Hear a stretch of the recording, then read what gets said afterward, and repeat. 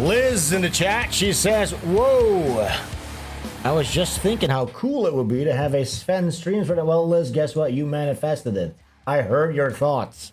I heard those. I was like, you know what? I gotta go live real quick because Liz would think that would be pretty cool.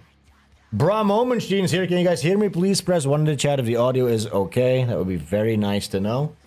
Go tell your friends that we are, let's call it live right now.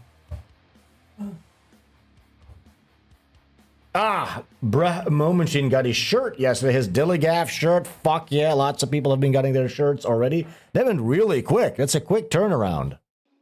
That's good to know.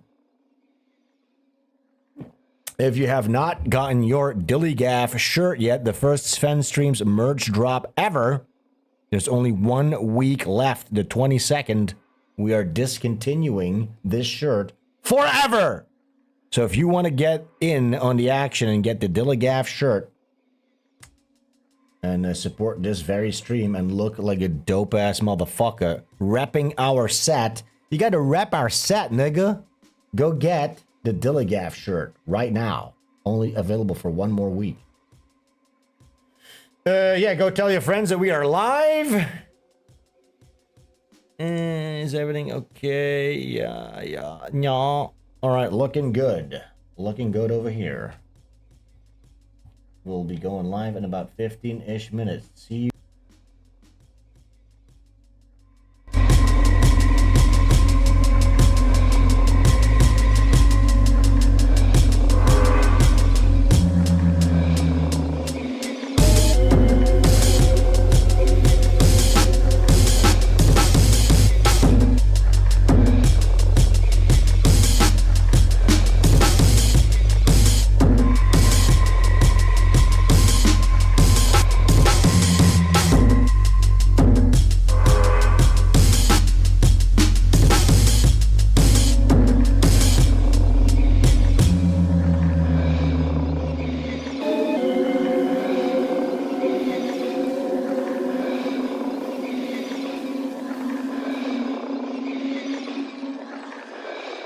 Allow us to enlighten. They've spoken before.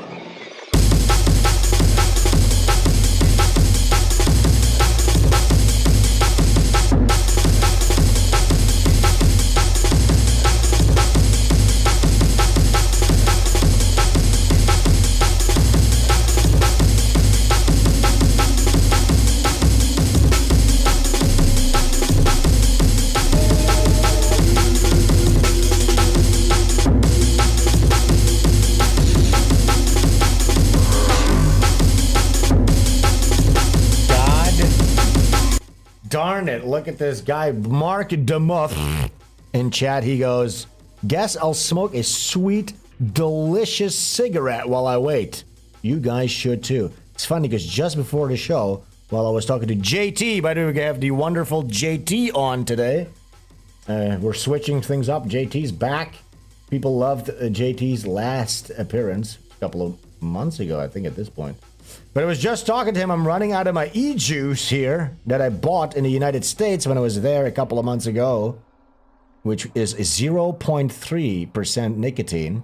And I tried to find something similar over here in Bali, Indonesia. It's unavailable. They don't have it. They only have 3% nicotine, which is crazy. You know, if I smoke that, I'm going to be nauseous and like, yeah, I'm going to be pale in the face. So I was like, I might as well just start smoking again. Dude, guys, I don't know what's happening. I think this smoking thing is going to come back in a big way. I might really do it at some point. I shouldn't, but oh my God, wouldn't that be nice? Anyways, hey guys, who's here? Furbly Kawaka is here, one of my main niggas. Tenkage is here. Benjamin, of course. Are there Marlboro Reds over there? Yeah, there are. And they're cheap as fuck. Yeah, yep, like T-Zone says, Siggies are a tough one. Thomas Ladders is here. Gillian Seed.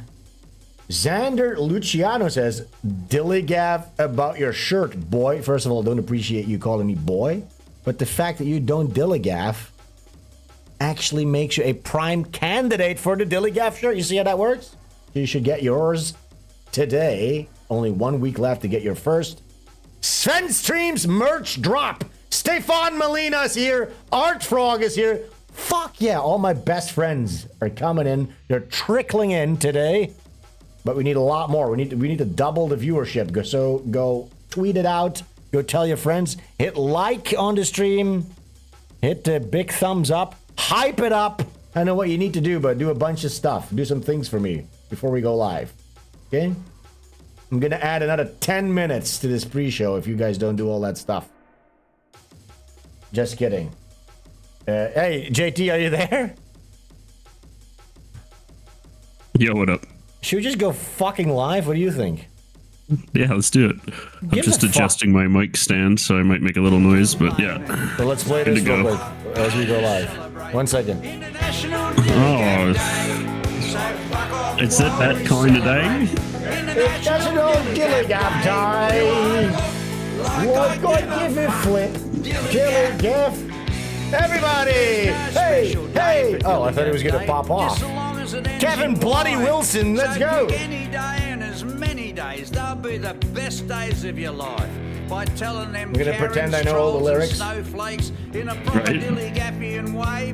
Dillygaffian way. Yourself with a pineapple. It's International DILLIGAF Day. Do I look? It's International Dillygaf Day. Take your PC bullshit some other place. Oh my god, he's a boomer?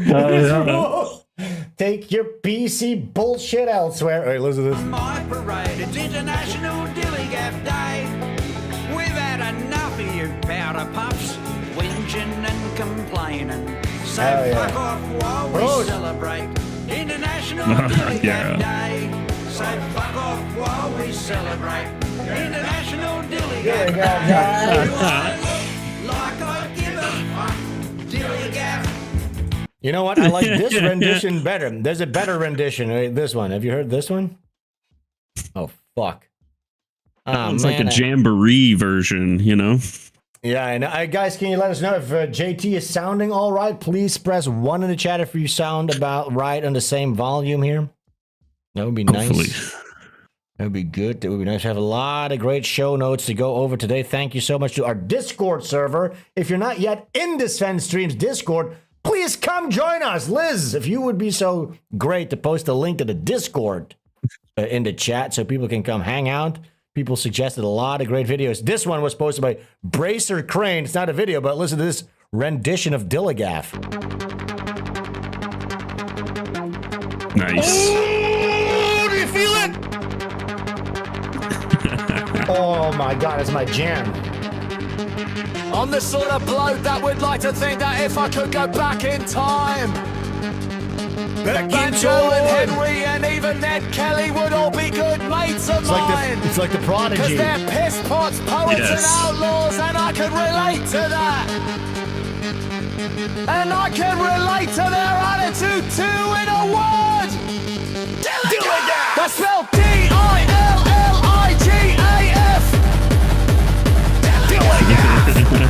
And this is what it means. Do I look like I give a fuck? DILLIGAF! Yeah. That's enough. It's just a nice way of saying I couldn't give a fucking rat's ass, mate. All right, is everybody in the mood? We're drinking. JT, you're drinking too, right, today? Oh yeah, I got a few beers here. I thought that you were like completely sober. No. You're back? He's back! I'm Hell yeah! JT's so back. So fucking back, bro. Here you guys, so go get your DILLIGAF t-shirt today. It's only 1 week left and then it will be discontinued forever! And I saw a bunch of people already gotten theirs. JT, you ordered yours early, one of the first guys to order it. Yeah. And one of the worst. It should be here any day, probably tomorrow, honestly. Yeah. Okay, let's see what do we got here. I got some stories here, some Instagram stories of people that got their shirts. Let me check it out here. We got Chris, my nigga. Chris, where is he at? Where the fuck is Chris? He got his shirt. Somewhere in the chat. DILLIGAF, looking great in his new shirt. Kane also got his shirt over here. Look here, check it out. There it is. And of course, Lisbeth over here also got her DILLIGAF shirt. So you guys should too. Don't stay behind. This is the first Sven Streams merch drop, the DILLIGAF shirt.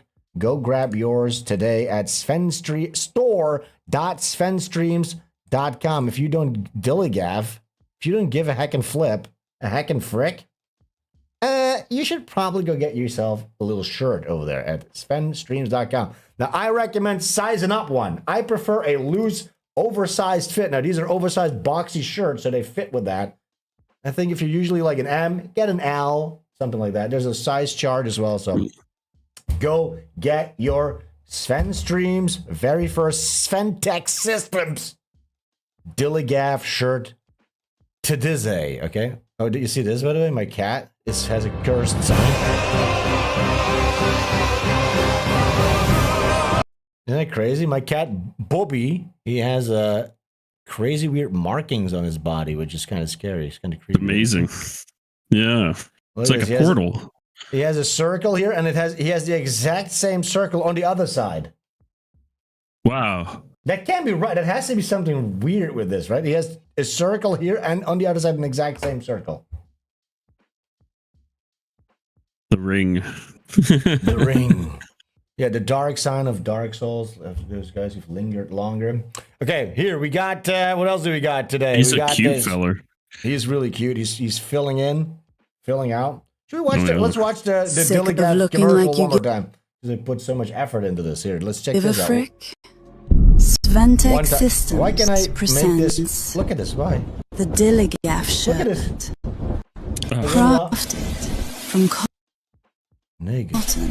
All right, let's just Harvested by people sometimes who the way they may or may deliver. not care either. Hand illustrated by visionary Sven Stoffels, a man who once felt something. DILLIGAF. Do I look like I give a fuck? Liberation. Indifference. Oversized. Sublimation.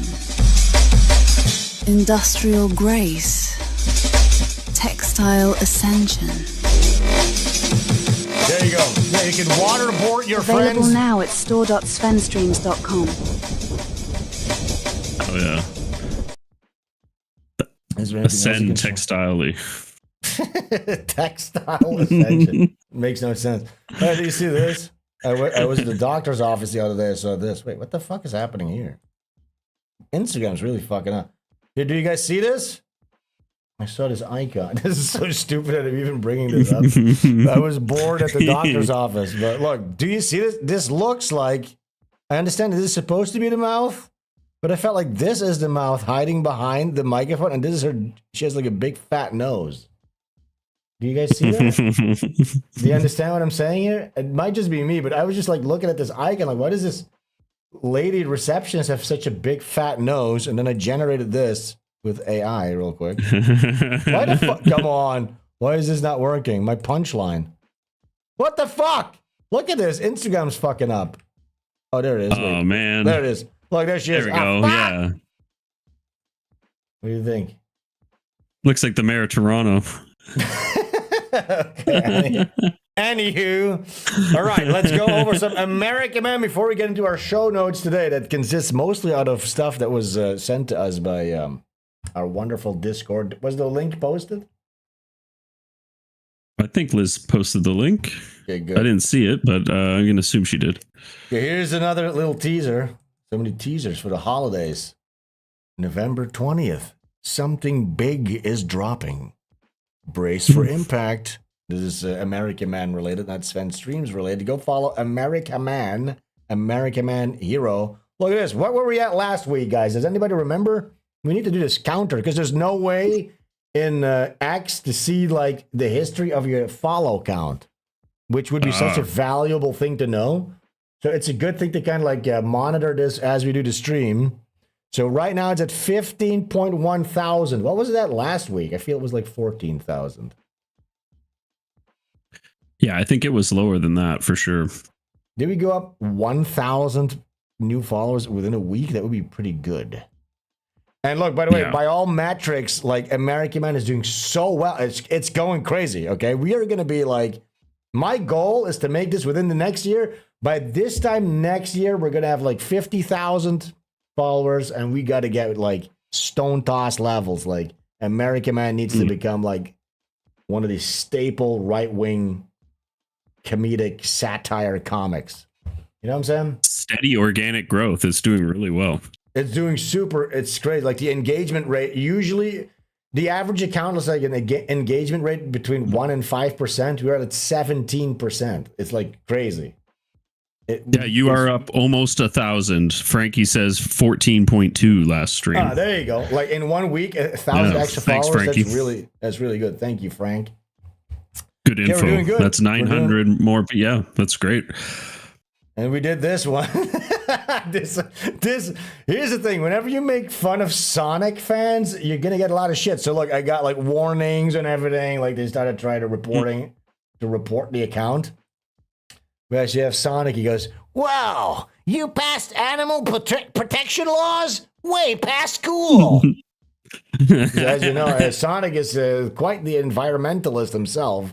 You know, the whole point in Sonic games is to pop those little boxes to release the little pigeons and the little animals and the critters, the forest critters. Yeah.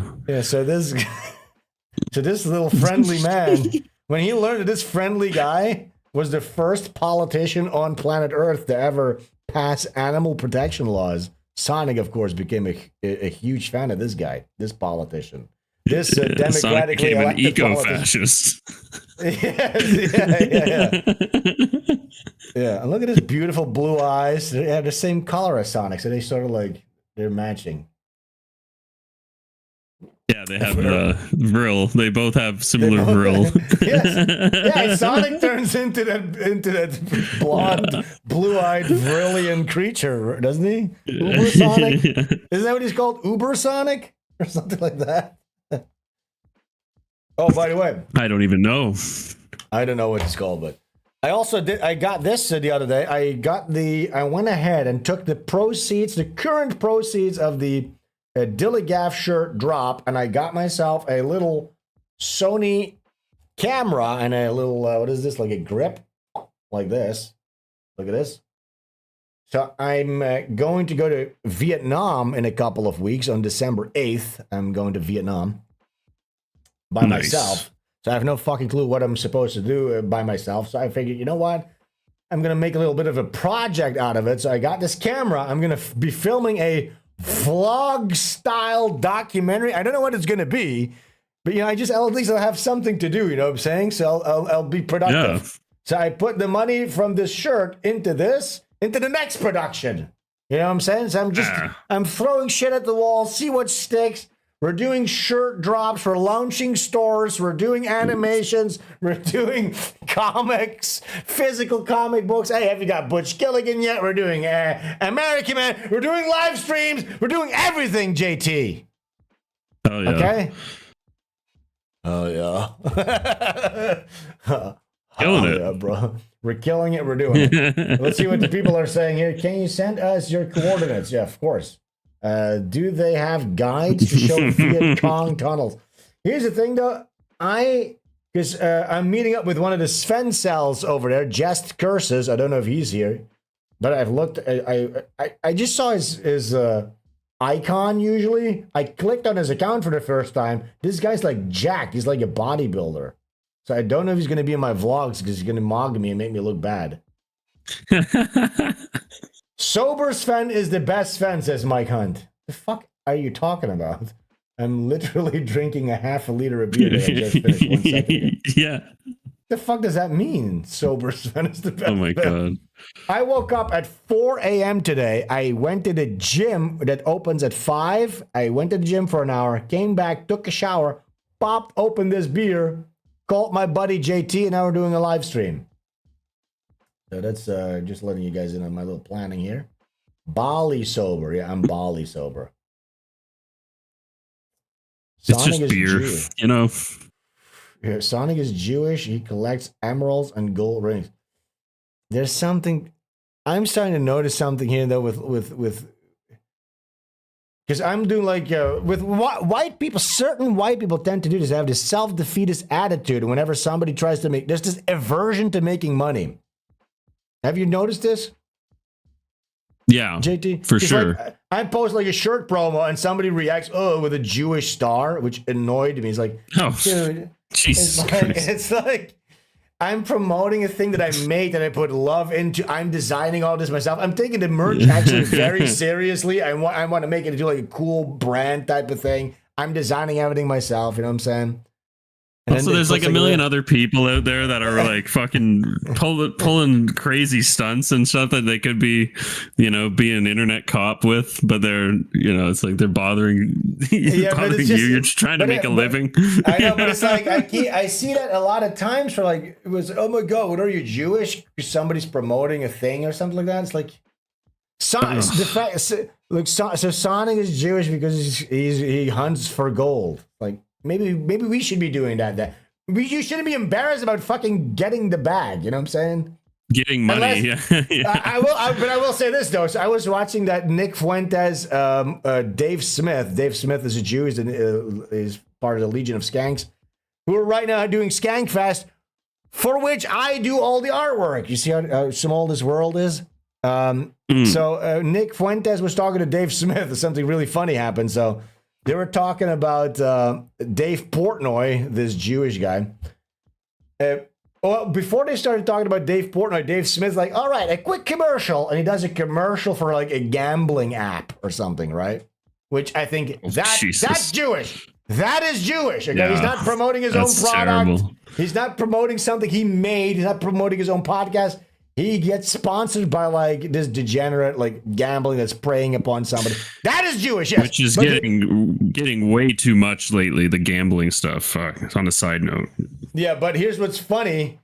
So then they go back to the interview. They start talking about Dave Portnoy, and one of Nick Fuentes' main contention is, this man, he made his money off of the backs of people that are vulnerable, because Dave Portnoy, of course, he makes money off of gambling. And no one's brought this up. I should have prepared the clip, but then Dave Smith's like, yeah. What a bad guy. He just did the gambling ad. He just did it a second before. They of course they cut those in, it's like pre-recorded. But yeah, that probably wasn't the best ad to pick that day. But yeah, so anyways, I just think it's white people need to stop doing that. It's good. It's good. White people, it's good to try and make some money for yourselves. Okay, you don't have to be this perpetual like pathetic. Okay. And then yes, you can call out like degenerate, like nobody should be promoting gambling apps or porno. Well, it just the ads, like even the ads for the gambling are just constant. It's nonstop. It's like and they're all so shit too. Yeah, I don't really listen to any And by the way, look, it's people calling out the crypto rug pulls, which I fell for the one that you told me you were so excited about the Trump one. Remember that? Yeah, I made some money on it, and then it rose so fast. You made money. This nigga, look at Trump coin. I'm like, oh fuck, this is out. This was last year. I didn't bring it home. I round tripped it all back because I stayed greedy too. So it's all gone too. It went up a couple of weeks ago. It went up in a major way. I remember you when that fucking Trump coin came out, man. Oh, they were like encouraging people to put all their savings into it. Like a lot of MAGA boomers lost all their money on Trump coin. That was way bigger than what people let on. I put like a stimmy check in there that I got from the government. Dude, I put like $1,000 in there and lost all of it. There's nothing left. It's like $50 left. But here's what I thought. Fuck. I thought this is a safe bet because it's the president. Like the president of the United States couldn't possibly do a rug pull.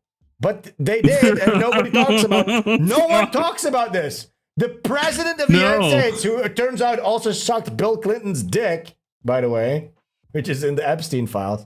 We're going all over the place. But yeah, but this is relevant, Sven. This isn't really all. Trump's gonna collapse the global economic system because of this shit. Wait, because of the rug pull, or because sucking Bill Clinton's cock? Because he's both. The combination of all that shit is just so much. It's so bad, dude. Where's the confidence gonna? Cause shaking the foundation of the global economic center of the world. Yes! That's what I want. I hope we're gonna see some videos of Trump on his insulting Bill Clinton's guy.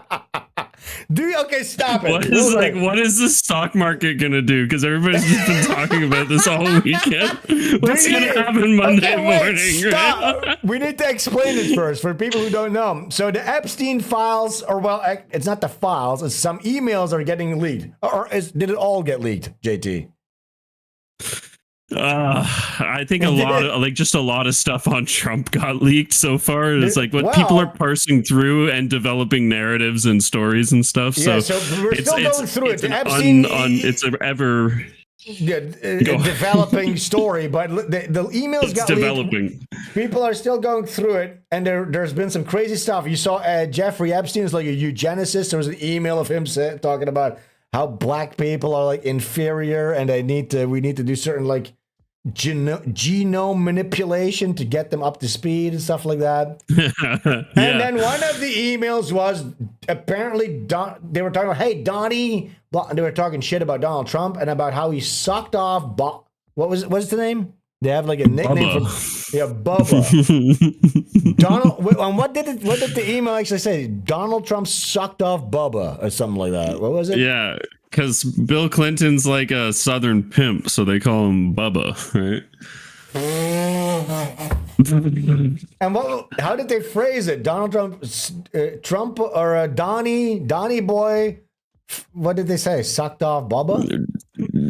It's like, do you have pictures of Donnie sucking off Bubba or something like that? Because he was like inquiring as to the whereabouts of pictures. No, JT, it's worse because they said, does Putin have the pictures of Bubba of Donnie sucking off Bubba? So they probably sold the blackmail material of Donald Trump blowing ex-president Bill Clinton. Dude, if we actually get to peek into this degenerate elite world of like sucking and fucking, this vampiric, weird Bohemian Grove gay sex stuff, dude, it's this gonna Roman, be so good. this Nero's fucking empire of the United States. Yeah. Oh fuck, dude. That's what it is. But yeah, so just to circle back real quick, because so I got rug pulled in a crypto scam by the gay American president, which I didn't think was possible. That's why I felt kind of confident to put money in there. But I wanted to make a point, because even that is not black and white, because I still believe, for instance, in like NFT technology. I think you can still do good things with NFTs. It just gets such a bad rap because people are just, same thing with like AI, right? Everybody's like railing against AI, even though it's going to be so great if once artists actually embrace this, and then tools can be developed that artists can use, because now the interface is the problem. And why is there no interface for artists to use? Because they're rejecting it. So there's no financial incentive. For instance, I use a Clip Studio Paint, this painting app or drawing app for my comics and everything. They were trying to implement AI assistants or AI stuff, whatever, tools for AI stuff. And then their client base, the artists, they were like, no, that's evil, fuck AI. So they decided, okay, well, then we're just gonna just fire the entire AI R&D department, I guess, and we're just gonna stall and not make anything. Yeah. So I actually think there's a lot of useful stuff here still. It's just not like you can do such awesome shit with NFTs, and we've talked about this so many times. Like in gaming, we have to get creative on our consumer side with AI, and like continue to find any edges that we can find with it to make money, especially. But it's also going to get used against us. Like it's key DARPA technology. They're going to use it to do like social credit scoring and all kinds of stuff in the future. You know? Yes. You're going to get the lobotomy drones and stuff like that. Yeah, like I was joking that like, hey, that person was one of the first people to get a chip installed. That's a veteran of the tech revolution or something. You show them some respect, and it's just like a drooling black eye or something. Yeah. People are saying, Sven, will you buy a Tesla robot? Yeah. Will you get Optimus? Oh fuck. Will you get an Optimus, JT? To fold laundry and sweep floors. I already have a Roomba. yeah. What's the point? It's like a Roomba, but just like in the shape of a human. Like, what's the? Yeah. What can it do? What can it possibly do? Like, what's the point? You know, I have a cleaning lady that comes in here. I pay her $20 to clean the entire goddamn house for like 3 or 4 hours. Yeah, I think that's still way cheaper than a $10,000 robot, or what's that thing going to be? Oh, it's also your. Yeah, they're going to do a better job too. For the docket today, are you guys going to talk about Zoomer Historian getting banned from YouTube? He did a lot of utilizing historical revisionism. He was red pilling a lot of people who were intellectually curious. I see. He got banned of you. I'm not familiar with that guy. Do you know him, JT? I think I followed his channel and seen a few of his videos. Not a ton, but yeah, it's a shame he got banned because he was pretty good. Yeah, what was he talking about that he got banned? He's just doing historical deep dives and stuff from Hitler and a swastika off the screen, by the way. God damn it! God damn it! I've been it's Twitter. I'll just put this what are you gonna do? Shit! There's been a swastika on screen the entire time. Yeah, what did he get banned for? It seems like people. Look, what do you think is happening, JT? So when it comes to censorship, right? So it seemed to be loosening up a little bit. Of course, obviously not when it comes to the one thing that we're supposed to all be talking about, right? The Jays. What do you think? Yeah, for sure. I think it's artificially loosened up, but they're starting to pull the reins back. And since the Charlie Kirk shooting, people have been really changing their rhetoric a fair bit, especially on the bigger voices out there. And I haven't seen a lot of accounts getting banned. I suspected Zoomer Historian was going to get banned for quite some time because he pushed the limits on YouTube for having such a big account. But what was he talking about exactly? It was probably bound to happen.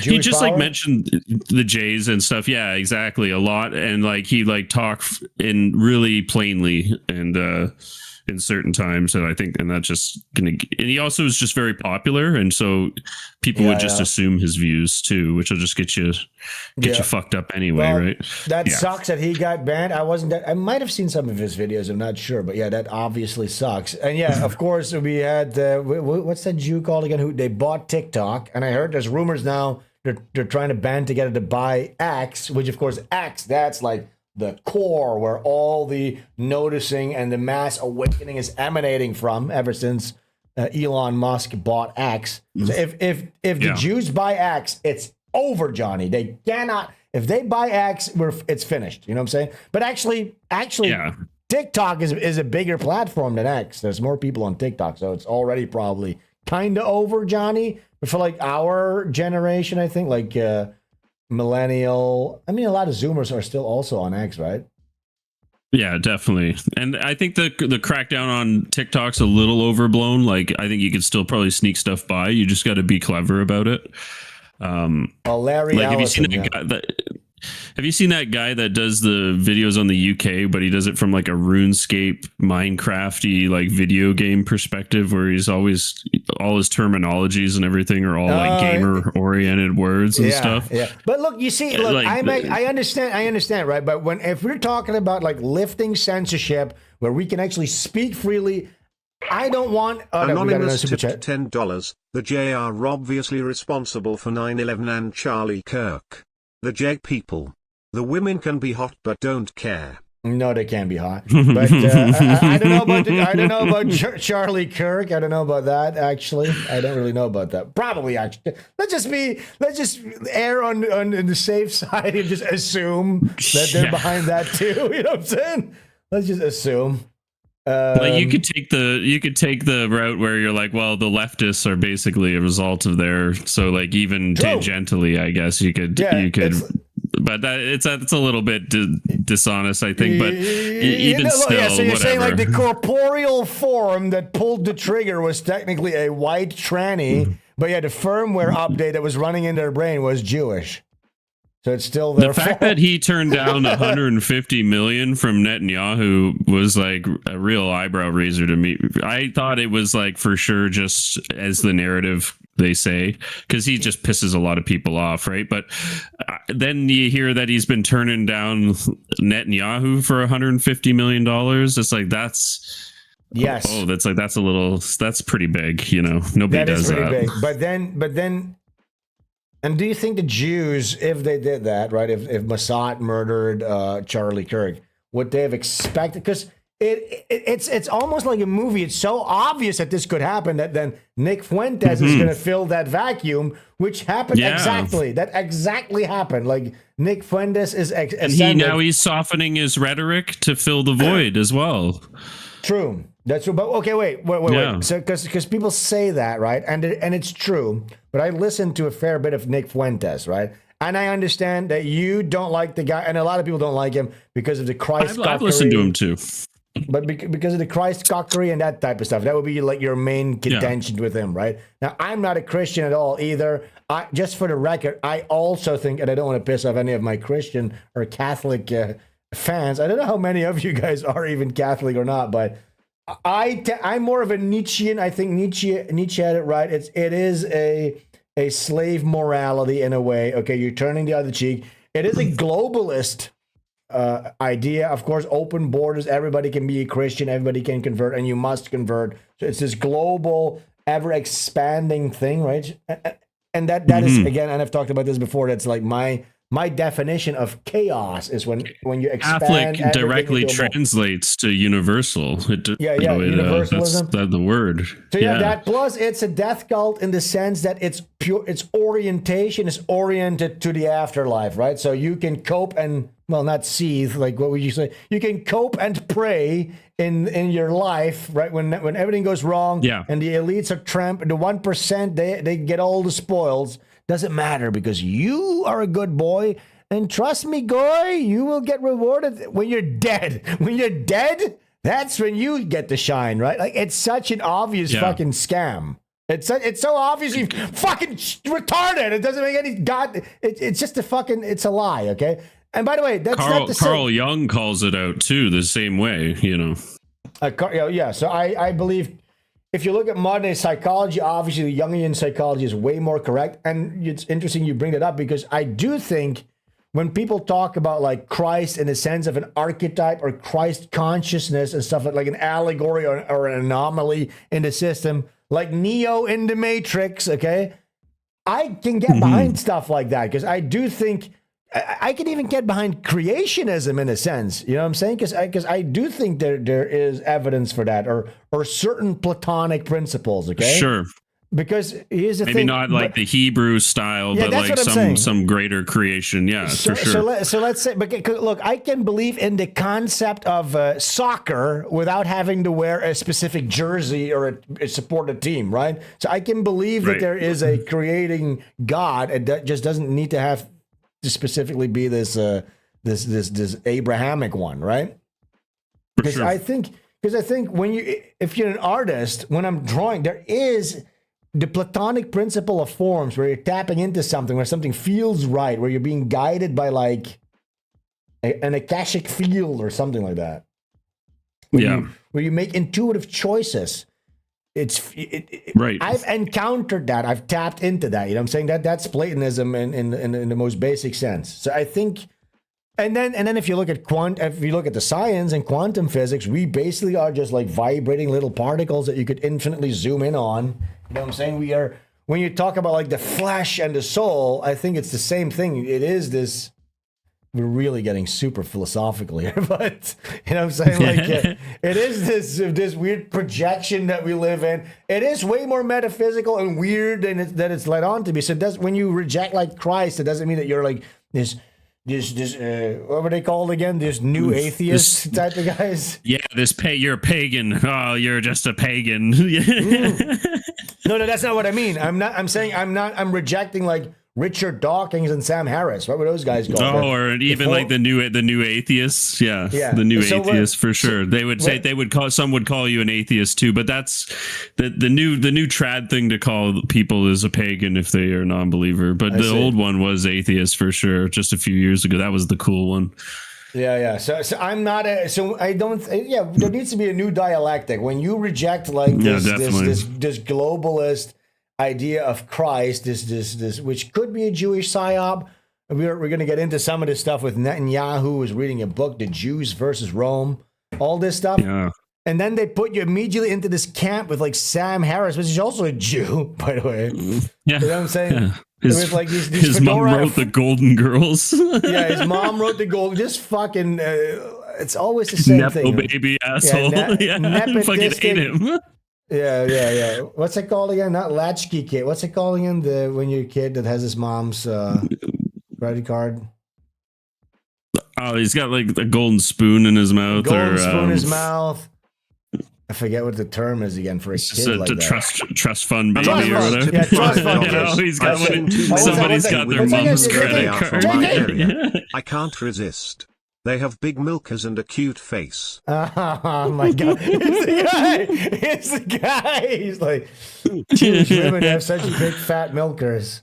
I mean, I'm not actually that familiar with. Look, I can spot a Jewish woman from a mile away because I learned they have the downward triangle, right, with the big ears sticking out, the schnoz. Yeah. They have downward triangle face. We've gone over this. I've drawn this many times. If you don't know about this, please go to our archives at SVENSTREAMS.com. And there's a lot of Jewish stuff in here as well. Wait, what were we talking about? The super chat kind of threw me off balance here. Oh yeah, me too. Nepo baby. Oh yeah, the new dialectic. So when you're being when you speak out against like the Abrahamic Jesus, turn your other cheek, like this slave morality type of thing, that doesn't mean that you're done a fedora tipping fucking Sam Harris type of guy. There's still a lot of magical, beautiful. There's really weird metaphysics and crazy stuff going on, but I also don't recommend. Yeah, I have metaphysical moments. You know, I'm a living, breathing person. You know, and I don't recommend doing those. Don't start going down the psychedelic road either. No way. Don't do it. I did it. I did that. I'm a victim of that, by the way, from the fucking 2000s. For sure. And where that guy glorified like all these. Whoa, road trip movie with Tom Green. Whoa, we're gonna pop some shrooms. I'm like, whoa, me and my friend should pop some shrooms. Oh, guess what? Part of my psyche is still trapped in hell. Oh, nice. I have to live. I live with a weird schizoid double.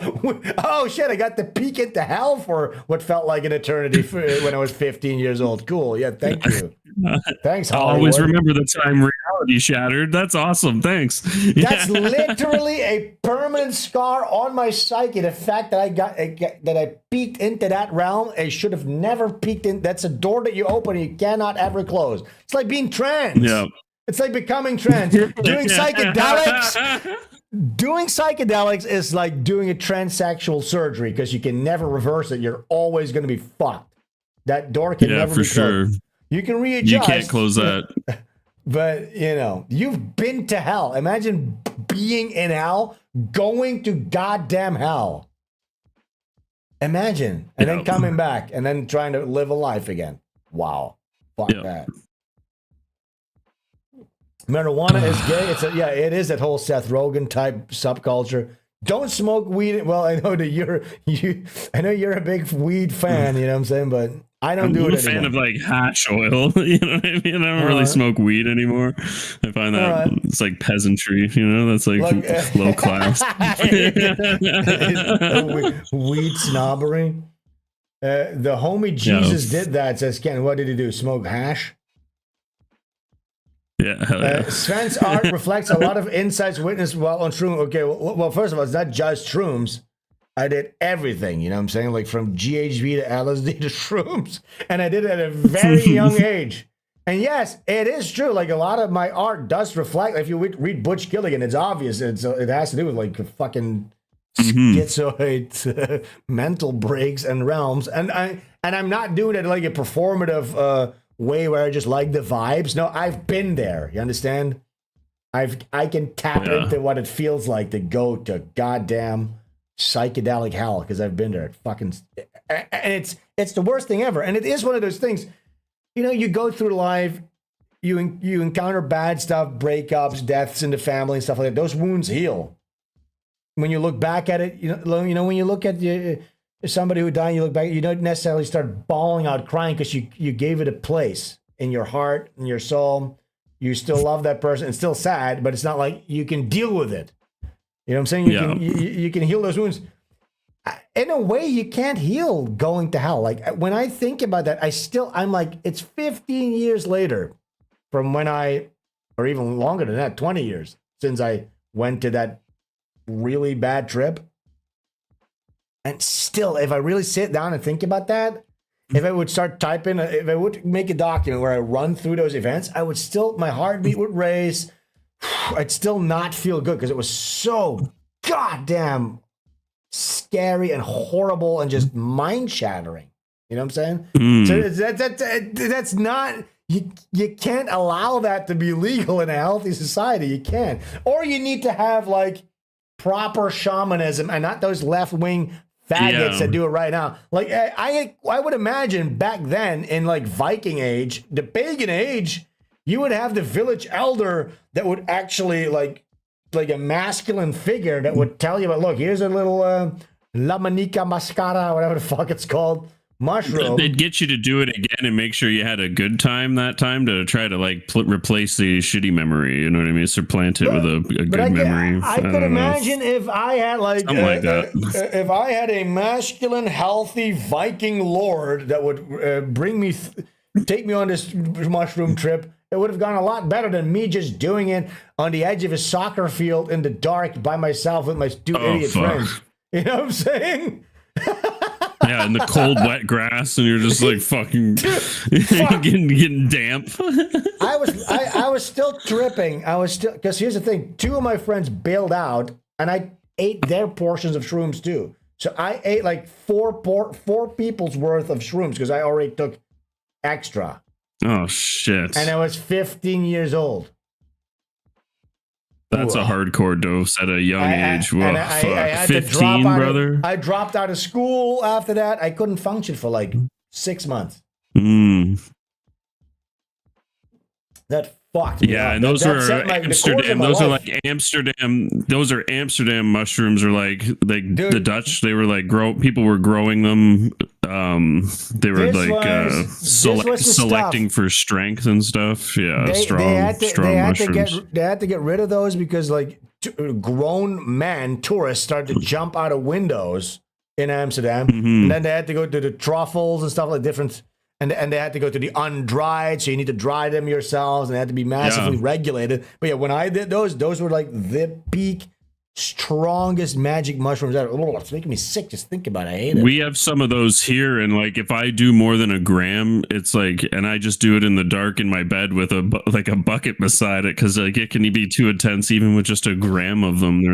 They've been bred to be so strong, dude. So here's the thing. So when I hear you say that, I already get like an anxiety peak because I'm like, I could never do that. But I did one time. This is like maybe like 3 or 4 years ago because I had such a trauma from the mushrooms. Right? I'm like, I'm never gonna risk going to hell again.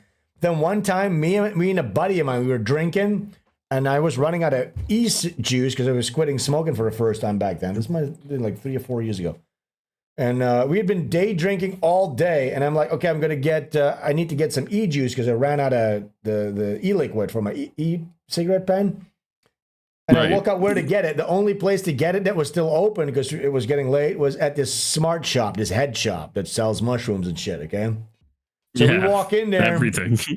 We walk in there, and I'm like at the counter. I'm getting like their fucking stupid tutti frutti juice because they have nothing normal in that place.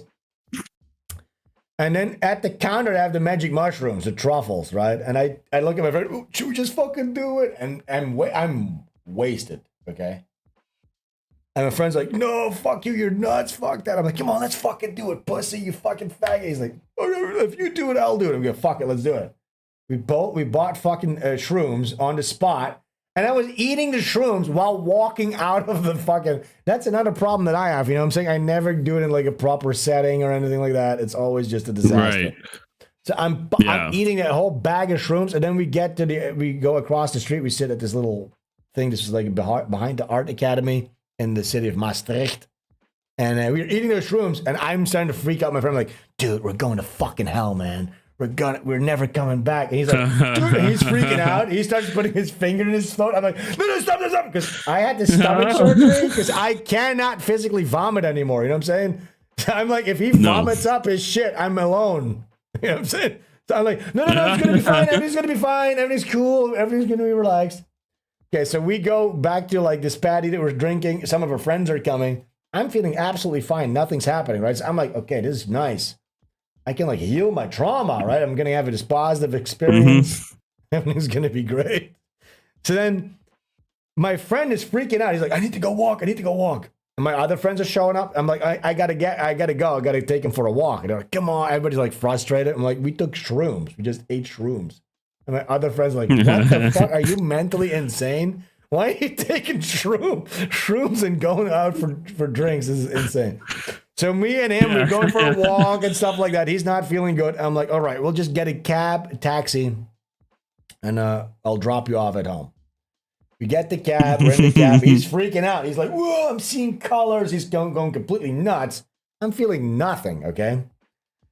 Okay, so the cab stops at his place. He goes home. I'm like, okay, let me know if everything's okay. Yeah, I get back in the cab, and he drives me home. This is like 10 minutes after I drop him off. I get out of the taxi, and it's like, woo! I'm like, what? My legs are like a centimeter tall. Like my legs are this tall. Yeah, why are my it becomes legs hard to move. my legs felt like they were this long. Felt like, why are my legs like little stumps? And I looked up like, whoa, like in my entire perspective. And like my inner, like the way I perceive my inner self, like how long my fingers feel, like everything was off. You know what I'm saying? I'm like, oh no! Yeah. I'm like, no! It's begun. And I immediately panic, which makes it 10 times worse. I'm walking through this bubbly, warpy, and it's just when you've never done this, you think it's purely visual. You think like, oh, it would be pretty cool to walk through the street that's like wobbling and stuff. That's kind of cool, but it's not like the street's just wobbling. Your own inner perception of yourself is completely gone or changed. You know what I'm saying? Yeah, like being distorted. Everything's being distorted. And like it feels like reality itself is breathing around you, you know? Oh, God. Oh, my God. And then, so I went to a supermarket quickly to try and get like sugar and like Coca-Colas and stuff like that and chocolate and all that and cookies, everything that I could remember that would like kind of like soothe a bad trip. Yeah. And I grabbed my cart. I grabbed a cart. I didn't even need a cart, but I needed something to kind of like anchor me to reality. So I grab a cart. I pull the cart out to go into the supermarket, and the cart becomes a snake, and it starts going like the game Snake. The cart half elongates and starts going through the aisle. I'm like, no. I need to get out of here now. So I probably was just walking through that store like a complete psycho. So when you have a visual hallucination that's like not working for what you're trying to do, and you're trying to like unsee it, you're like, no, I don't want to see that. Dude. So I don't even remember if I was able to buy anything or not. I don't even remember that. What I remember next is I was in my old apartment in the Netherlands that I used to stream from, my old place, and I locked myself in my bathroom. I had super high ceiling, so also in the bathroom was a really high ceiling. And I remember I locked myself in. I was sitting on the bed. I was looking up at the ceiling, and it became like this super giant long tunnel. So I was basically sitting what felt like on my toilet. I was sitting on it and I was like stuck in this infinite elevator shaft that went on forever. Yeah. Oh god, dude, it sucked. Oh, it sucked so and much. it's cold and yeah. But I will say this. So the next day, and I was calling my girlfriend at the time. Like, oh my god, I'm fucking tripping balls. But I remember the day after, I did like the self check. All right, am I mentally still here? And everything was okay. And that did kind of help me. I will say this. It did kind of like heal like a patch of my trauma, of my bad trip trauma. You know what I'm saying? Because I went through a thing that I was able to manage. Mm-hmm. But still, sometimes conquering a bad, like if you've had a really bad one that went fully sideways, even if you have another bad one, but you conquer it, that feels like way better than just getting like totally wiped out, you know, and annihilated. Yeah. You know? So I think ultimately it was a good thing that I did that like years later, because it did make me feel a little bit more comfortable, because I conquered like, but by the way, that hell that I went into that time was like nothing compared to the one that I went to like when I was 15 years old, you know? When I was 15 years old. Nothing will be hit like that again, probably. Like cemeteries were growing out of the ground as I was cycling through my village at night. You know what I'm saying? Like fractal compounded graves were growing out of every corner, like tombstones, and then like a tiny tombstone growing out of another tombstone. And then when I looked at the horizon, it makes me so scared just to think of it. So crypt. It's all just a crypt on a crypt.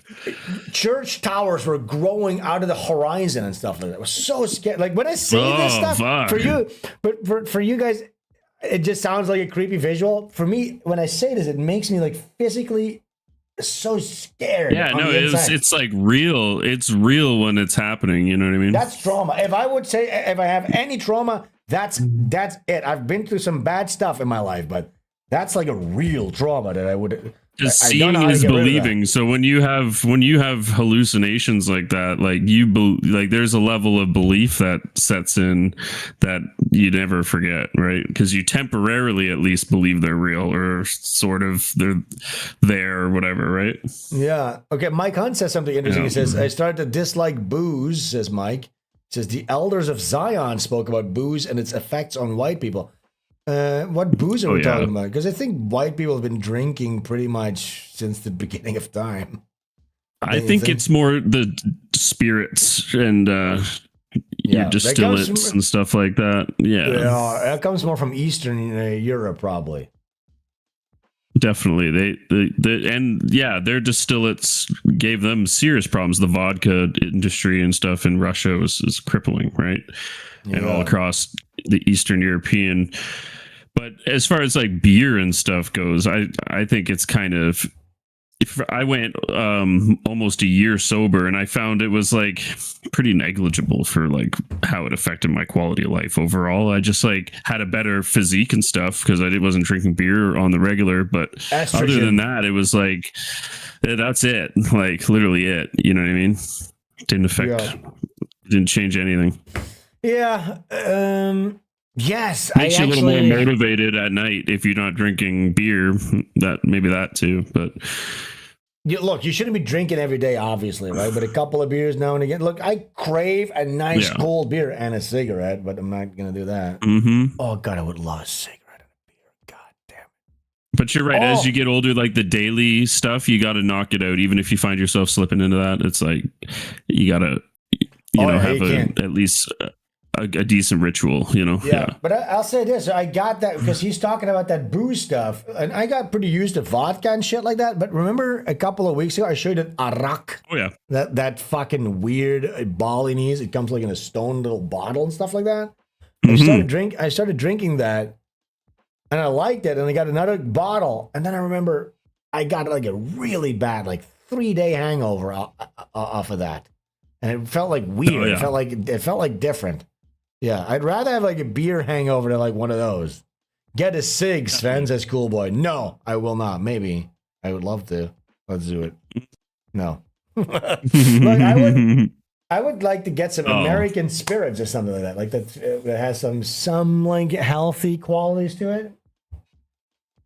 Yeah, it's Oh man, look, it's been the years since I've had a smoke. I can't even count how many years it's been since I've had a cigarette. JT, we've been having such a good time. I'm not even getting through any of our show notes. We should probably get to some of them. What do you think? Oh yeah, definitely. Can we do a quick break? I gotta just like restock and refresh, and then can we dive into them? Yeah, go ahead. Go for a quick break. I don't need to take a piss yet, but so I'll just talk about 15 seconds. I'll talk about this. I think JT and I, a couple of months, or this might be like a year ago at this point, we played Cuckold Simulator. You can find that probably still at SVENSTREAMS.com and the archive, which, by the way, is back online. The archive is back online. Thank God. But yeah, as Team Sneed says, Cuckold Simulator leaves early access on Steam today after 4.5 years of development. Oh my God. It is now enough content to be called a full game. This game was only ever intended as a small shitpost. I spent a few weekends making the first version of it. Yeah, sorry about that. Never really intended for it to develop beyond that, but enough of you enjoyed it, so here we are now. Thank you to everybody who has played this stupid game and supported me. So, JT, are you down to do a full Let's Play of this? It's the winter season. We got to do it, I think. Oh, yeah, man, for sure. Because you and I, we had a good time playing the early access one like a couple of years ago at this point. Or a year ago. Yeah, and it's winter time. We're coming up. I'll have some free time, so. Right, nice. Yeah, we're going to do that. We're going to do a full Let's Play of Cuckold Simulator. And this game was actually really funny. This game was really funny. It made me laugh out loud a couple of times. It was so funny. And our friend Liz did a lot of work on it, so. I don't think it was Liz. Sorry, it was Wemmy. Sorry, sorry. Shout outs to my brain's Wemford. fucking. All right, here we go. I showed JT earlier. So I collect all these videos and content and stuff to go over on the stream, and I try to organize it to make some sort of a narrative. I've talked about this before, and I showed JT a screenshot of my notes, and basically every Sven stream is subcategorized by race. So we have Indian stuff, black stuff, Jew stuff. This is ridiculous. What kind of an artist stream is this? This is just pure racism, basically. What are we doing here? We're having a good time. We're just doing doing things based on the real world and how everybody else sees them too. It isn't really our fault. We're doing good. We're doing fun things here with our friends, hanging out with. Hello, friends. Hello. Hey, have you guys seen this? This was so pathetic.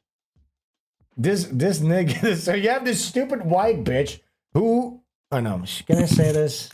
I was gonna say. What is she doing? I hope she gets to eat a lot of grapes. I hope she grapes during her travel. So this dumb bitch, she got like a tuk-tuk.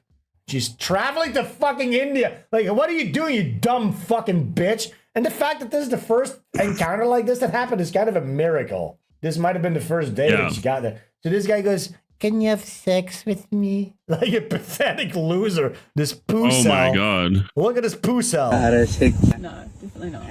No. No. No. He goes, "Can you have sex? Can you have sex? Please?" And he pulls out his cock. He pulls out his cock. Oh, shit. He goes, "You sex with me?" And then she goes, no. And then he goes, "Can we have sex, please?" Like pathetically taking his dick out. Look at this. Look at this. No, definitely not. No. He bobbles his head. Please. No. That's so pathetic. Oh fuck yeah! Mike Ing says he stole my tactic. Yeah, that's a good move. Yeah, if you ever do that at the bar. I have. There's a really good. I got this video later about this guy Clavicular. Have you heard of this? Like this Chad looks Max in Chad. He's so fucking funny. I always thought when I saw him on my feed, I'm like, ugh, another one of these. But that guy's actually fucking hilarious. Okay, we'll get into that later. Yeah. Okay, let's check this. This one's just pathetic faggot. Oh my God. No, definitely not. No. Please? What the fuck just happened? Back to the start of the day. My morning actually started being properly. But soon after, my mood changed. There was a man driving a scooter in front of me. and he She's continually throwing slowed meat in front of starving people, and she's Yeah, going, what are "What you the doing? fuck just happened?" Yeah, what are you doing there? Like this, you have to be so brainwashed by liberalism. Look at this dirty haired, like hippie bitch. Like there's plenty of these types of fucking bitches here in Bali, by the way. You know what I'm saying? Like, oh my god, I'm gonna find myself. I need to center myself. Find myself. I'm here to center find my my chakra. Yes, I need to center my chi. Stupid fucking bitch. I hope your chi gets centered by a brown cockatoo. Not cockatoo, not the bird. Cock or two. So I had to pass him. They're into like Rishi or whatever that other shit is. Reiki. They're into like vibrating glass. Yeah,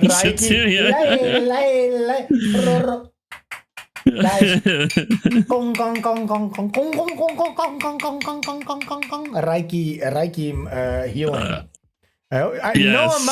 No amount of Reiki healing, shattering glass, little beats crinkling is gonna heal the wounds of you getting ass fucked by a brown guy on the side of the road next to a pile of bricks. Try to Reiki yourself out of a mass brown Indian gang rape, you stupid liberal bitch. That ain't gonna work. It kept going on and on and on. The first time I smiled at him, and after that I kept ignoring him. He turned off and I thought I'd lost him until I pulled over to have a small rest and a drink, and he appeared again, got off his scooter. Oh, you pulled out? Well, guess who's not going to be pulling out? Your brown And rapist. came to talk to me. There was a bit of a language barrier, but he seemed friendly, so I let him try to talk. Look, how naive are you? What do you what do you think is going to happen? You're going to talk to this guy, he's going to become your bestie, your best buddy? He's going to be your human, you know what I'm saying? Like, what do you think is going to happen? What value are you going to get? The guy wants to fuck you.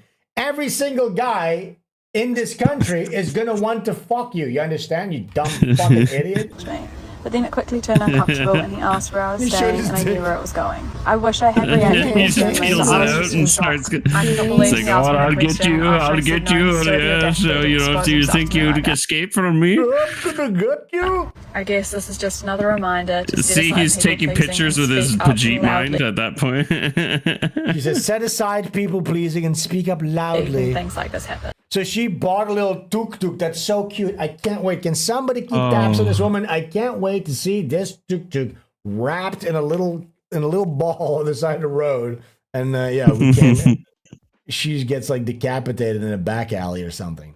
I would feel nothing. I hate. Some people go, "Oh my god, come on! It's a fellow white woman. She needs to be protected." Our fellow whites. Go ahead, go, you stupid bitch. Go there. Go to the third world to find yourself. Guess what?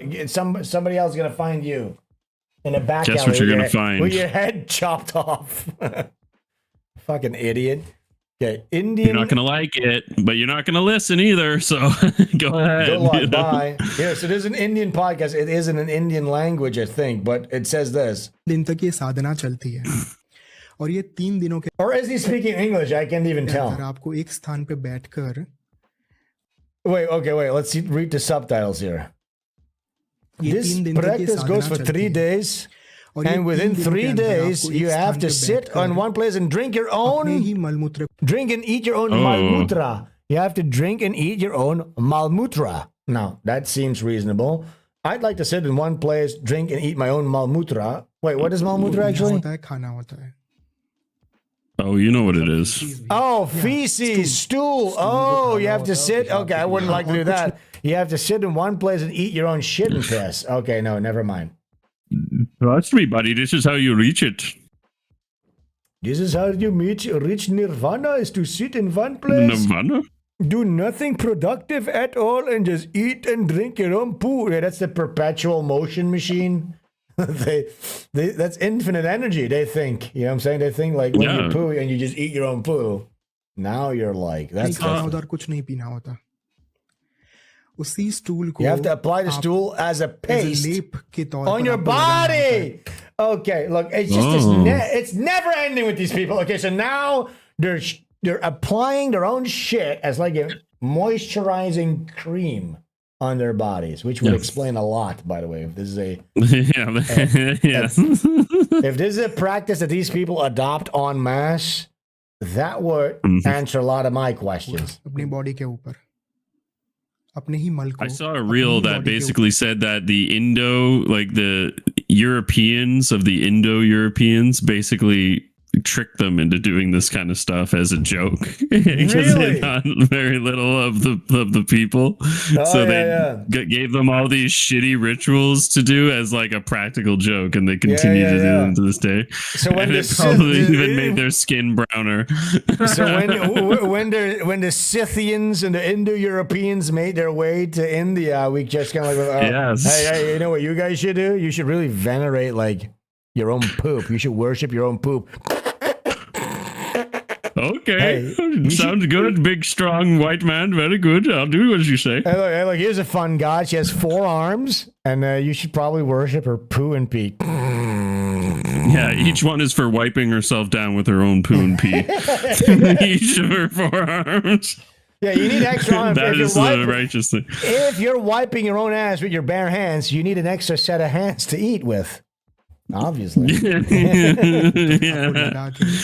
so the cows that we like to eat for steak and like rump roasts and all pot roasts and all that good food that we eat, that's just your god. You actually just worship their dung. Yes, you worship our product and its waste. The dung of our livestock. You spray the piss. Okay, you cover yourself in the shit and then you spray yourself with piss. Pishachi Karna Pisachini says. के मंत्र का जप करना होता है. ऐसे 3 दिन वो साधना 3 days particularly. तीसरे दिन मतलब दूसरे दिन ही ये सारी चीजें हो जाती है शुरू. जब दूसरे दिन की साधना मिडल में पहुंचती है या फिर शुरू होती है, उस टाइम पे Karna Pishachini, if you cover yourself in shit and piss, this god will manifest in front of you. Oh, goody. In the form of... Oh, wait. Oh! Pishachini will... All right, so this is the Pusal Cope. JT, they have mythology... The Pusals... The privileged girl will appear in front of you who is prime for you, my friend. So they have mythologized shit and piss as an end-all be-all panacea cure to get bitches. So if you cover yourself in shit and piss enough, finally you'll get a pussy. Yo, honestly, these people are just completely ass backwards, dude. Like this nigga that is has to be a literally... prank. This nigga is saying if you cover yourself in shit and piss enough, a hot like woman in her prime will manifest in front of you. This is just insane. 26 as की लड़की का रूप लेकर और पास आके आपके she comes close to you, yes, and tries to kiss you. Yeah, women want to fuck with you if you cover yourself in shit. साधक ऐसे होते हैं जो डर जाते हैं तो पहली बार में नहीं कर पाते. All right, guys, makes sense to me. There we go. What I'm doing next weekend. we're still in our Indian category. If you thought this was a one-off thing, here's another guy. It is that same guy from the documentary we watched last week. The guy that got into a lot of trouble. The shit flaying poo-poo Diwali. Oh yeah, this guy rules. This guy fucking rules. Although he looks, I don't know, but. All right, I don't know about his physiology. Maybe. He doesn't rule that much. He rules the Mediterranean. Yeah. He can rule Milan or something like that. Yeah. Let's see here what he is. Cow urine is consumed like this. The cow urine. It's called Gomutra. Go is cow, Mutra is the urine. Gomutra. Yeah. They sell them in sachets in northern India. They drink it. It's got medicinal value. What does it do for you? Oh my god! If you have internal problems, whatever you have, heat, excess of heat. You don't feel brown in your stink. Gillian says, have a big sip of beer with that. Pissing and shitting with Sven Streams. Yep. Welcome to the piss and shit stream. Yeah. Look, this is not. It's not that we Welcome. love the pissing and the shitting. We're still in our Indian segment, and yes, when you do an Indian segment on any stream, could be Sven streams, any other based and red pilled stream, you're gonna be encountering some piss, some shit, some rape, some. No one some else is holding penises. your hand through this content. Get out of here. Yes. No, So it's got multiple properties, medicinal properties. So that's the reason why the cow is very sacred. But then the uses are not just the milk alone, the cow dung. All right. Is there any? Look at these guys. Imagine if you're at any point of your life, if you find yourself sitting Indian style. Oh, now I know where that name comes from. That's a shit bucket, dude. That's in a front shit of a shit bucket with your buddies, bare chested in your undies, covering yourself in shit. Like, shouldn't there be a light bulb going off? Like, what the fuck are we doing? Like, human nature, like your basic human faculties would go, okay, what the fuck are we doing? How could this have possibly ever like grown into like a cultural phenomenon that's being practiced and like bestowed upon the next generation? You're sitting Indian style in front of a shit bucket. Like anybody with common sense would understand. Dude.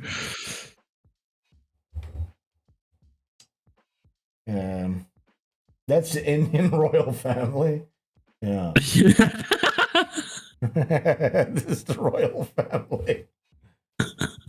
Cow dung is used for medicine value. To cure skin ailments.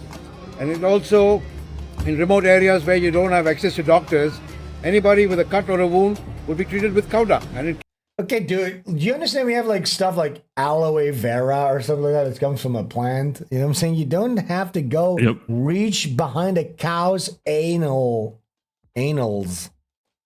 to like have like good skin or whatever.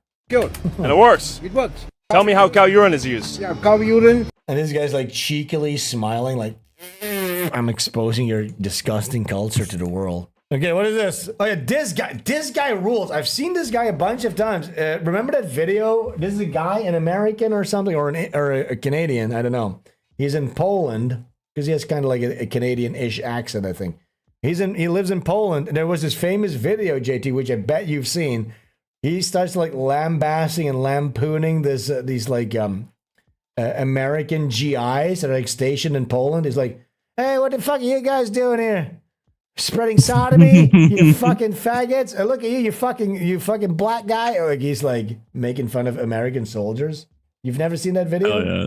He's walking through a mall. Maybe Well, it sounds like a guy.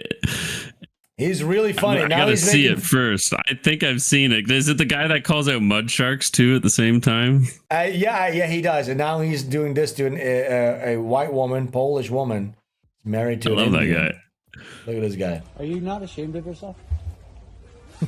You're with the world's most invasive species. You're from the world's. You're the world's most irresponsible breeder. The world's most irresponsible. Imagine you're at IKEA and like a guy comes up, "Hey, are you not fucking embarrassed, you race mixer? You're with the world's most invasive species." You're in the whitest country possible. Yes.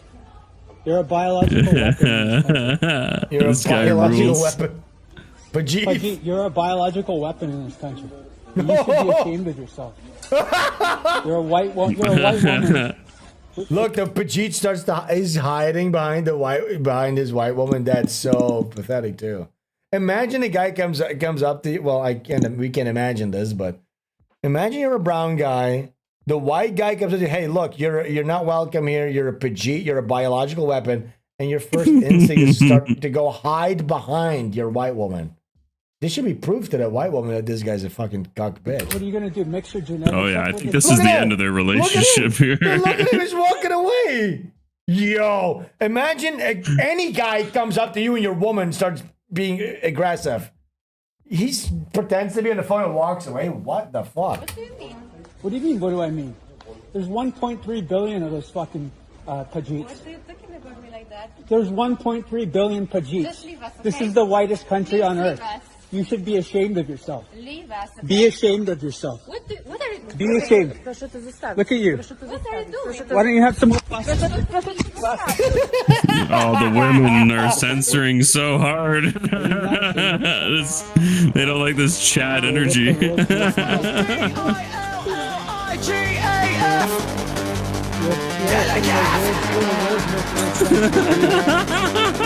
I look like I give a fuck? DILLIGAF! I'm being deluxe. Pajit, you're a biological weapon in this country.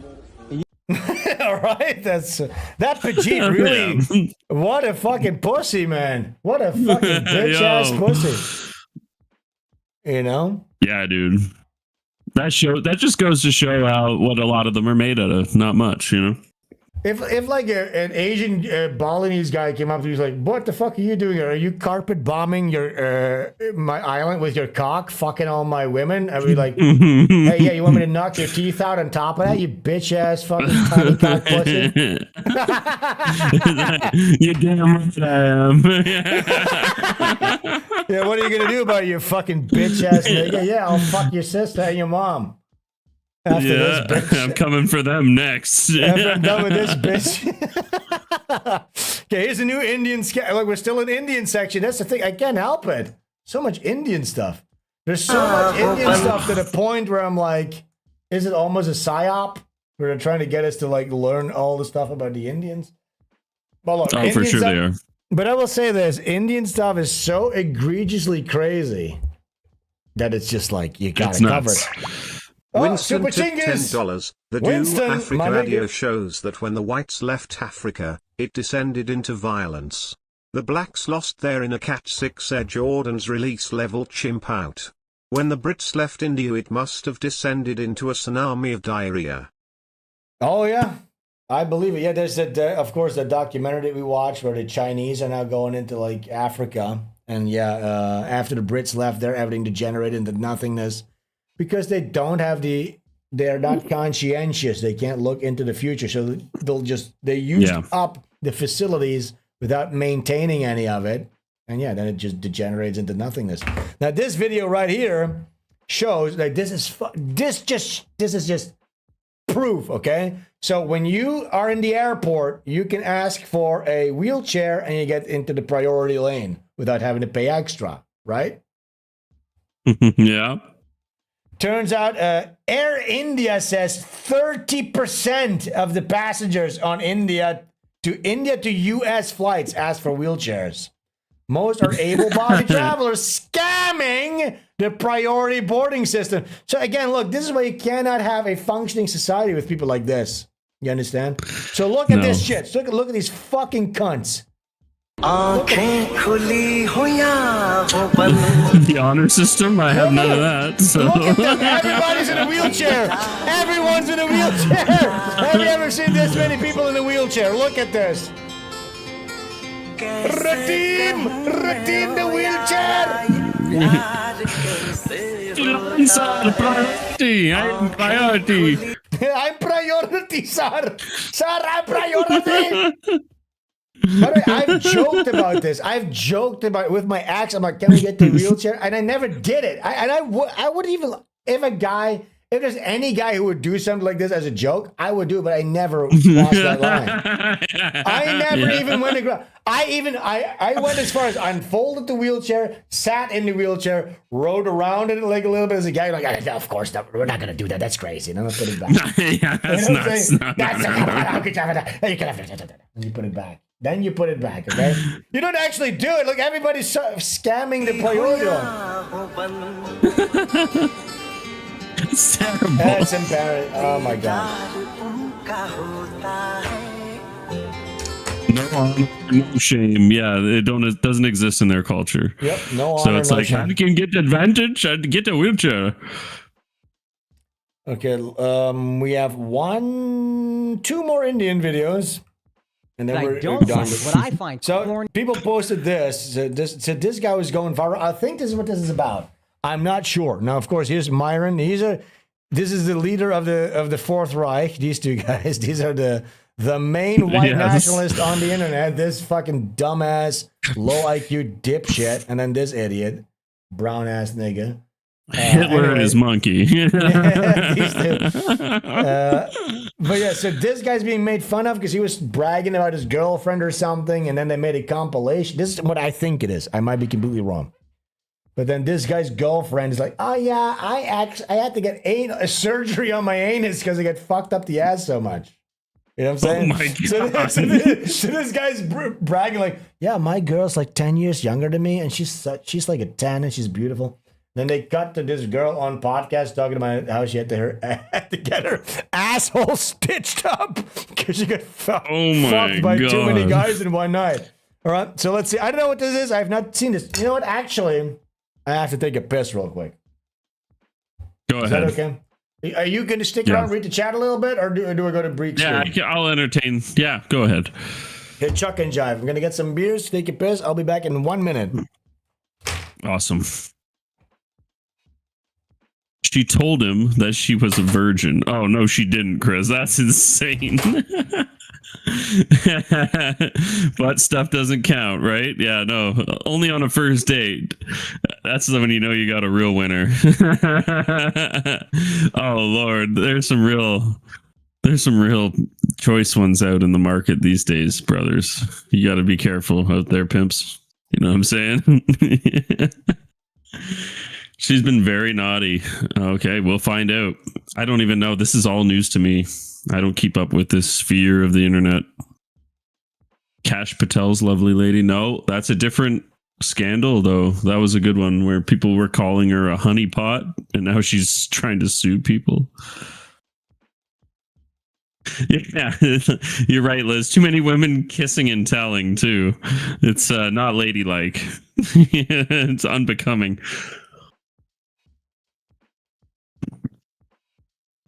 She gives Myron shit about how he talks about women. It's really funny. Nice. Nothing better than diving headfirst into the muck pie. Oh, RT, you're a poet. And you didn't know it, buddy. Let me tell you. You're always a man with the way with words. No one is forcing her to talk about her anus. That's true, Liz. You know, doesn't she have anything else going on in her life? What is up with that? You know what I mean? Talk about your workout routine or something instead, like something positive. Talk about how you figured out a cool new way to clean or dust or something. Have a life hack or something. You know what I mean? Like, what is the matter with you? That's great. Can't tell these Indian stand-up comedians apart. No, yeah, you really can't. All right, I'm back. I'm back. I want to give you guys a little bit of welcome back. Bobby update. Look, he has a little scarf. This is his new fit. He loves it. Oh, Bobby time. Look, Bobby. Well, this is the guy that died is Bobby. This is Bobby. Look, I'm going to show you. Bobby. Hey, Bobby Stobby. Look at you. Wait, don't struggle too much. He's getting so big. Look at this fucking guy. Man. Look how big he is. This guy's Dude, he's like almost double as big as last time. He's growing by thirds. I swear, at least thirds every time. Really, look at how big. Look at. He's such a huge boy now. He's really becoming like Bobby. Look at the legs on him. He's strong little guy. Look at that. I've been feeding this guy so much. When I just got him, I was too afraid to show him on stream because I thought he was going to die. That's what I thought. I'm like, he's too skinny. He's too skinny. This guy might die. Look at this fucking guy. He was a run to the litter, you know. Now look at him. Look how he really starting to look like Bobby. Well, you were feeding him 4 times a day, you said, so you're diligently on that. You need to understand something. I have such a vested interest in this guy surviving and living. I'm giving him the best high protein foods that's possible. I'm giving him Nutri-Paste with extra vitamins. Like he's getting, I'm mixing kibble through it all. Like this guy is like, that's why he's a strong looking guy now. He's gonna get even stronger. I need his fucking jowls to come in, and then I'm happy. All right, nice. Right, little booby, you're my little friend. Good job. Go lay over there. Wait 1 second. Booby.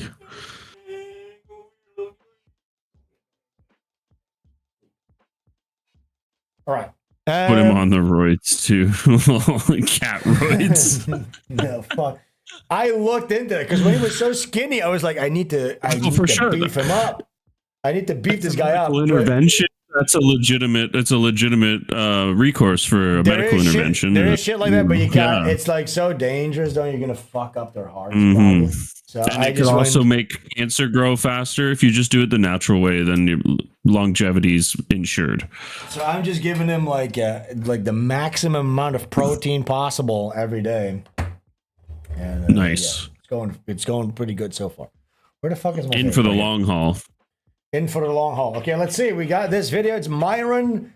He's going to be making fun of this Indian Pajit guy, I think. Let's see. I don't like. Look how pathetic this is, by the way. Look, this Andrew Schultz.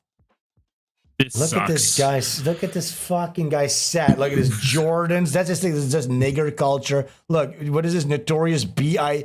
If you imagine if I had Notorious B.I.G. behind me. That's such a cucked faggot thing to do. It's so pathetic. And he's just like he's dressed up like, oh look, I'm an ironic dandy friggin' prep kid, but I'm wearing Jordans. I'm wearing like goofy African babunga shoes. You know what I mean? He talks like, yeah, I'm from fucking New York. You know, no nonsense. You know what the fuck I'm about? Like, that's his whole fucking thing, right?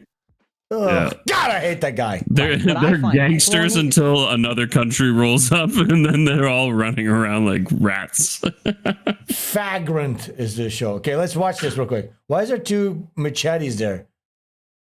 It's like drill rap. It's really very black African coded, this whole set. Okay, let's watch it. What I don't like, what I find corny is my preference is not my women. Now, I thought it was I'm not dating my women, period, which is the corniest human being outside of a criminal. Oh, so he's upset. He got lampooned because he was not dating his women, which means Indian women. And I don't blame him. I would not want to date an Indian woman either. To me, period. It's just, those are your roots. Those women are reflected in your roots. Like, Akash is the extreme. Like, Akash only dates brown. Oh, okay. Akash has been with one girl in his life who is his wife. That's my wife. That's an Indian woman. So this is like loyal through and through. Okay. The way I look at it is, you know, you watch them fucking, you see them evolution. Wait, what? This is Akash? I can't follow. I'm going to have to put on the subtitles. This clip it didn't make any sense what just happened there. Yeah. That's like he said two opposite things. Yeah, I know. So this was given to us by our Discord. I can't follow. I'm going to start over. Let's watch it again. I don't like. Oh, the opposite. Okay. So he's saying he's only been with one woman and it's an Indian woman. Let's watch it. What I find corny is my preference is not my women. Now, I thought that's what he finds corny. Okay, I see. Yes. Okay. The corniest Sure. Outside of criminal to me, period. It's just, those are your roots. Those women are reflected in your roots. Like, Akash is the extreme. Yeah, spread that everywhere. Akash only dates brown. Oh, okay. Akash has been with one girl in his life who is his wife. That's my wife. That's an Indian woman. So this is like loyal through and through. Okay. The way I look at it is, you know, you watch them fucking, you see them evolutionary charts from Neanderthal to Homo sapien. Yeah. Y'all are the first motherfucker out of Neanderthal. But grow with your audience. Mature with your audience. One person in the relationship, whoever cares less, has the leverage, and we want the guy to always care less. We want the man to always have the leverage. Childish as fuck. And you guys might not like hearing that. Childish. But we truly feel. I'm not. These aren't new beliefs, bro. You're not telling me some shit none of us have ever heard. We all heard this. I mean, I'm married. Akash is married. Mark is married, right? Yeah. Like, it's possible.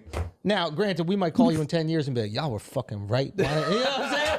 Bro. All right, so 3 years ago, Fresh and Fit went on Flagrant, and Schultz and the whole crew, especially Akash, called them out for some of their controversial takes and how they run their show, which obviously started a beef that reignites every now and then, and it just did recently because Myron discovered Akash's wife is trying to be an influencer and has her own podcast, which Myron's been having a field day with because she's the exact kind of girl they warn guys about. And she constantly humiliates Akash on social. Oh yeah, this is what I was talking about. Because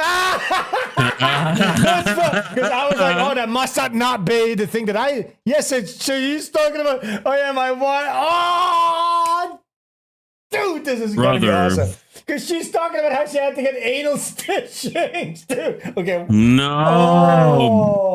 Oh, okay. Yeah, first of all, yeah, because I just thought it was going to be about, like, you shouldn't allow your wife to have a podcast, which is legit, obviously, but gets so much worse. Probably. Let's watch this. social media. She got Like, people fucked just keep by finding worse. fraternity bros, and how she wants to fuck her friend's husband. He thought he was dunking on the manosphere. Lamau.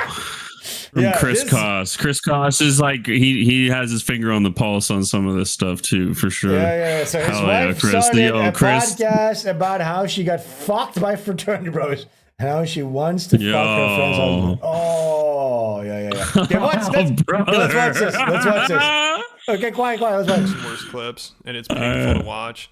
I mean, this girl, she's up there with Jada Pinkett Smith, which she'd probably take. As a Oh my compliment. God, this is That's awesome. how wild she is. So I just wanted to warn people before I get into this. The cringe is I mean, it's awesome because I just love this stupid Indian simp get dunked on. Because he even says, this is the only woman, it's the only woman he's ever been with. He's like, and then the guy goes, look, when you're in a relationship, whoever cares the least is in the power position. He's like, that's super stupid. How dare you say that? That's ridiculous. So childish.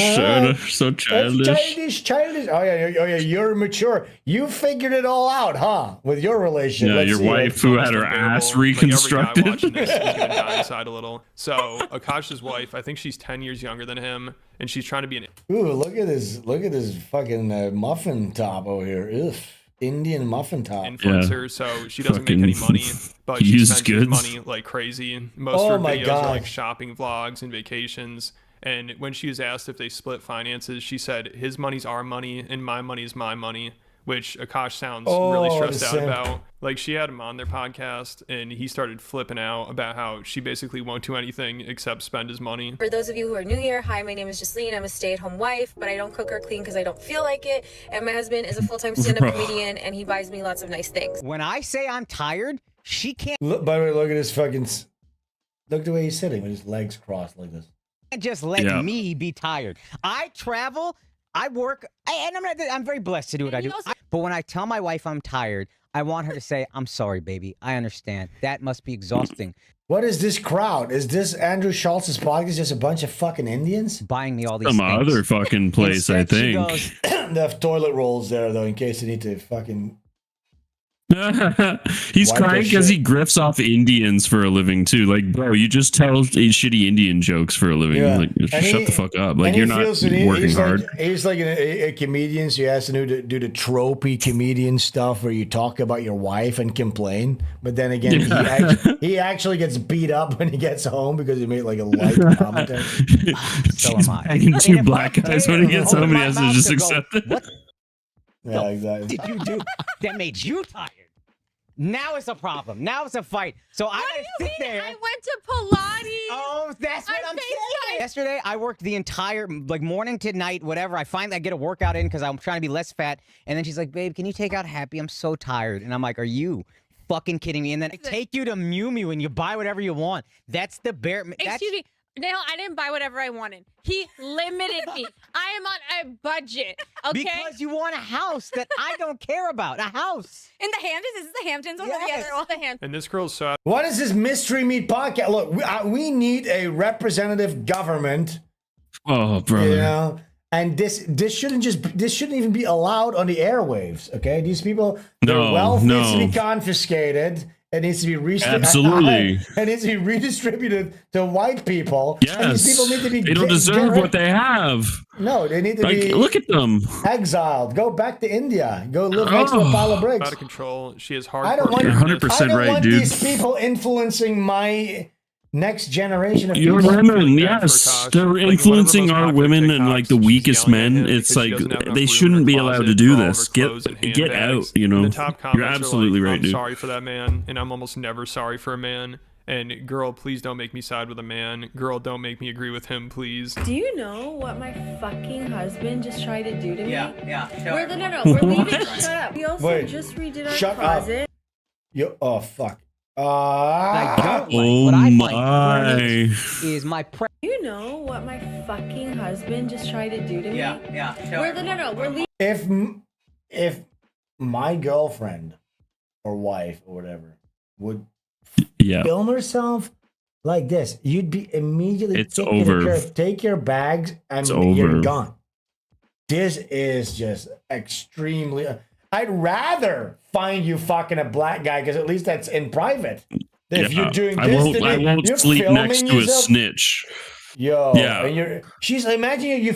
Look what they did to me. No, shut up. She says, "Shut up." Oh, you're telling me to shut up. Leave it, shut up. We also Yeah. just Wow. redid our closet. You gotta sleep next to a snitch and buy her Hermes bags and shit. Wow. I don't have space. Mm-hmm. Oh my god. These fucking broads, man, it's out of this world. We were supposed to build a wardrobe, but Akash. If this guy wasn't Indian, I'd feel bad for him, but fuck him. Get out of the country, bro. Just get out. Yes, Akash should not be occupying this nice apartment with a good view on Manhattan Park. Yeah. Whatever it is. This should be a exiled. drama in Bangladesh where they came from. You know what I mean? That should belongs on a TV Where show we would in fucking never find Bollywood. out about any of this. Mhm. Yes. Do you know how much fucking space he has? Look, utilize the shelves, you idiot. Oh gosh, for real, I like my idiot. clothes spread out. Then no, but like no, I don't want them all on the same rack. Whoa. So it's really bad, and it just keeps getting worse. You know, I'm sure people are stressed out just watching this, because also when she's not spending Akash's money, she's publicly humiliating him on social media to try to make her own money and jumpstart her career. Someone says, I thought Shane Gillis's girl was bad, but this is insane. Yeah, and by the way, Shane Gillis fucking sucks, okay? He sucks big time. Shane Gillis is like, he's just an extension of this white guy, doofus loser archetype that they're propagating, okay? Yeah. We all thought He's that he paid was... to fail. Yeah, so we thought he was like this this canceled comedian because he was so based and hardcore. All he wanted to do, it turns out, is just be part of the mainstream, make money doing these silly little gags. Okay, Shane Gillis is, yeah, he's a Jewish archetype of a fucking failed fat loser watching the Nick Ball game. You know, drinking a brewski, having a barbecue, not paying attention to politics, not caring about propagating his own people at all. He's just a fucking, yeah, he's an archetype like the white loser, like Homer Simpson or whatever, you know, like just this dumb fucking idiot. That's what Shane Gillis is. He didn't, and he loves it. He didn't loves do his that archetype. homework. He didn't do the hard work, so now it's time to sell out the white race for your money now because you got nothing else to do. You got nothing Fucking else of value faggot. to provide, so you got to sell everybody else out and act the fucking clown and ruin our fucking reputation as a race. String him up. That's In all he's got. Roblox, Yeah. String him up in Roblox. I mean, she has this dude completely wrapped around her finger, and because also she's the only girl he's ever been with, and looks wise is out of his league, which comes with He just wants to grill. Dude, I just want to grill, Yeah. bro. I don't really care about, like, even like Dan Soder and Big J Okerson. Look, I really don't care about politics. So just fucking, you know, if you want to be gay and like have sex and you're not, like, what do I care? Like, what's wrong with you if you care about that? Yeah, why? Oh yeah, why? If you want to suck Bill Clinton's dick, then whatever, bro. Fuck. and be the president and run poll, everybody. Yeah. Yeah. Don't get You want to politically crash a involved. global economic system? Whatever, bro. Hey, Goy, don't get politically involved with anything. Just fucking, just mind your own business, right? If everybody just minded their own Bro, business. just focus on getting the laughs, bro. You just gotta get the laughs. Dude, if you listen to I challenge anybody to listen to a Big J Okerson podcast or any podcast he's involved in. Oh. It starts off and it immediately devolves into sex stuff, okay? Big J, it always becomes sex. It's like, oh, how many cocks that you suck? Then just coyly smirks at the camera like, oh, what? Aren't I a stinker? It's always about sucking cock, sniffing shit fingers after you fingered somebody anally. It's always about sex. I told this before. This is such an egregious thing that he did.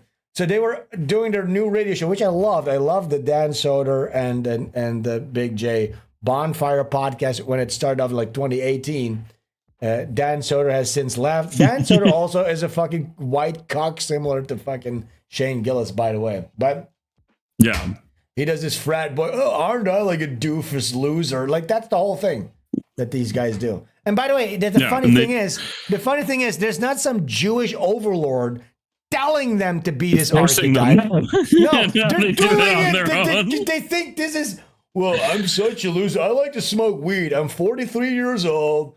I love to smoke weed. My best friend is my little dog. I don't get politically involved. I don't really know what's going on. Like, that's him. He's doing that himself. They suck that bad. Yeah, they're just that basic. But this is Big J Okerson did this. Okay, so they had their show going, and they were still figuring out formats and doing bits and stuff like that. And I've talked about this before, but Big J Okerson came up with a bit. He says, "All right, how about our listeners send in?" They send in videotapes of them having sex with a movie playing in the background, and then we guess what movie it is. And you can even tell when he pitched this, when he pitched the idea, Dan Soder was like, right. And by the way, Dan Soder was constantly being accused of being Vanilla Dan. That's what they called him in the office.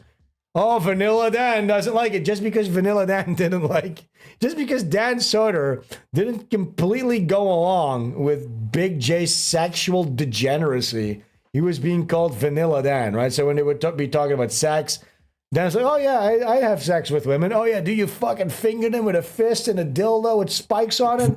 Oh, not really. Oh, Vanilla Dan over here. What a pussy, right? Just because degenerate Jewish Big J Okerson needs to go all the way, all the time. So he comes up with this idea of people sending in videotapes of them having sex. And it's just this veiled, weak idea. It just doesn't make any sense. Because he just wants to that's his fetish. He wants to jerk off to his own fans having sex. He wanted his fans to send him his personal fetishized sex jerk-off material. And that's what he's doing on national radio, on Sirius XM radio. It's his veiled attempt of making a bit, but actually he's asking the nation to send him jerk-off material that placates to his unique sexual fetishes. Talk about Jewish degeneracy. Okay, anyways, let's just press play on this. I'm going to do it with my little back scratcher. Here we go. 3, 2, 1, go. The price, literally. So she knows she has all the leverage and she acts like it. I mean, Akash, he's out there working all day so he can afford her lifestyle, while she sits at home reminiscing about her time in college. Sometimes I get so painfully nostalgic for college. So for context, I went to college from 2011 to 2016. I was popping my pussy and living my best life in these white boy frat houses. And I had a roster of guys that I would rotate through. So it's like, sometimes it like literally hurts my Imagine this. So her husband is sitting on a podcast challenging Myron, the red-pilled manosphere guy, about I think it's ridiculous to not stick with your own race and you need to be loyal to your wife and blah blah. And then she's doing fucking streams talking in your house that you're paid for, talking about how she was popping her pussy for the white boys. Yo, dude, what a cocked simp.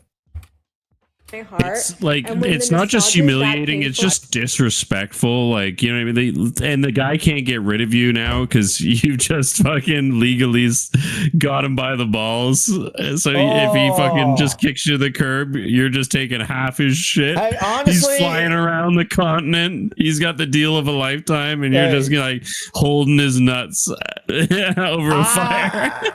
There is no upside for a man to get married. I just went through a divorce. No. I got out pretty okay. I didn't lose too much, but I still didn't come out on top. I'll tell you that much. Okay. There's no point. Don't get married. I'm telling you. Just don't get married. There's no point. Even if you love her forever, you think. No, just Chris said the other day, Akash re-proposed to her on social media with a new ring, and she couldn't even bother to kiss him. He's doubling down and a lost boy. Oh, brother, it's over, dude. Akash. What a shame for the Indian race. Akash, come on. Let's keep watching some Akash. My wife also hadn't had any sexual partners, so that helped us connect a lot more. Now, let me ask you this. Do you believe her? So someone needs to take her. Wait, what did he say? Let me ask you this. Nostalgia is that painful. My wife also hadn't had any sexual partners, so that helped us connect a lot more. Let me ask you this. And I Oh, he says, my wife never had any sexual partner, so that helped us connect a lot more when they got married. And then she's on stream talking about getting her pussy popped by a million guys in college. You believe her? Maybe it was just her butt, though. Maybe she saved it for marriage. That was brutal. I almost feel bad for Akash, but he's probably just like, hey, at least she's doing something other than spending my money. And obviously, he should have known what he was getting himself into, but he was in denial. Like, the most disturbed. Your wife officially changed your name from Akash Singh to Akash ATM. Okay, you know what, Myron? Look, again, stop binary thinking. Myron is right in this context, probably. Okay, let's just keep watching. Disturbing thing is she's Doesn't mean I'm a obsessed Myron with her fan. podcast co-host husband. It's so uncomfortable. Like, she'll talk about how attractive he is all the time, and she'll bring up his dick, and she's begging them to have an orgy with her. And she's also even like, Akash is great and everything, but I think your husband might be even better. Akash is such a fucking king. Like, everyone knows he's the best husband, and I don't often find men that measure up to him. And like, Nav don't often find measures them. up to him, if not more. Can I just say, your like, not in a weird way, he's so good looking. Oh, thank you. Would y'all ever have an orgy together with your husbands? Rhea, I'm actively trying to have an orgy because this couple is so fucking good looking.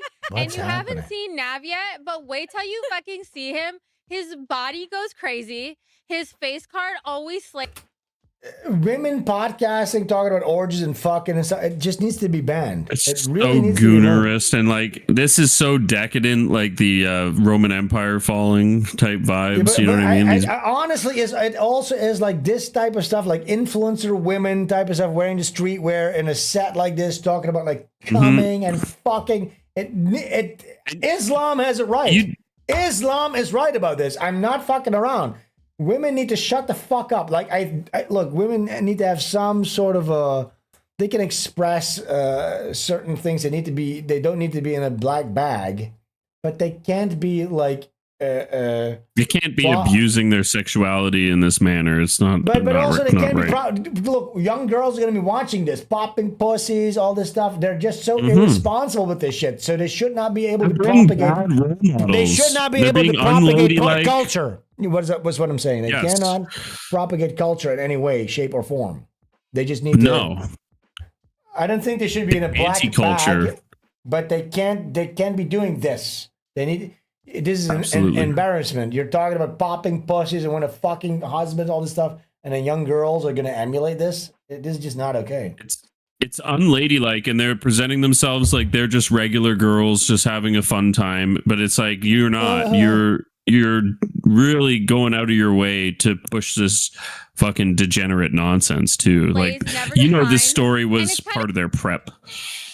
Oh yeah. You know what I mean? Weird because I'm talking about your husband. Yeah. No, I kind of love it, but I'm like, us for it?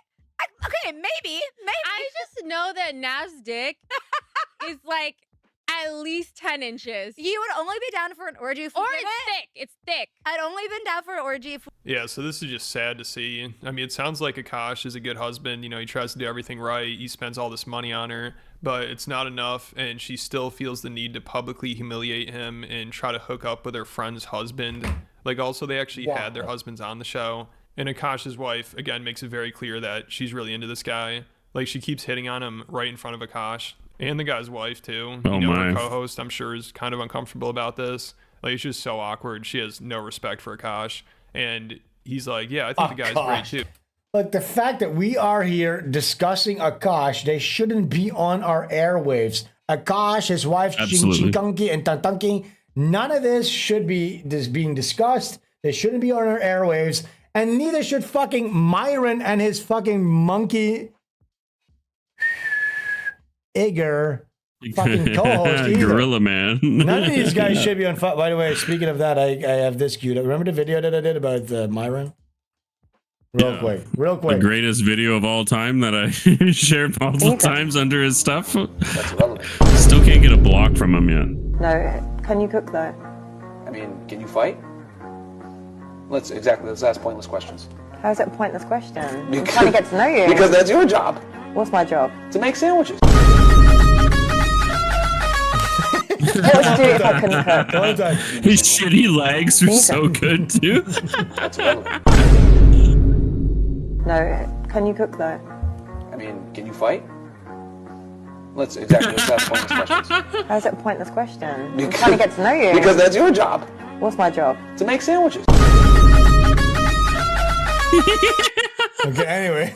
But it's kind of annoying how great he is. That's the which best. He's probably I annoyed fucking love that one. Clearly wants to be with him, and she doesn't even try to hide it. Like she brings up the It's an orgy again inspired. and his That's dick, an inspired and then said she's really SVENSTREAM nervous about meeting fucking his drawing. dad for some reason. I mean, she just cannot help herself. And Akash, he just sits there and takes it. You know, I guess he's at the point where he just has to let her do whatever she wants. So this is just such a mess. yeah. I can't believe it's real. You know, I feel like somebody needs to step in and just be He's like, all right, coping this is so too hard. far. He's like You Will guys can't Smith. be doing this podcast anymore. This is too much embarrassment. He even And looks of like course Will she's Smith. He giving has the Myron from phenotype. Fresh and Fit all the ammo in the world to go after Akash. And then can I say this is the best husband I've ever seen, and I'm not even saying that hyperbolically. It's a little annoying.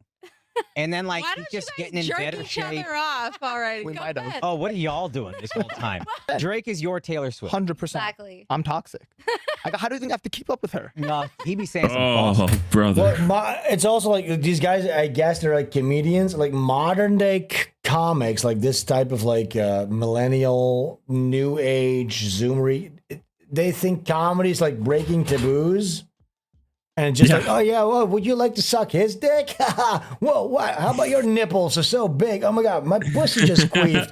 It's all pussy queef. Let's fuck. Let's have an orgy type of. Whoa, look, we're breaking the taboos. You know, they think that's Zoom comedy. bop bang. We got yes, you. it is. Yeah. And look, there is a novelty to it when you see like people who are classically like draped in black fucking garbage bags breaking out, but. I don't want to be a part of this. I'm a white person. I don't give a shit about the liberation of a fucking brown person to be able to be talking about sex. It's not novel to me to see 4 brown people talking about fucking coming and fucking. I don't want to see it at all. Keep it to yourself. Yeah. In fact, I think it should be banned off the internet. And you go, oh, you want to stifle free speech? No, just for brown people. Yeah. I want to ban brown people. That's what I'm saying. You don't get to influence the airwaves of our internet. Like we invented this stuff. We graciously invited you on, and this is what you've done with it. I don't want to elevate you to any sort of point of we need to ban brown people off the internet. Indians, I don't want to see them. I don't want to see them covering themselves in shit. I don't want to see them drinking cow urine. I don't want to see them discussing orgies on a podcast. Yeah. I don't want to know I was anything thinking about Indians. this morning. Like, why we just given the internet to the third world as just like a gift, and they just expect it like it's just a given, and it's like gee, they don't even appreciate what's been given. They just use it to scam us and scam our elders and stuff. It's like you're not even using it right. Like this is like an educational tool. This is like a tool for progress and stuff that we like. True. There's a bunch That's of all. libertarian I faggots understand. that invented this shit. Yes, but what's And happening now is you're like abusing guys, it. listen to me, guys like Myron and all this stuff, they're bringing this stuff by proxy into our viewpoint right now. You know what I'm saying? Yeah. So now Yes, we are discussing, 100%. or this guy too lazy to try. Now we are discussing this stuff on a base. We're lending it credulence or legitimacy. But the thing, what Yeah. I'm saying is, we shouldn't even be knowing these brown people exist.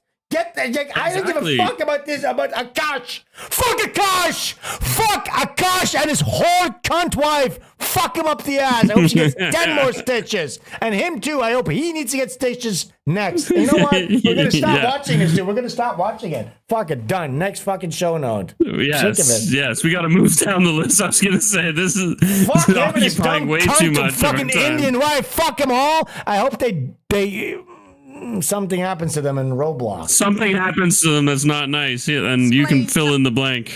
We use your imagination, everyone. All right, we made our way through the Indian category of today's Sven stream. Now, if you thought it was going to get better, Oh, thank think God. again, because now we're going to look at Wait, what lit himself on fire with the Mortal Kombat theme? Why didn't you put that in the Indian one? Mortal Kombat? You didn't see the guy that he went to light some fireworks and he blew himself up in his Mortal Kombat? I saw that, yeah, but I didn't really, without audio, I saw that. Okay, here we go. Oh, shit. Okay, never mind. Michelle Obongo is here. She has some things to say. Let's watch the whole thing. It's one video, and then we can comment on it, okay, JT? Worry about it. Let me explain something to white people. Oh, my God. Oh, fuck. Comes out of I said we're going to watch the whole thing and then comment on it, but just the fact that she just said, let me explain something to white people. Okay, let's try our best, okay, JT, to just watch this through and then comment. Okay, here we worry go. about it. Let me explain something to white people. Our hair comes out of our head naturally in a curly pattern. So when we're straightening it to follow your beauty standards, we are trapped by the straightness. That's why so many of us can't swim. And we run away from the water. Hell yeah. People won't go to the gym because we're trying to keep our hair straight for y'all. Did you stink? It is exhausting and it's so expensive and it takes up so much time. Braids are for y'all so we can work harder and focus on the work. So why do we need an act, an act of law to tell white folks to get out our hair? Don't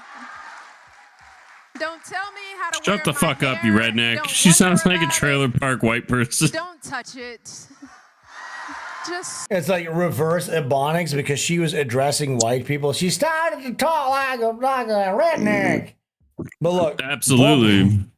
All right, so she's saying they're really trying their best because they're... Okay, let's watch this again. Let's do this point by point. worry about it. Let me explain something to white people. First of all, the fact that a black woman and another fucking Arab on the stage think that they should be in the position to lecture me is already evidence that we are not in a healthy society. Beyond the pale. There should never be a black woman on a stage addressing me and with a camera pointing at her, okay? I shouldn't have to see it. Get the fuck out of here. Okay, let's see what else she has to say. Our hair comes out of our head naturally in a curly pattern. Okay, so she also says their hair come out of her head in a curly pattern. That's a really nice way to put it because it's more like this little. It looks like fucking what is it called? Like nappy. It doesn't really. It's not steel like wool. It comes out kinky like steel wool or Brillo. A Brillo. Yeah, I wouldn't comes out like a call Brillo pad. Yeah, Brillo steel wool. I wouldn't call it curly. Okay, that's an Italian person's hair or something. Maybe it's curly or wavy. Curly. Your hair's not curly. Wavy, yeah. Your hair comes out naturally like steel wool. It's very rough and coarse. So when we're straightening it to follow your beauty standards. And then she goes, we're straightening it to follow your beauty standards. It's like, okay, it might has nothing to do with like natural God and beauty aesthetics. Maybe this naturally evolved that we don't like things that look like steel wool and we like things more flowy. Is that white European? I don't know about that. Here, where I'm at in Asia, because I've been bombarded with this PC vernacular garbage like Michelle Obongo from the Congo is talking about right now. I see here ads constantly on the TV, and if you don't know, I live in Southeast Asia where people tend to be a little bit browner. I look at there's a lot of ads about skin whitening. So there's some chicks that I talk to, and I talk to them about this topic because I'm interested. I'm like, what is that about, right? Because I want to prime them. I would like to hear if they're actually going to talk about European beauty standards. Now, guess what? Right. Never mentioned. If I say, oh, so it has nothing to do with European beauty standards, they don't even know what the fuck I'm talking about. Now, some of them who are on TikTok too much, they might know because they heard of it from cunts like this. But I'm like, okay, so why are you bleaching your skin over here? And they say, well, because you want to look presentable and professional. I'm like, okay, so you're saying lighter skin is more professional? Yes, it is. Oh, okay. So, and then because we're so fucking hammered with this type of garbage, we're like, you feel like a colonist even asking about this, you know what I'm saying? Okay, so why is that? Yeah. Well, and here comes the logical explanation. When you work in the fields, in the rice fields or outside, you get tanned by the sun. Those are seen as the lower class jobs, right? Working in the rice field. Yeah. If you work at the lawyer's office or in the office, then you don't get a lot of sun, so your skin is lighter. So if you want to have a professional career, you want to make sure that your skin is lighter. And you literally see people here driving around like girls on their scooters going to work. They're wearing winter's gloves. They're wearing fucking scarves and big hoodies because they do not want to get like a little speck of sunbeam on their skin because they want to keep as pale as possible. Okay? It's and fair as they can be. It has nothing to do with European beauty standards, but if one of these, oh my God, I almost yelled the N-word at the top of my lungs. One of these fucking these social justice N-words would come along. They would come here, and they would put those stupid thoughts into these stupid women's heads, and they would start believing that was the why they were doing this. You know what I'm saying? Just to be anti-white. It's all about being anti-white. So let's see what this dumb fucking... Fuck you, white man. Just because other people see it as good too means fuck you. Bread says in Thailand they use umbrellas to hide from the sun. Yes, you know what they do here? They put fucking umbrellas in people's graves when they die. Okay, to keep them in the shade. Yes, that's so racist. Rules. That's fucking. I guess. I hope it is. It better be. I just think nobody wants to be a field hand. You know what I mean? Nobody wants to be known as a fucking a sweatshop fucking outdoor worker. Okay, let's see in what that Bongo... shitty weather. This shit sucks. See what he has to we say. are trapped by the straightness. That's why so many of us can't swim. And we run away from the water. People won't go to the gym because we're trying to keep our hair straight for y'all. It is exhausting, and it's so... How about instead of trying to keep your hair straight for us, how about you keep your act straight for once, okay? How about you fucking... How about, you know what? I'm okay with you not having your hair straight if you try to not rob a store or loot or cause mass fucking pandemonium when you get upset. How about that? We'll trade that off. How about this? How about we get rid of the white beauty standard of having straight hair, which you have such a trouble maintaining. Oh, thank you so much, by the way. Thank you so much for maintaining that. How about this? Grow out your shit hair. Stop stealing and murdering. Tipped $5. Sven, I enjoy you using your back scratcher to enhance your point. It's very based and powerful. You're embodying Mussolini's energy with the table banging. Thank you so much. Yeah, I do like it. But it has a little hand on it. You see, it is a little hand. Mm-hmm. It's like a wood carved little hand. It is pretty cool. I want to get a cane too. I got a wood carved cane. My dad has one of those for scratching his back too. But I'm too young, I think, still for a cane. So it's gonna be this. I use it a lot, my back scratcher.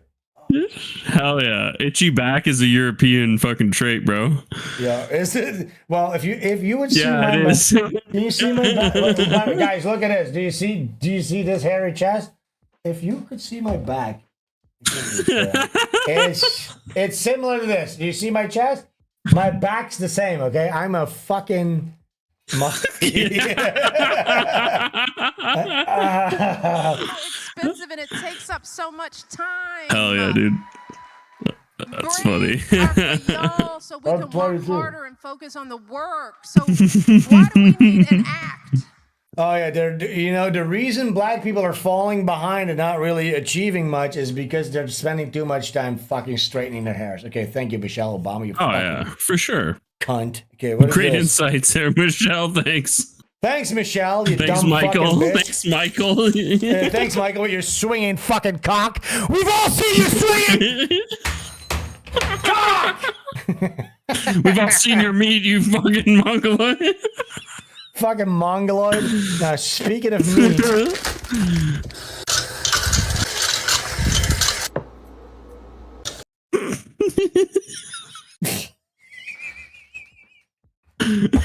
She's washing her meat with soap. Yeah, with Dawn right in the strainer. Oh, hell, that's like 4 handfuls worth of Dawn, too. Oh my god. Oh no.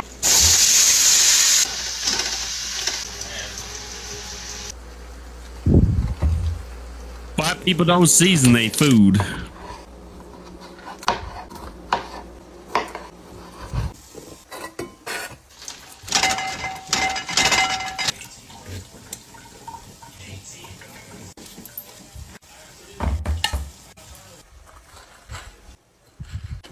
The fuck nonsense is this? Some avocado. All right. Oh my, she's got a Counter-Strike knife. You run faster with that, you know? She's got the rainbow fade. Rainbow marble fade. What is this? There's hair growing right out of her forehead right here. It's like baby hair. Okay, so look, I also thought that she was going to do this performative thing about how she washes her meat with soap, but I guess it was just her showing her regular routine, and it just so happens that she shows that she washes her meat with soap. I mean... Yeah, like she seems to do all the other food prep correctly, but I think she got one step fairly wrong. Where did they come up with that idea that you need to put dishwasher into your meat? Again, it's illiteracy. So like when they read a recipe, they say like, "Oh, make sure your meat is clean," and so they wash it, right? Like, yeah. Clean means soap. All right, so here's this guy. We talked about this before a little bit. Clavicular. Now, some people are saying he's gay because he went on a date with Nick Fuentes and all this stuff. That's fine. Mandate. Just a little mandate. I thought. I remember that, and they was talking about testosterone a bunch and all kinds of other performance enhancing dope. I've not seen that. This is not Catboy Cammy, is it? Because this guy's pretty funny. This is a different guy. This is a different Chad, different gay guy. Now, I don't know if this guy is gay. We don't know. Probably, but look, he's like, I don't know. What he Who does knows? is funny. What he does is funny. So they're at some kind of influencer party, and you have this babe. She comes up to Clav him. is based. It says Clav is based. Look, let's just watch this. The fact that he calls us clavicular, just like this like a face maxing, like almost like German, like you know when a German says like the face, the skull measuring, like it's yes, I like that part of it, just like mogging people genetically. Okay, so look, that's what I'm saying. That's what it is funny. So this guy, you need to look at him as like a white Chad, like German skull measuring type of scientist date guru. Okay. So look, so this girl comes up to him with her titties popping, and like he's like, not impressed. Look at this. I saw you stare at me, but... Huh? You saw that? Look, she says, I saw you staring at me. He's like, oh yeah, really? Yeah, but you didn't come up Really? to me. I don't like shy guys. We're doing a stream. I'm not that into you, really. You're not that into me? I would have came over if you. Oh. Yeah. Your maxilla is quite recessed, you know. So she goes, I saw you staring at me. He's like, I'm not really that into you, really. She's like, what? He's like, yeah, your maxilla is recessed, which is some kind of a bone structure vernacular. He's type of measuring thing. your skull. How fucking funny is that to reject a chick on the basis of like German Nazi technology? Like, you're like, I love it. Your bone structure, I your think it's maxilla is great. to your maxilla is to recessed. Look at this. Just like your. English is not my first language. Oh yeah, so you have like a recessed maxilla, so I can't. What does that mean? And, you know, like your upper jaw, it's just a little recessed. You should look it up on your phone. I mean, You know what I mean? Are you looking at me? I don't know what that means. I'm trying to like, can you explain to me what is that? I don't know. Yeah, it's just like a developmental flaw. It's no worries, but. It's a developmental flaw. Oh, he's nagging. He's nagging so hard, right? That's like, you can't be rejected worse than somebody factually analyzing your bone structure and coming to the conclusion that you have a developmental flaw, and that's why you're not worth his time. Okay, that's the shit. This guy is like fucking Joseph Mengele of dating. Yeah. Look at the angle of her chin. Look at her angle of her chin. She's seeking approval so hard at the moment. He's like, I'm sorry, your maxilla is too recessed. Sorry, I can't. You have a developmental flaw, but it's okay. Oof. Yeah. It's all good. You can go away. And he goes, it's all good. You can go away. You can go away. Oh my god. Anyway. Oh, she's hot over there. Oh, and he goes, oh wait, she's hot over there. Come on. This guy is awesome. That's fucking funny. I don't care. This guy is really hilarious. He needs to lean into that. Prime bar game though. If you pull that at the bar, yeah, that chick will like not leave you alone until the end of the night. Yeah, but you need to really know your shit though, because the fact that he looks at her face and is able to diagnose her with a recessed maxilla, you need to really like study up on your fucking anatomy. Gullible Foil says, Sven, you need to go to Looks Maxing Forum. I don't know. I'm gonna do that. This is all the dude talks about. He has in-depth knowledge about human anatomy. Yeah, that's awesome. And again, that's what we're saying. He is the Joseph Mengele of the datosphere, and he's doing a great job. Like, it's genetic. Like, you can manipulate your genetics to give yourself a little edge. Go ahead. You know what I mean? What the fuck is white guys should be doing that? We've probably been doing that naturally for thousands of years, and just recently we've been brain fucked out of taking our own sides on subjects. So, you know what I mean? There's a degree of self-defeatism that's going on where people just got to get out of their own way, you know? Yeah. Somebody says here, he is a 100%er guy on Ethno Guesser. We need to do that. Have we done an Ethno Guesser, JT, you and I?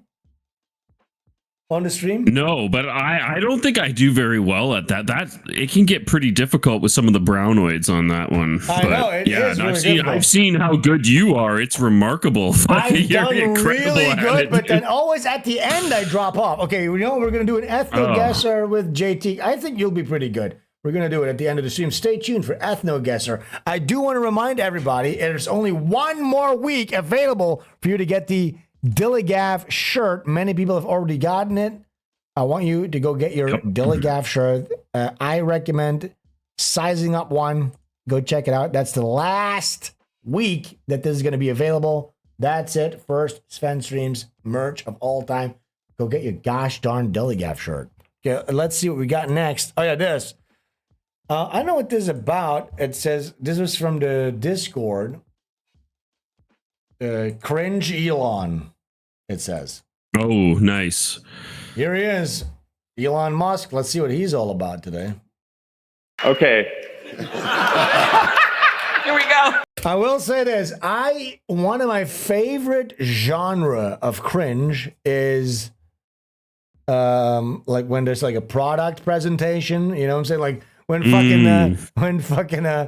Mark Zuckerberg has to present his new. Do you see that? When Mark Zuckerberg is presenting his new like artificial intelligence and AR technology glasses, dude. No, I haven't seen them. Everything went wrong.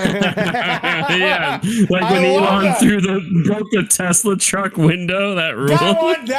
That's classic. Or remember that one? This is years ago, like 2008 maybe, when Honda was presenting their first automaton robot, right?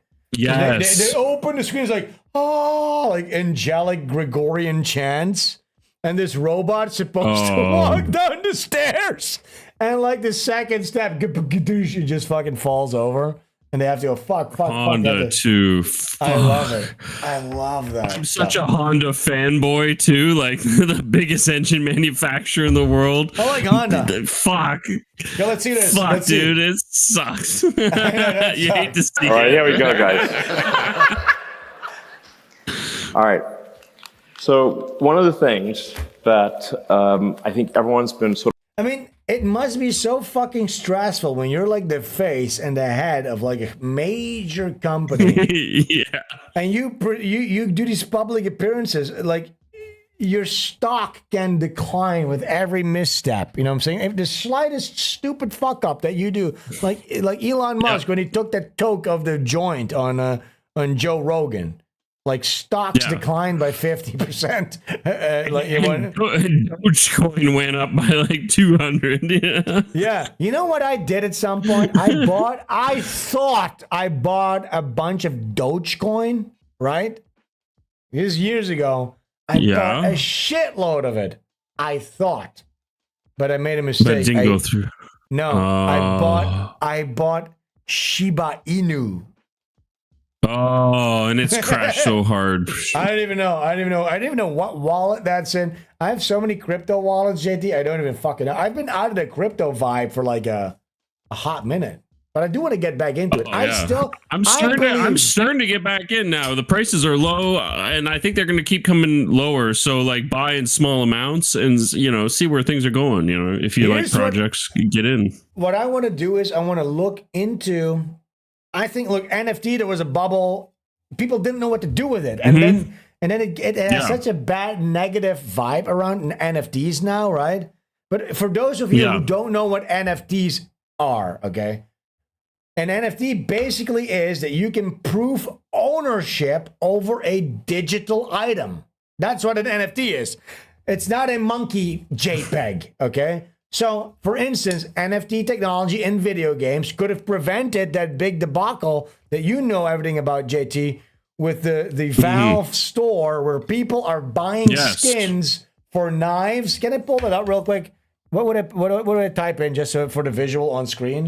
Just like the CS2 market crash. Like if you get a graph of that, you can see the effects of one patch on the market.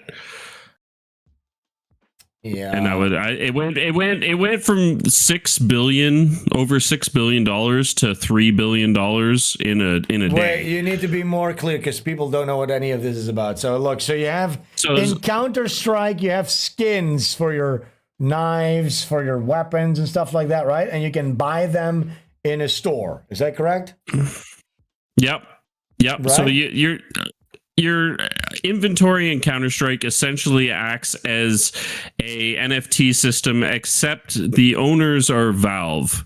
You don't have unique ownership over. So no. So it's not NFT. It's not NFT. It's just unlockable skins. It has nothing to do with NFT. Yeah, so but it has the similar rarity systems and stuff associated with NFTs that would create value in a market.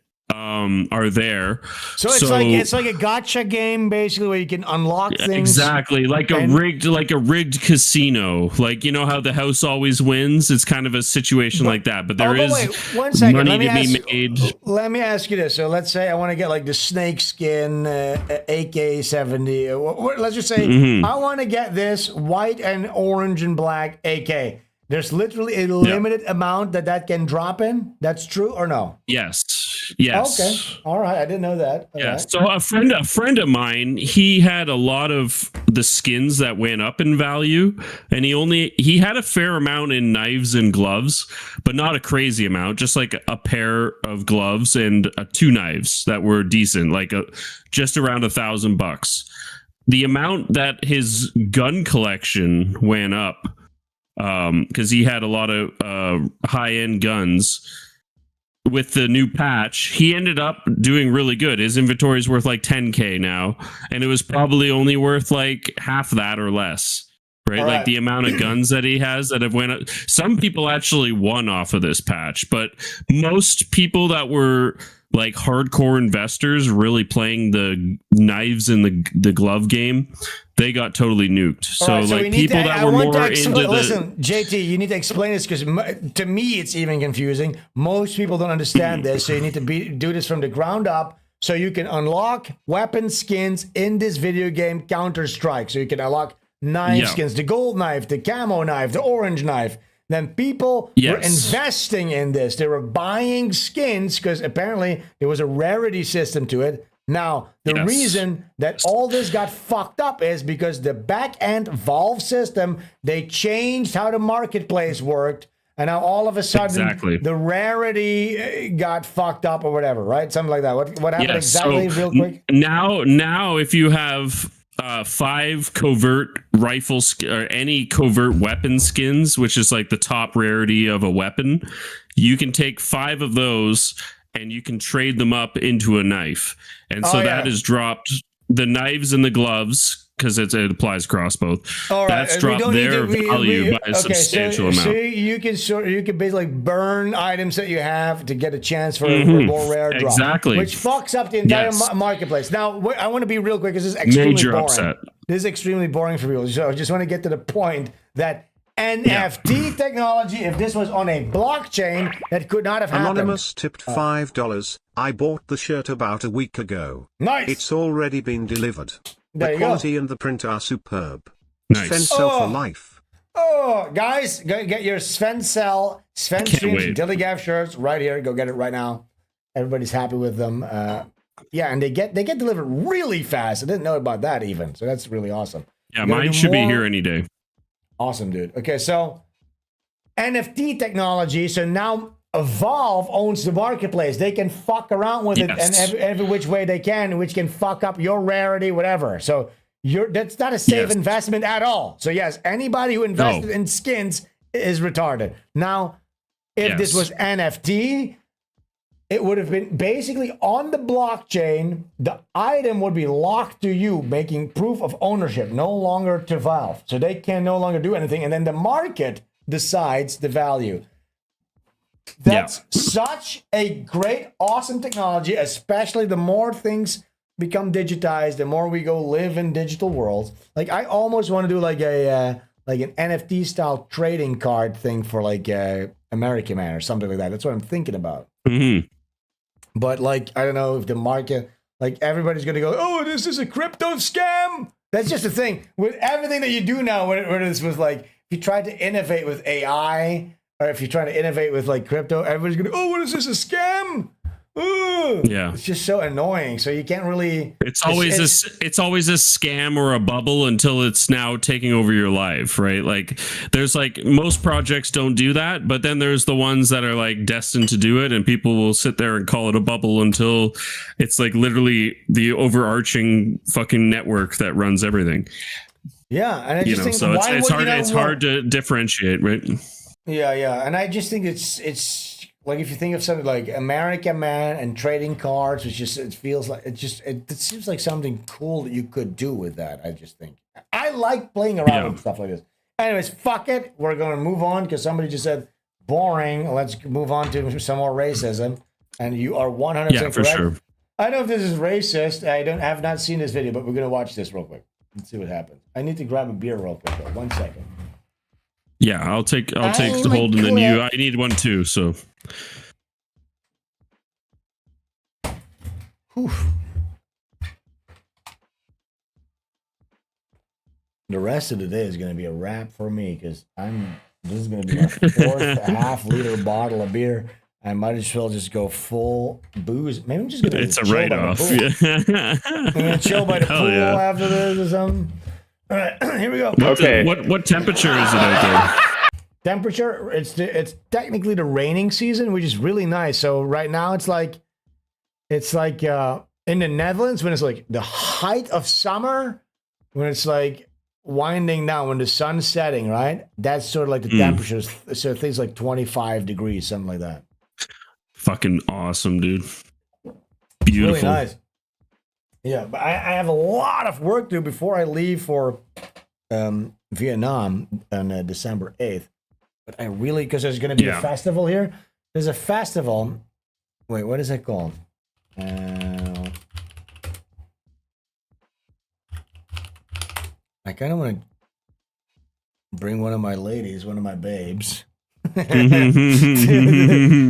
this. Oh, one of my babes. Yeah. Hi, baby. You want to come to Vietnam with me?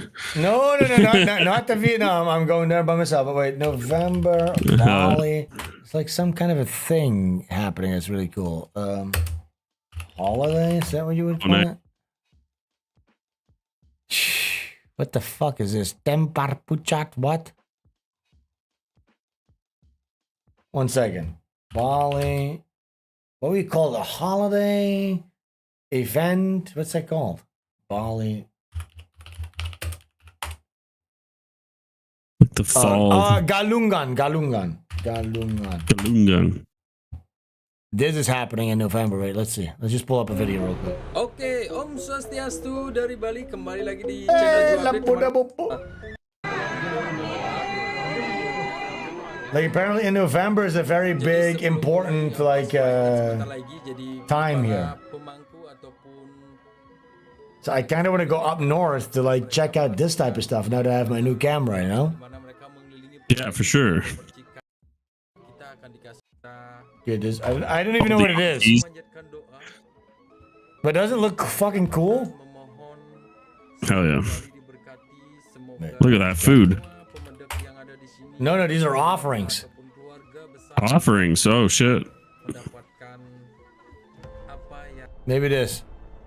Oh, there it is. Look. Can you believe that I live here? Oh, wow. JT? No, it's crazy, dude. I still haven't really...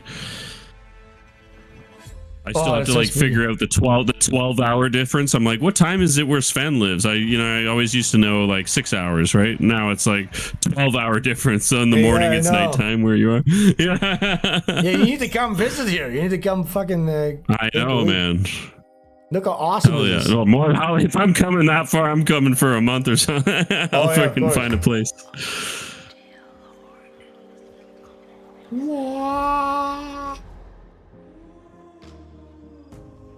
Apparently, this is about that holiday. Oh man.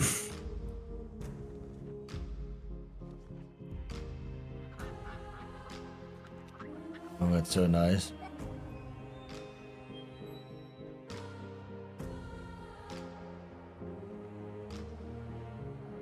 Yeah, I want to make shots like this with my new camera. Look at this guy, Barong is his name.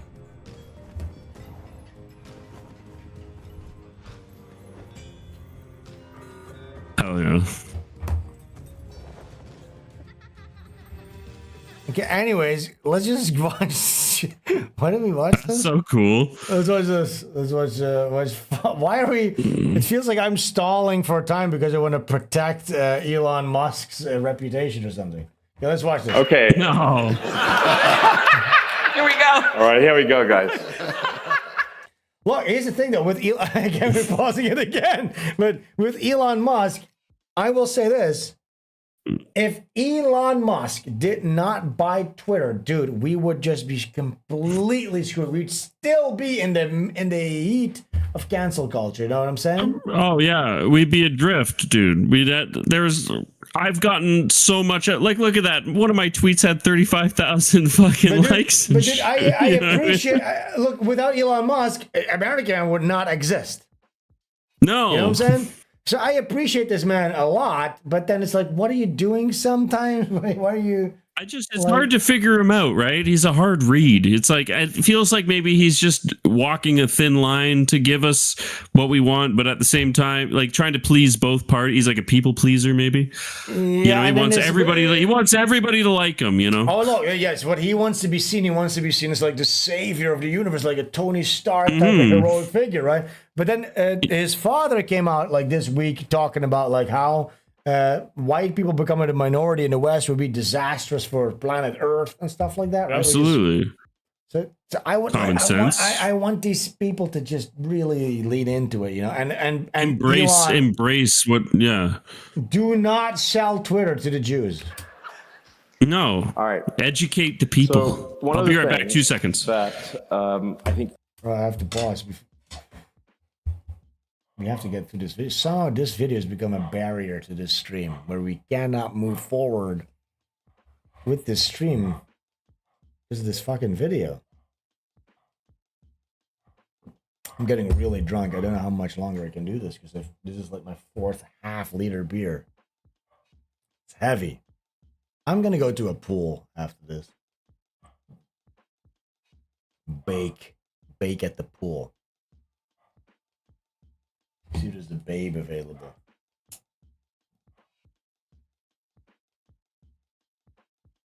JT, are you back?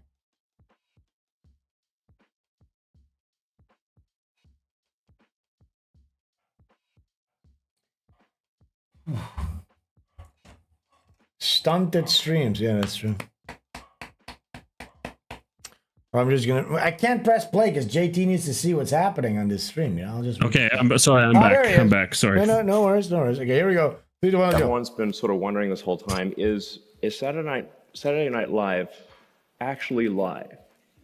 Like live, or do they have like a delay, or like just in case there's a wardrobe malfunction or something like that? Saturday Night Live. Is it like a is it live? 5-second delay? What's really going on, bro? But there's a way to test this, right? Okay, we've all wondered this, right, JT? Whether or not Saturday Night Live is live. I know. Yeah. He says there's a way to test. His science is going to test whether or not Saturday Night Live is live. Finally, the darkest recesses of our minds, the questions will be answered. Which is, we don't tell them what's going on. As I walk on, it says, "This is the script." I'll throw it on the ground. We're going to find out tonight, right now, If Saturday Night Live. if Saturday Night Live is actually live. And the way that we're going to do this is I'm going to take my cock out.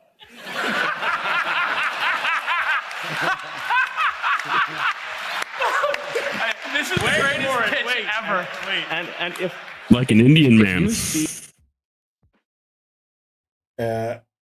That's wildly inappropriate for the man who owns Space Travel X to say. And if he did not have 15 hype men contextualize, like, it's funny, this is a funny thing that's happening. Like, if he was alone on that stage, he would be fucked. You know what I'm saying? Yeah. If he's talking about taking his cock out, like, what do? You think this is funny? Just shut up. You're not that type of guy. You can't talk about whipping your cock out when you're the owner of SpaceX and stuff. Eat my cock. Your brainiac military-industrial complex genius true. guy. And if you don't, it's been a lie. It's been a lie. All these years. All these years. Now this is. We're going to bust them right now. And we're pitching this. Yeah. So we're pitching this on Zoom. Yeah, we're pitching this on Zoom. Donald on Trump's Monday gonna after suck we're, it. We're like Like kind it of did hungover Bubba. over weekend, and we're like pitching this Where like am I noon. Yeah. And it's Jason's on, and Mike and you. yeah, and Mike. So essentially got like who my friends who I think are sort of quite funny. Jason's quite funny. I think like Jason's So he goes, you know, it would be really funny if I whip my cock out on public TV. And you're like, kind of like, oh, this is awkward. Well, you know what? We were talking about this, and actually, my friend's pretty funny. We're all pretty funny guys. Like, dude, you're the owner of Space Travel Science Incorporated. Can you please just be normal? that exists in real life. We're trying to get to other planets here, We bro. have a joke going that he's Butters and I'm Cartman. Butters and Cartman. Yeah. So, and then my friend Mike's pretty funny too. So we come in like Guns blazing. Guns blazing with like Dude, ideas. these and guys we realize, are like, nuts. actually, that's not how it works. Wow. These guys are crazy. That's The way normally, he like, twitches actors, while and they he just get delivers told that what to do, like, sentence. These guys are just like, they roll up and they're just like Butters and Cartman, those great guys. You know what's funny? You know how Simpsons just completely became cringe? Like, Simpsons not funny at all anymore? Yeah. Exactly. Cartman and Butters, they're on the same track. Like, South Park is like. Yeah. on the same It's track over. of becoming mega gay cringe. The future Have you seen those of cartoon AI South animated Park? comedy is American Man. Go follow American Man. We're gonna have cartoons. The future is American Man, and it's gonna be yes. You know what American Man does? He runs over fucking black kids that look like Jim Crow cartoons and destroys their skulls with a lawnmower.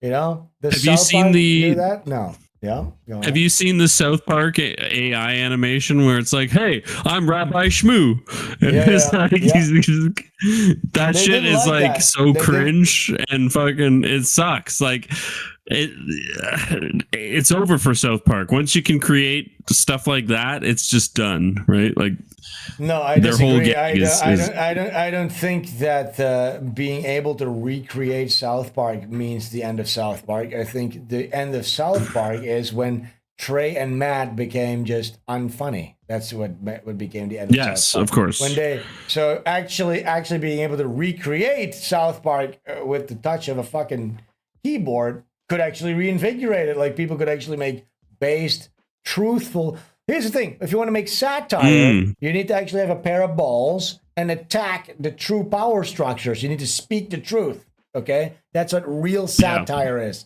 So you need to tackle actual taboos. Okay, and when Trump became president the first time in 2016.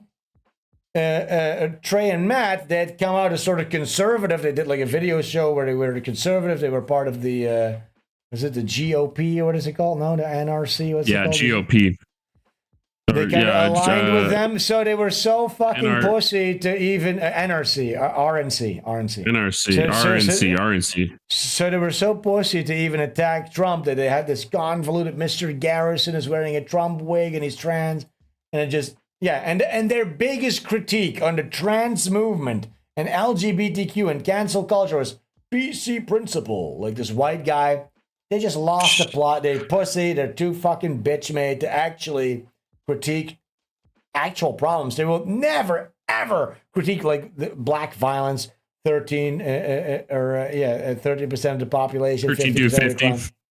None of that shit will ever be discussed. So they're just like on their way out. And I think that's just, it's a natural way culture and art go. So these guys were at the peak. They were destroying their wholly politically correct structures back in the early 2000s.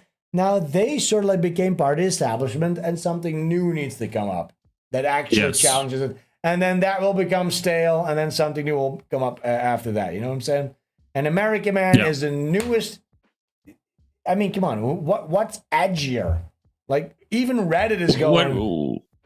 What I meant to say was like, once people are creating AI videos of your cartoon that are more edgy than what you're doing, it's like it's over. You know what I mean? Yeah, that was more where I was going with that. But exactly. I agree with everything you said. You know what I mean? I see what you're saying, yes. Now people have taken over their project, basically. You know? Yeah. So I didn't know which video that was, but it was funnier and edgier than theirs. Yes, then it's done. Yes, if like amateurs they're making fun of Rabbi Shmuley and like the Christ cucks and all that, and it played out perfectly. And it's like, this is like better than any South Park I've seen this season. You know what I mean? I haven't watched any of it, but you know, it's like you know it's shit. Something that Mike Hunt just says: Devin Stack tore South Park apart. That's true. Everybody check out Black Pilled Devin Stack's episode of South Park. Yes. South Park always has been like libertarian, you know, it's just a libertarian viewpoint. It's not based. And here's the thing, but it's like beta fag stuff too, like real like kind of limp wristed shit, you know.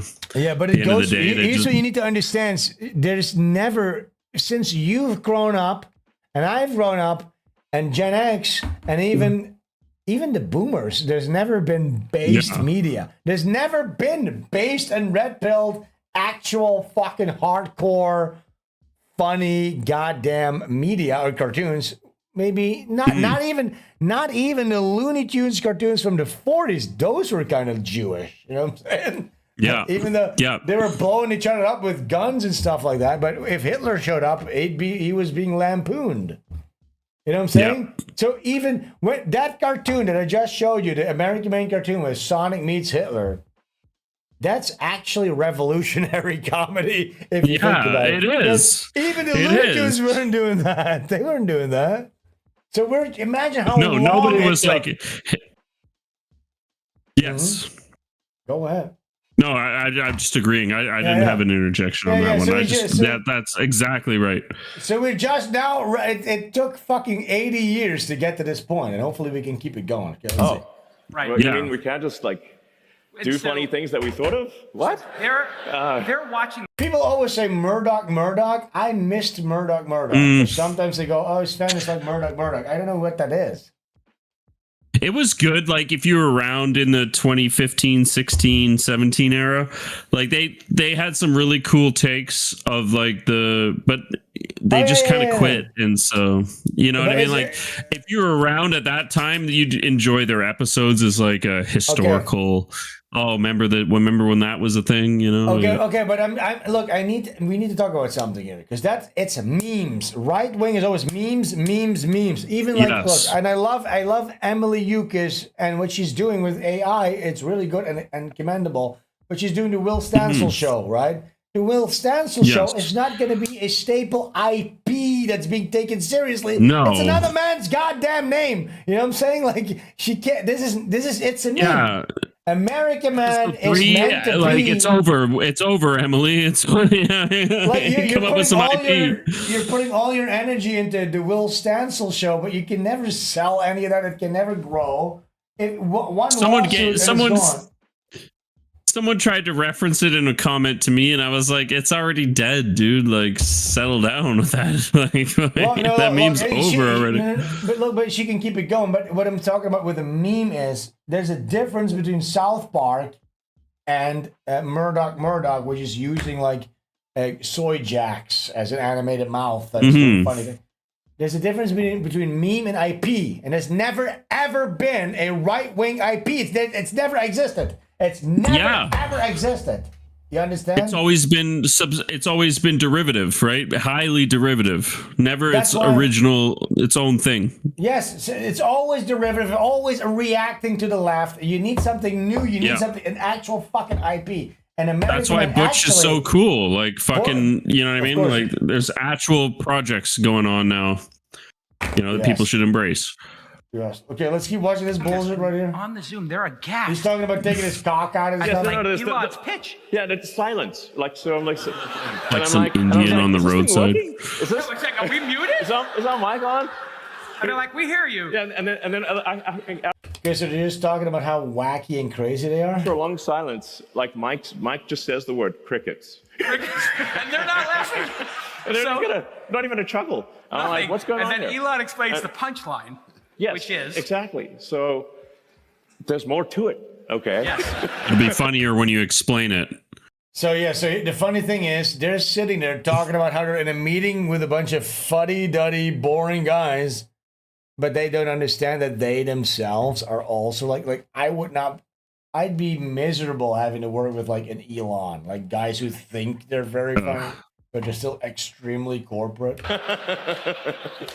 And they're rich, so they expect everybody to laugh along with them. So then I'm like, so I say like I'm gonna reach down into my pants, into my pants, and I stick my hand in my pants, and I'm gonna pull my cock out. And I tell this to the audience, and the audience is gonna be like, what? Right. And no, they're not. And then you're gonna be disgusted. And then I pull out a baby rooster. You know. Yes. And it's like, okay, animal abuse. Kind of PG. You know, it's like that, not that bad. It's like this is my tiny cock, and it's like a smattering of. I mean, honestly, it's such a fucking juvenile, like grade 1 level this joke. Is funny like to you? Oh, I'm gonna pull my cock out and I pull out a chicken. Oh my god, it's so fucking funny. What do you think? And then all the kindergarten kids laughed. Yeah, and then he has to explain it for fucking 30 minutes because look how we're such funny guys and nobody got the joke. It's a lame. It's not funny. Yeah, nades. It's actually a tiny rooster. We need to bring nades back. Where the fuck are the nades? Yes. Somebody needs to throw some nades in here. Grenades. And do you think it's a nice cock? I mean, I like and I it. pitch.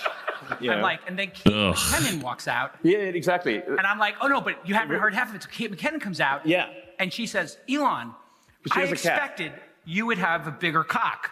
Yeah. I was like, I don't mean to disappoint you, Kate, but yeah. But I hope you like it anyway. And then Xander Luciano says, fuck's what is sakes. nades? We used to have a segment. What was his name again? I forget what his name is. Noid, no, we had Noid Wright, of course, who is here.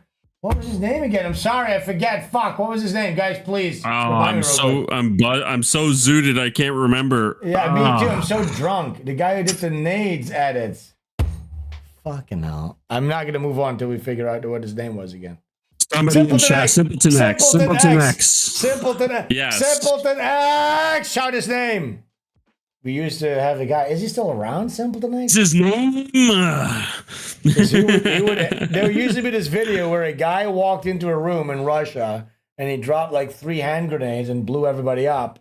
We loved that video so much that it became a bit where we were like, oh my God, this scene sucks. Or this video sucks. If only a guy walked in and dropped a couple of grenades. And then, of course, the wonderful and awesome... It's out of his pocket. Out of his pocket. Simpleton X. Simpleton X. He would edit these videos. Noidright has also edited some videos, I think. But Simpleton X, Of he would course. edit these amazing videos, and yeah, it would be so awesome. I hope Simpleton X can do a video of this where some guy comes in and drops some nades. But Kate's got to come out with. We gotta with get him her on cat. Twitter. Okay. Let's see. Right. So and Kate you says, see where this, you can see where this is going. And I say, nice. Wow, that's a nice pussy you've got there, Kate. Oh my God! Come on, That's amazing. dude. It looks a little wet. Was it raining outside? That's fucked. and then You're really the you're the leader of like shooting fucking rockets into space. You're doing like wet pussy. Yeah, we're tiny gonna do cock comedy. pussy jokes. Ugh. I'm disgusting. about to show my cock and I pull out a chicken. Ha ha ha, get it? It's a tiny little cock. And then Susan shows up with a wet cat and I go, hey, is your pussy wet? What the fuck is this? And, do you mind if I stroke your pussy? Is that cool? It's like, oh no, Elon, actually, can I hold your cock? Of course, Kate, you then they definitely trade. hold my cock. And then we exchange, and I think just the audio version of this is pretty good. right. And it's just like, wow, I really like stroking your cock, and I was like, and then Elon says, I'm really The audience is not really laughing, by the way. This is really what the fuck is the Enjoying context of All this? canned It's complete canned laughter. and yeah, so They're looking at us like, oh my God, what have we done inviting these lunatics on the Wow, these two crazy guys. program? yeah, and then they said like, well, it is Mother's Day. It's Mother's Day. We might not want to go with this A one. lot of for moms in the Mother's- audience. And I'm like, well, that's a good point. Well, Fair. it might be a bit uncomfortable for all the moms in the audience. Maybe, I don't know. I don't know. Maybe Yeah. they'll dig it. Maybe they'll like it. So, yeah. Yeah, that was. Holy shit. Wow! That was very unfunny and gay. I don't really get the context of any of this, but all right. I need to go take a fat, hot piss, JT. I don't know if you want to take one. We'll go to a piss and a do break. We'll be back in 2 minutes. Yeah. That sounds We'll do delicious. that. Let's do it. Delicious. And right after that, we will get to our category called Jews. All right, we're going to get into some Jew stuff. Our favorite. JT's favorite segment, the Jew stuff. Our guys. Sorry about that. We'll be right back. Here's the piss and the do break. We'll be back in 5 seconds. Do not go any fucking where.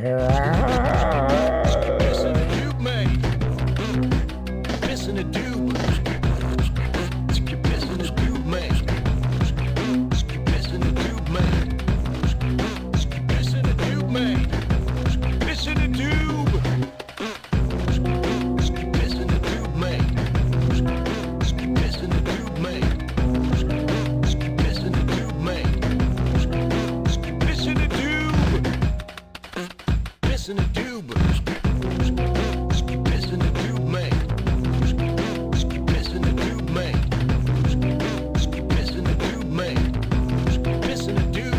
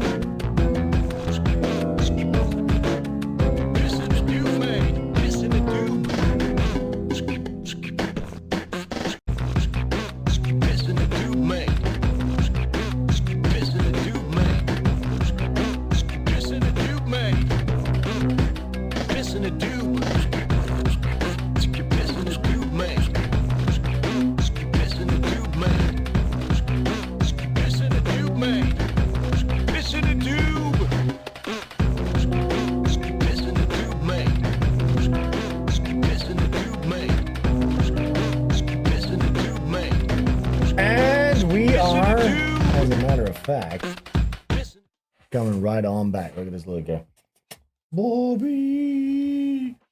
Bobby time, Bobby time.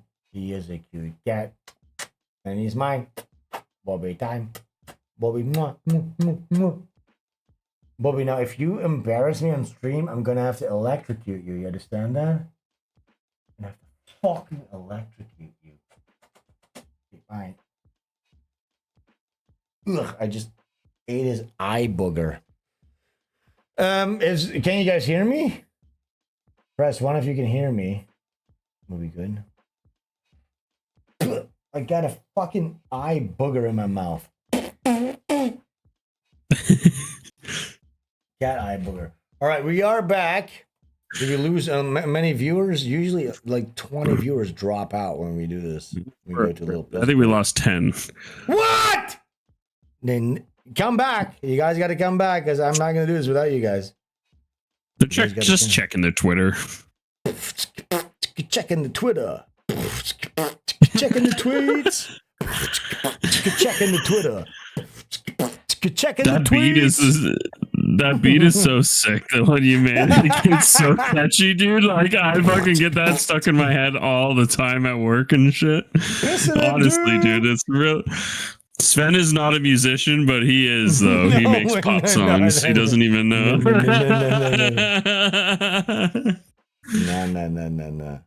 Right, wait, yeah, whenever he opens up FL Studio, he makes some bangers. I've never opened FL Studio once in my life. You know what's fucked up here in Indonesia? So I have this, remember I had this blood problem with like my hemochromatosis and all that stuff? Yeah. So I went. So I want to do a new blood test. So I go to this. I'm like, I have my doctor is like executive suite doctor type of stuff, white people stuff. But I'm like, I want to do another blood test. He sends me super expensive blood test. Right? I'm like, this is like twice as expensive as the last blood test that I did because I load everything up in ChatGPT. Right? So they sent me a bill. I throw it in ChatGPT. I'm like, cross-reference. ChatGPT goes, okay, this seems like it's twice as expensive as last time for the same test. So I'm like, this is way too much. They're like, well, if you want to go somewhere else, you can go to a different clinic for the blood test, and you can come back here for the analysis. I'm like, all right. So I went to a different blood test clinic. That's what that big nose lady is from that we watched, that icon. That's what I went like. But then I'm like, all right, I got my blood test. So I send it to the clinic, to my doctor. I'm like, and it's like, okay, can I get the new appointment? Yeah, we forward it to the doctor, and he'll get back to us, and we'll let you know. This is 2 days ago. I'm like, okay, did the doctor? When can I come in?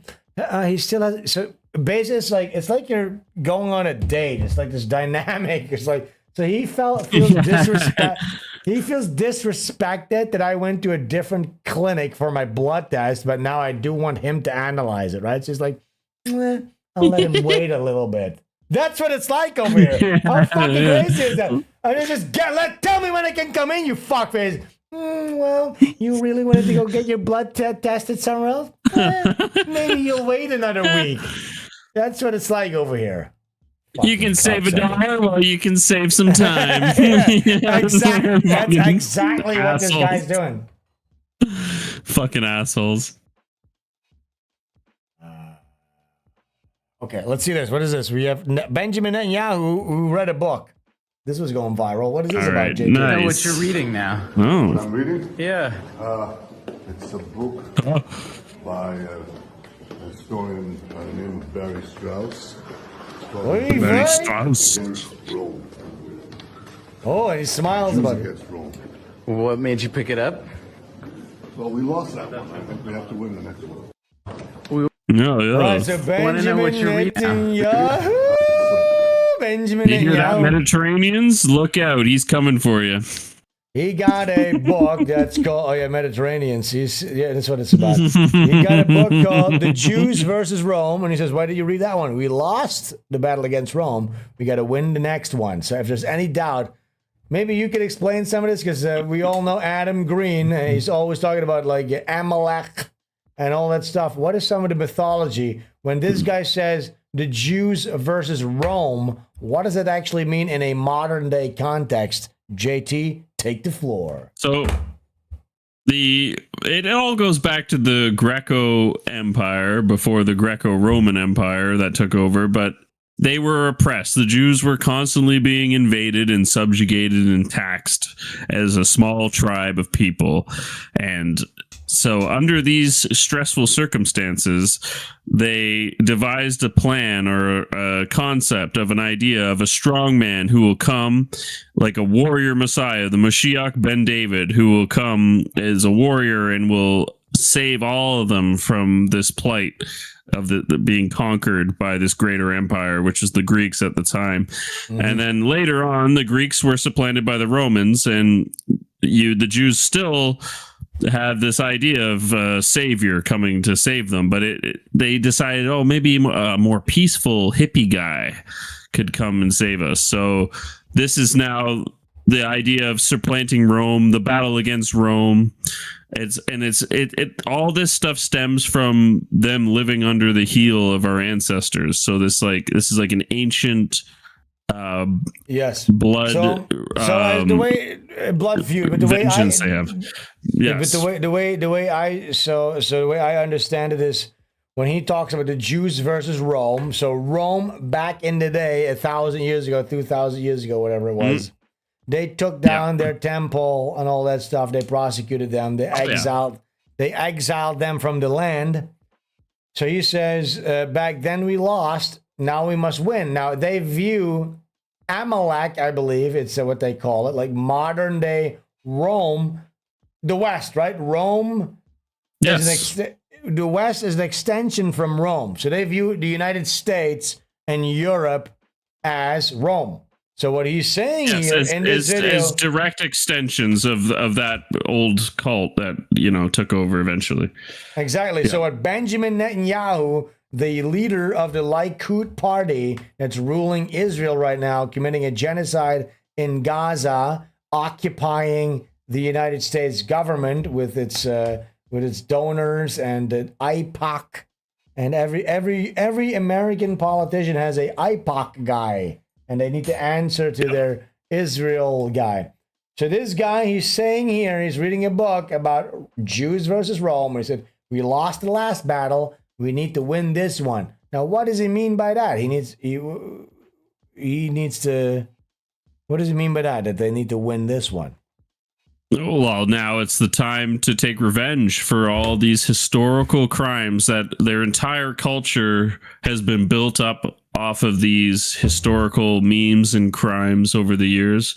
Now it's time that they have a resurgence or a recompense for all these historical grievances that have been settled upon them. And right? their Against enemy, the people their enemy is Amalek, which they see as the extension of Rome, which is the West, which is basically, let's just say, Europeans, white people. That's their enemy. So when people like Gavin McGinnis, for instance, say, no, there's different kinds of Jews. There's left-wing Jews, right-wing Jews, people who support Zionism, people who don't. But no, that's not the case. They're all Jews. Jews are, first of all, not white people, as some stupid people still think. Yep. And they are in an active, blood-motivated revenge tour in destroying... Organized, nepotistic, mafia-like revenge tour to destroy Europeans. And that's why all the mass immigration is happening. That's why the occupation of our arts, our philosophy, our culture, all of our institutions is happening. It's all comes from the attack of the Jewish elites and their infiltration of our cultures. Much like the mafia too, in the way that like Tony Soprano and his consigliaries might disagree on the ways that they go about doing business.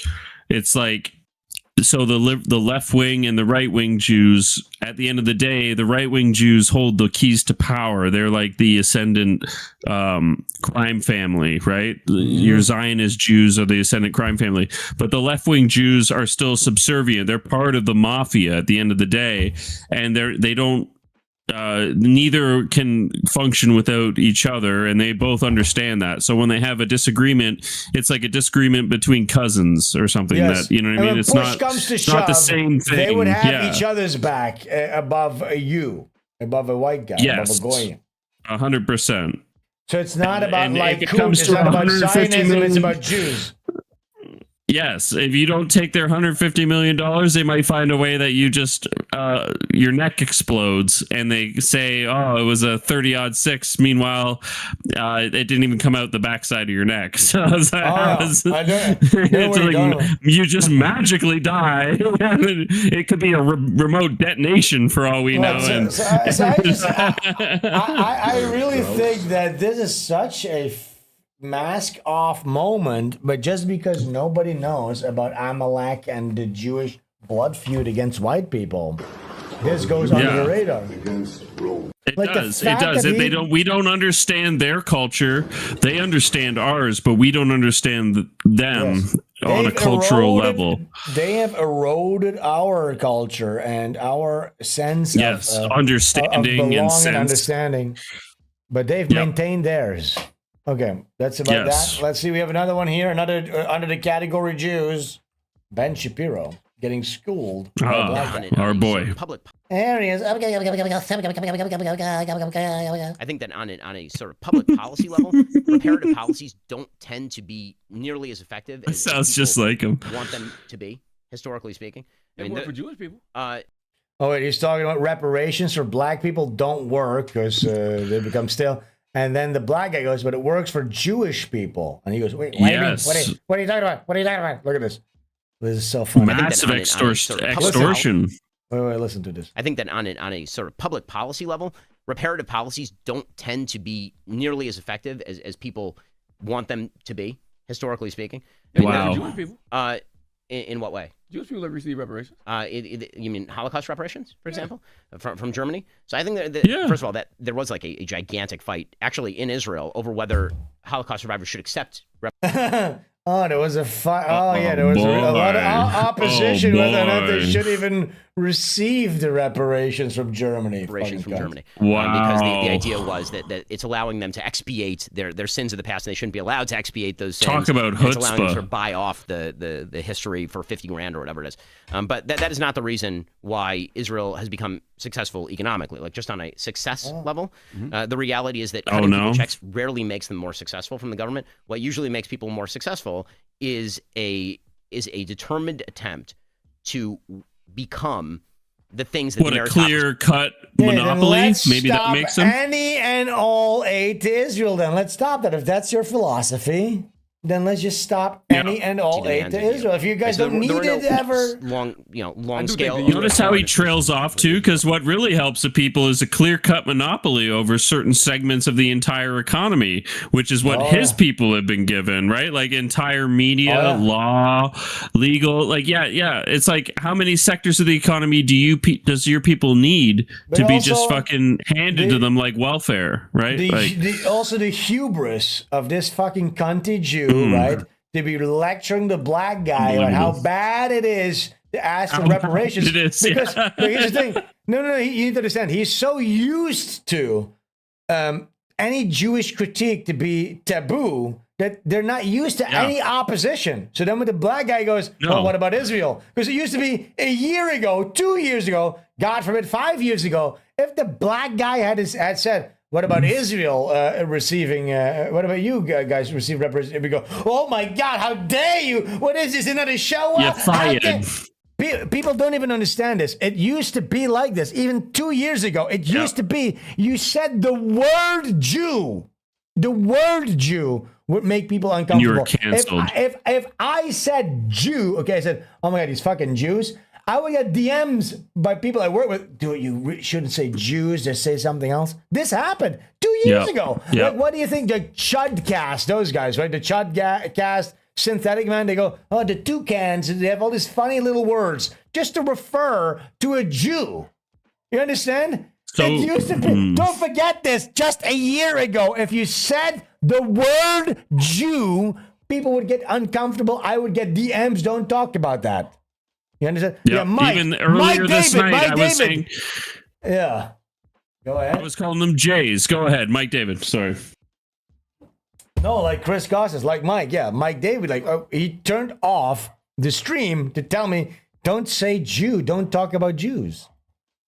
That's what he said. Yeah. And by the way, again, Mike David, much like how Shane Gillis plays like the gullible, dumb Homer Simpson, retarded white archetype. He's not being told to do that. That's just the role that he takes. Mike David is a Jew, okay? He understands that what I'm talking about, hey, look, Jews are the originators of cancel culture, right? That's what I was talking about, even though I was really drunk. He doesn't want me to talk about that because it puts him and his people in a wrong daylight. Even though we're friends, he takes that above me and his relationship, right? And it's like, don't talk. That's dirty. You shouldn't talk about that, right? Yeah. And he was always Mr. Criticize anybody. We make fun of everybody, but you can't make fun of the Jews, right? Because that's crossing the line. You can't make fun of them. Go over all of Red Bar's fools and then go which ones are Jews or not. I think you're not going to find that many Jews. You're not going to like you're not going to like the bias that you find either. Yeah. But anyway, so what I'm saying here is this: so Ben Shapiro is sitting here across of a black guy, and he's lecturing the black guy that reparations don't do anything. Then the black guy goes, "What about Jewish reparations?" He goes, "Whoa, he's not prepared." You can see, usually Ben Shapiro is very prepared. He doesn't get flustered. He's very quick. He gets flustered in this because, like, oh fuck, that's never been brought forth during a discussion because people were too afraid to bring up such a taboo subject. And Tyrone's never come at me like this before. There's going to be such a tidal wave of fucking censorship, dude. Everybody needs to start speaking up. Everybody here in this chat at home, Jews at the Christmas table. And I said this last Christmas. I said, start fights at your fucking at your Christmas dinner table about the Jews. Now we've gotten a little bit further than then, but what are we going to do? We can't let them squash it. We got to keep it a hot topic. We can't let them squash it down with the suppression. We can't let them do it. Well, I mean, the U.S. foreign assistance for Israel actually is a bargain for the United States because Israel doesn't need the money. I've said this before. Okay, so the foreign aid from the U.S. that your taxpayer dollars that go to the thing, it's actually a bargain for you because hey, Israel doesn't even really need it. Give it to us. I mean, we'll take it. That's fine. The black community would gladly take it. That's in it. I can't speak for everybody. It's like $3 billion a year. We should point out at this point that we spend, I think, $6 billion a year on our military bases in Japan, $5 billion a year on our military bases in Germany. We spend an awful lot of money. That helps an awful lot of other. Yeah, but there's no Japanese. Not every American politician Imagine how much. Wait. Listen to me. How better would America be if every conservative politician that wants to run for office had a Japan guy, a Nippon guy? Hey, I want to suggest this policy. Let me talk to my samurai guy first. I'd much prefer that. I'd much prefer that over IPOC. You understand me? I'd much prefer that. Hey, you want to get this guy elected? Let me talk to my samurai first. Let me talk to my fucking samurai first, and that's hitting my ninja. Let me talk to my ninja over here that's hitting in the ceiling.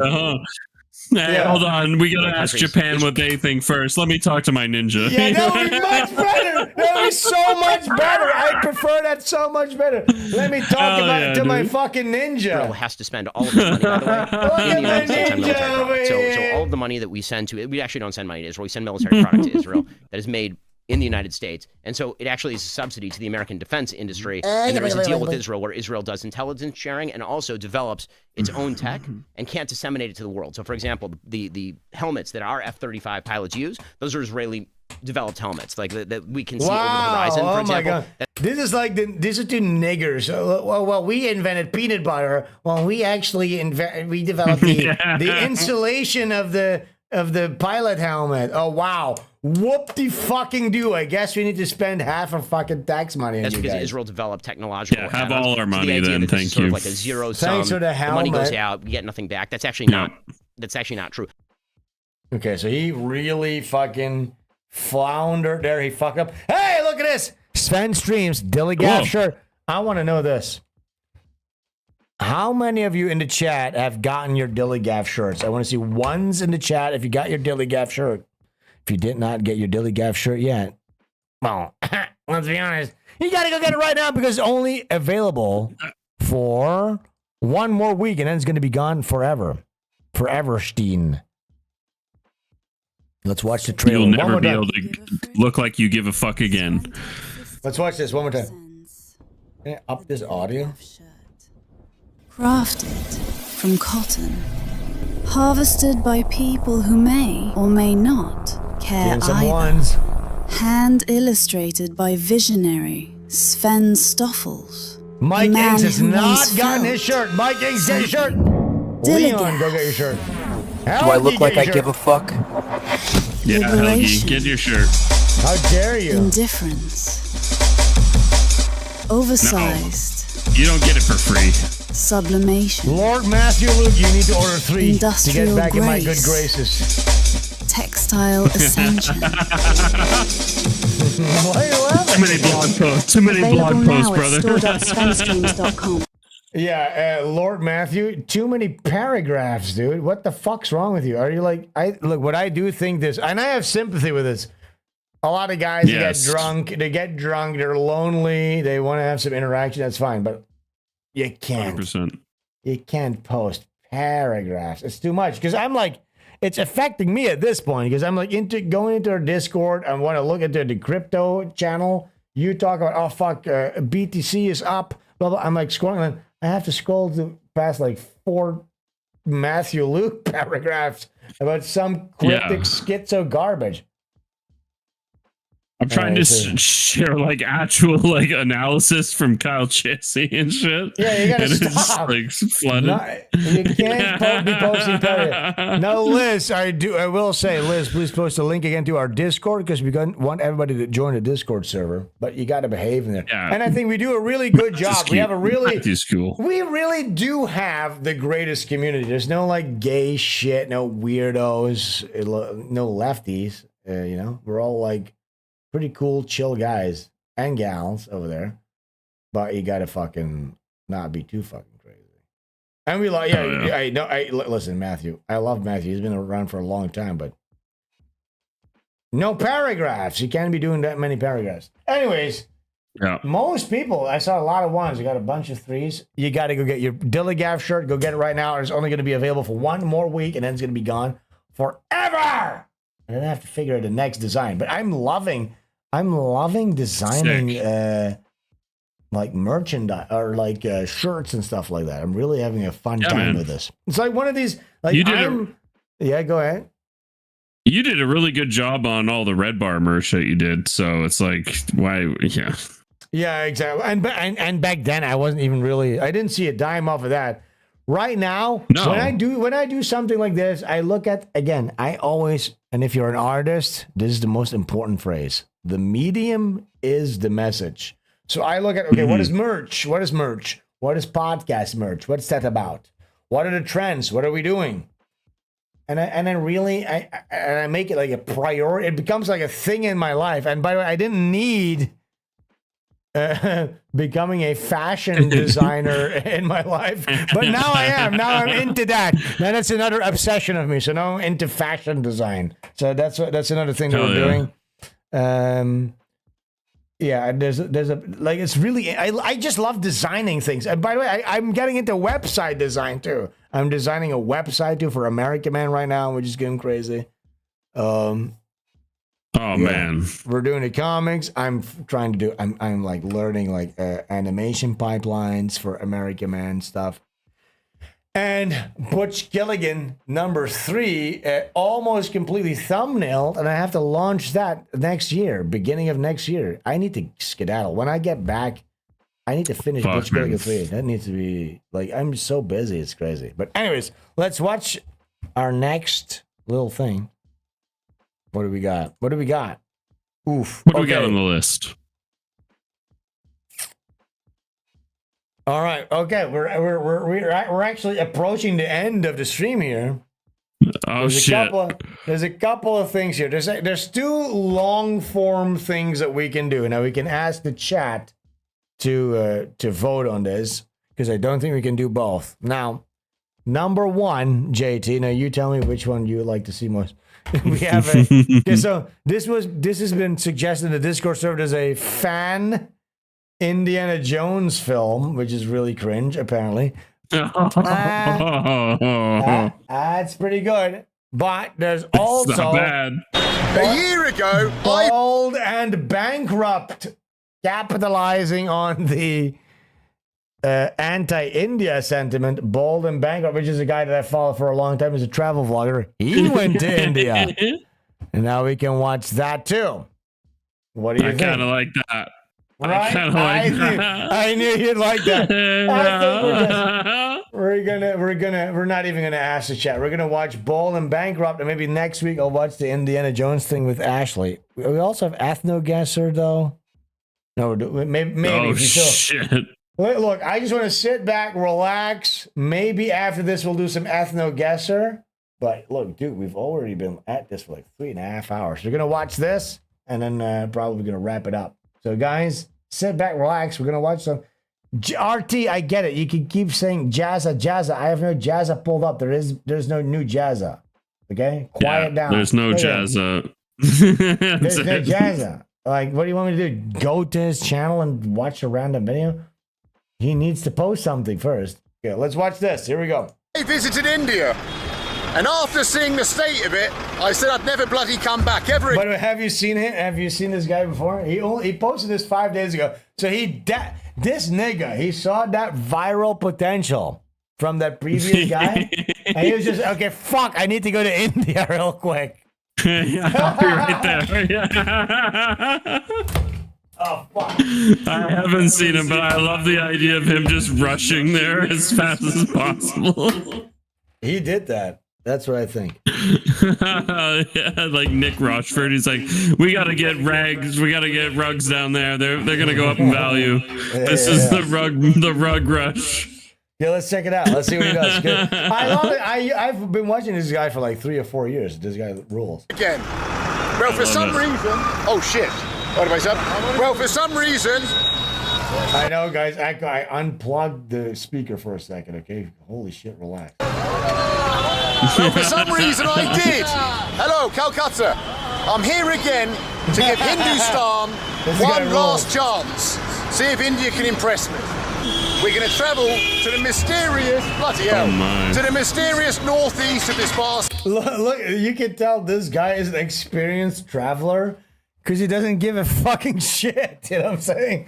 He doesn't give a fuck he's just anymore. in the back of a lorry. Oh, whatever. Fuck it.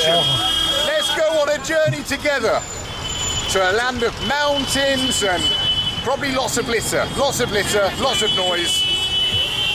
Join me. Thank you, Base Up. There you go, Mesa. We're back in India. Let's have an adventure. Bloody hell. Oh my god. Regret it already. So I'm gonna be doing this. Stinks. So with the shirt money, the SVENSTREAMS shirt money so far, I got my Sony camera and my little extension things. I'm gonna be doing this. Can you guys believe this? There's gonna be. I'm gonna do one of these, JT, but for Vietnam. Yeah. For Vietnam. A SVENSTREAMS travel vlog. Imagine you just like blow up and you start getting $5. Please make America Man the next t-shirt design. I want to stare down people at Walmart wearing that. There's something wrong with the echo. 1 second. Why is this? 1 second, 1 second. Oh, it starts raining really bad right now. 1 second. Oh, fuck. Okay, the echo should be good right now. Sorry about that. But yeah, so I got my my camera set up right now, so I'm gonna be doing one of these for Vietnam. Yeah, it's gonna be crazy. But it's not gonna be a live stream or anything like that. JJ, can you talk? Because I wonder my audio is fucked. Yeah, 1 2 1 2. Nice. Fuck, okay. It started raining really bad. I wanted to go to the pool after this. That sucks. Oh fuck. But yeah, but JT, can you imagine me? Imagine me. I'm going to Vietnam alone. That's weird. Isn't that weird for a guy to just go to Vietnam alone and just walk around? I mean, Vietnam in this day and age, just like whatever. Like fuck, you're in Asia, you might as well enjoy it. You know what I mean?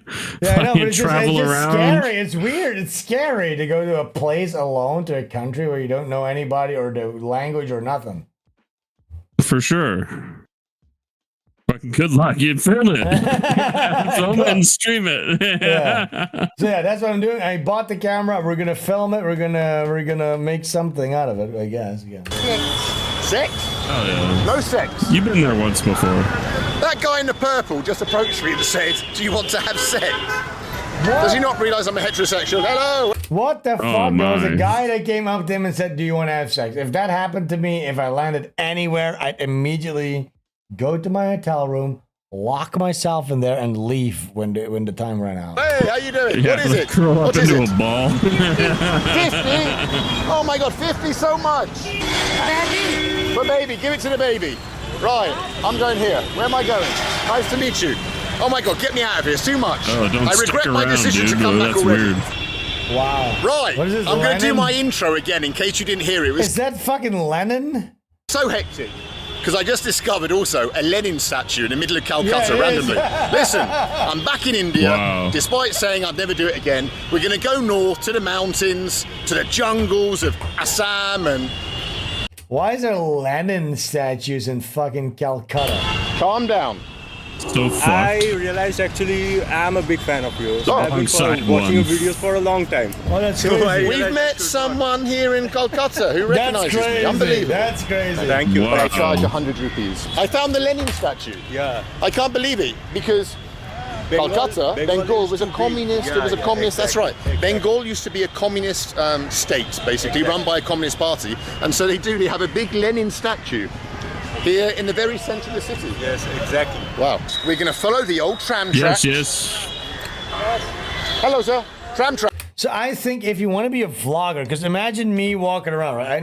I'm gonna have to do this. So I will have this in my hand like this. I'm like, all right, I'm here walking around. You just have to shut off any and all social awareness, I guess. Norms. Yeah. That gives you the best interactions too, which are like people want to see. They want to see that raw fucking footage, you know. But that's what's interesting to me. So I'm gonna do something like this, pure as an experiment, as an artist. You know, I'm like, okay, yeah, I'm gonna do a vlog because here's the thing, pure honesty. I have to go on a visa run, which means you have to hop in and out of the country, right? Now, I always get like 6-month visa runs, which the processing takes way too long. This is TMI. Nobody needs to know this. Yep. I'm an open book. So it takes super long. So what do? Okay, I go to a different country that's close by, and I just stay there for like 2 weeks or whatever. But I used to go there with my fucking wife, which has left me. So now, for the first time, I'm going to a different country by myself. So what am I going to do? I'm like, you know what? I might as well have some kind of a fucking thing to do. So I bought the camera. So I'm gonna make a vlog out of it, and that's as far as I've gotten. That's as far as I've gotten. So now I need to figure out vlogging and camera editing and stuff like that. But that's what we're gonna do, and you guys can look forward to Sven Stoffel's SVENSTREAMS Vietnam adventure vlog like this. It's gonna be like this basically, but because I'm not experienced in any of this, and it might be a one-off, I have to figure all of this stuff out, because you need to understand this guy's, you can tell this guy is super confident, walking around, he knows exactly what he's doing. He knows how he needs to film himself and stuff like that, you know what I'm saying? Tracks. Well, I say tram tracks and someone shouts out, at me, a narrative in your head, and while you're filming too, it'll help you as well. And then just leave your shame, or just pretend like you're an Indian. You know what I mean? Just like be just an open book, just a slate. You know what I mean? No, here's the thing. So when I'm looking at this stuff, it's like that. Yeah, one of the things you need to have is like confidence, and you need to not give a fuck about social stuff. But here's the thing, JT. Yeah, I pretty much have that on lock. I think within a minute, within a minute, I don't give a fuck. You know what I'm saying? I don't give a fucking. So you just gotta record it all and keep it notated, so for the editing purposes. But it's still look. I don't give a fucking shit. So I'll do this. I'll be good at this. You know what I'm saying? I'll walk around a fucking gravesite. Hey, what's up, motherfucker? But it does, even for somebody who can do it, it takes some getting used to just be talking by yourself like this. Hey guys, look at it. Hey, what's up? And you're not live. I'm not actually talking. No. Right now, I'm talking to people. Right then, I'm talking to this inanimate object. Hey guys, what's up? That's fucking retarded. You know what I'm saying? Mentally, you have to fucking make a switch. But I'm excited about that. At least I'll have something to do, you know? You're performing for an editing role at the end of the day, like an editing camera role, you know, that you can potentially manipulate and create as you please. If you have a mistake, you can just do another one. Exactly. But like, nobody goes through life like that. That's so weird. But look, that's really interesting what you're saying right now, because that is the medium is the message. So before you do something like this, you need to look at the medium. What are you doing? Oh, wait, I'm not live streaming.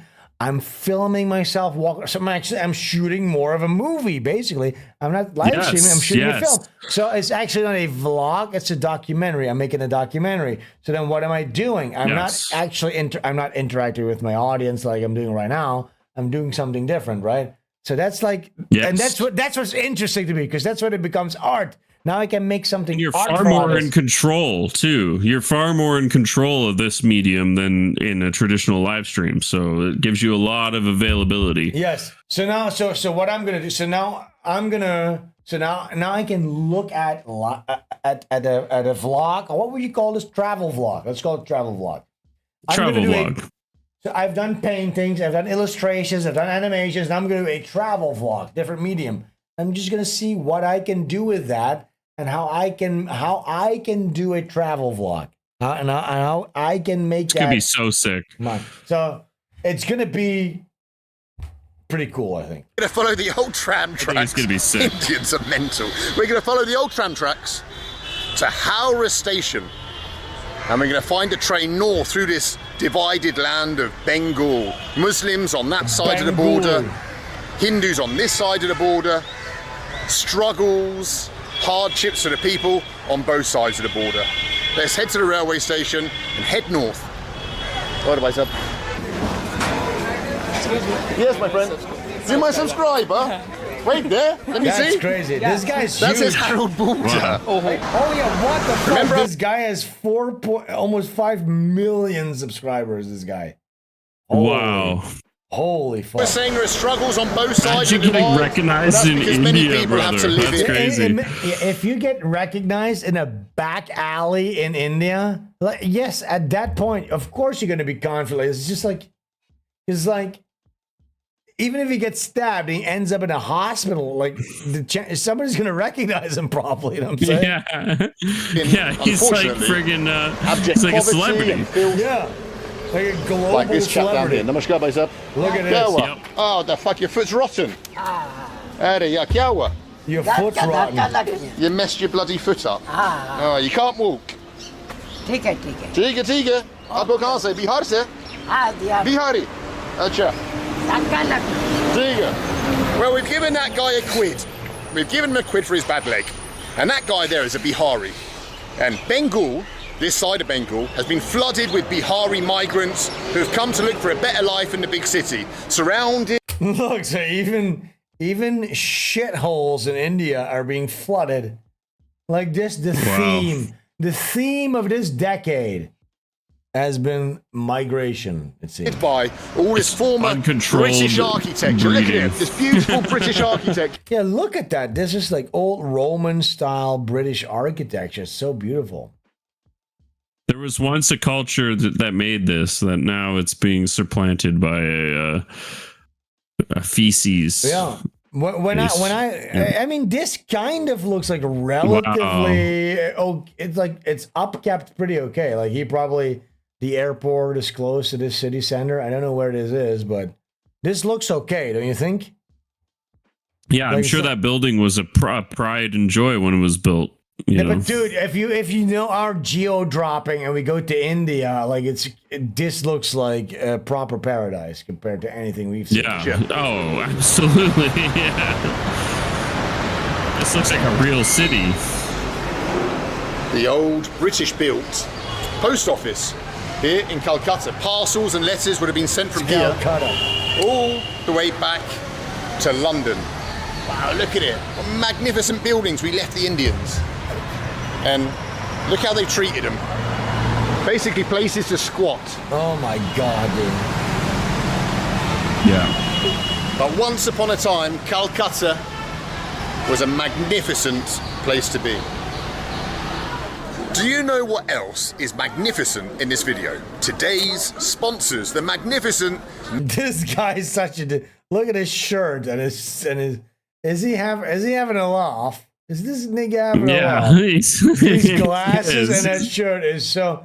This video could have been recorded in 2006. Nomad eSIM, which saved me from spending my first hours in the country. Look at his cheap glasses, dude. Like, this is ridiculous. Arguing with a bloke at the Calcutta airport phone counter about SIM cards. This time, I sorted out my holiday data before I even arrived here by downloading Nomad eSIM, which is honestly the best travel companion I've ever found. It took me just 2 minutes to set up. I was about to skip past this, but I might actually need this product. Nomad eSIM. Data plan. No passport copies, no queues with locals constantly pushing in at the airport kiosk. Nomad's a digital eSIM, so it's extremely easy to use and totally hassle-free. Oh fuck! What the fuck? This is legitimately the first time that I've watched an ad where I'm like, hey, wait a second, I actually might need to look at this. Even guide you step by step through the setup process if it's your first time. You even get a free 1 GB trial for 3 days to test it out. They've got flexible data packs for over 200 destinations and prices start at just $1.10 a gig. What the fuck? $10 for 30 days? I'm gonna get this. Can someone remind me to rewatch this video and get this? Because that'd be awesome. I might actually do a live stream. I could do a live stream if I can get this, you know? I can even share data across devices too, so no more roaming nonsense or panicking about Wi-Fi.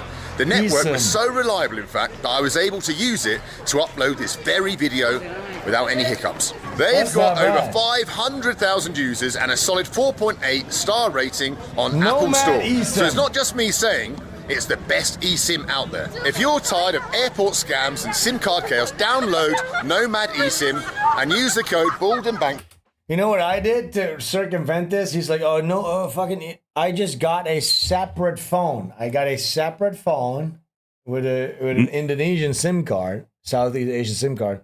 And I basically only use that for like navigation when I drive. Yeah. And then I just use my normal phone. I just connect, whenever I reach my destination, I just connect to Wi-Fi. That's the way I do it. But it will be such a luxury to have internet everywhere. For just cellular, just constant. Yeah.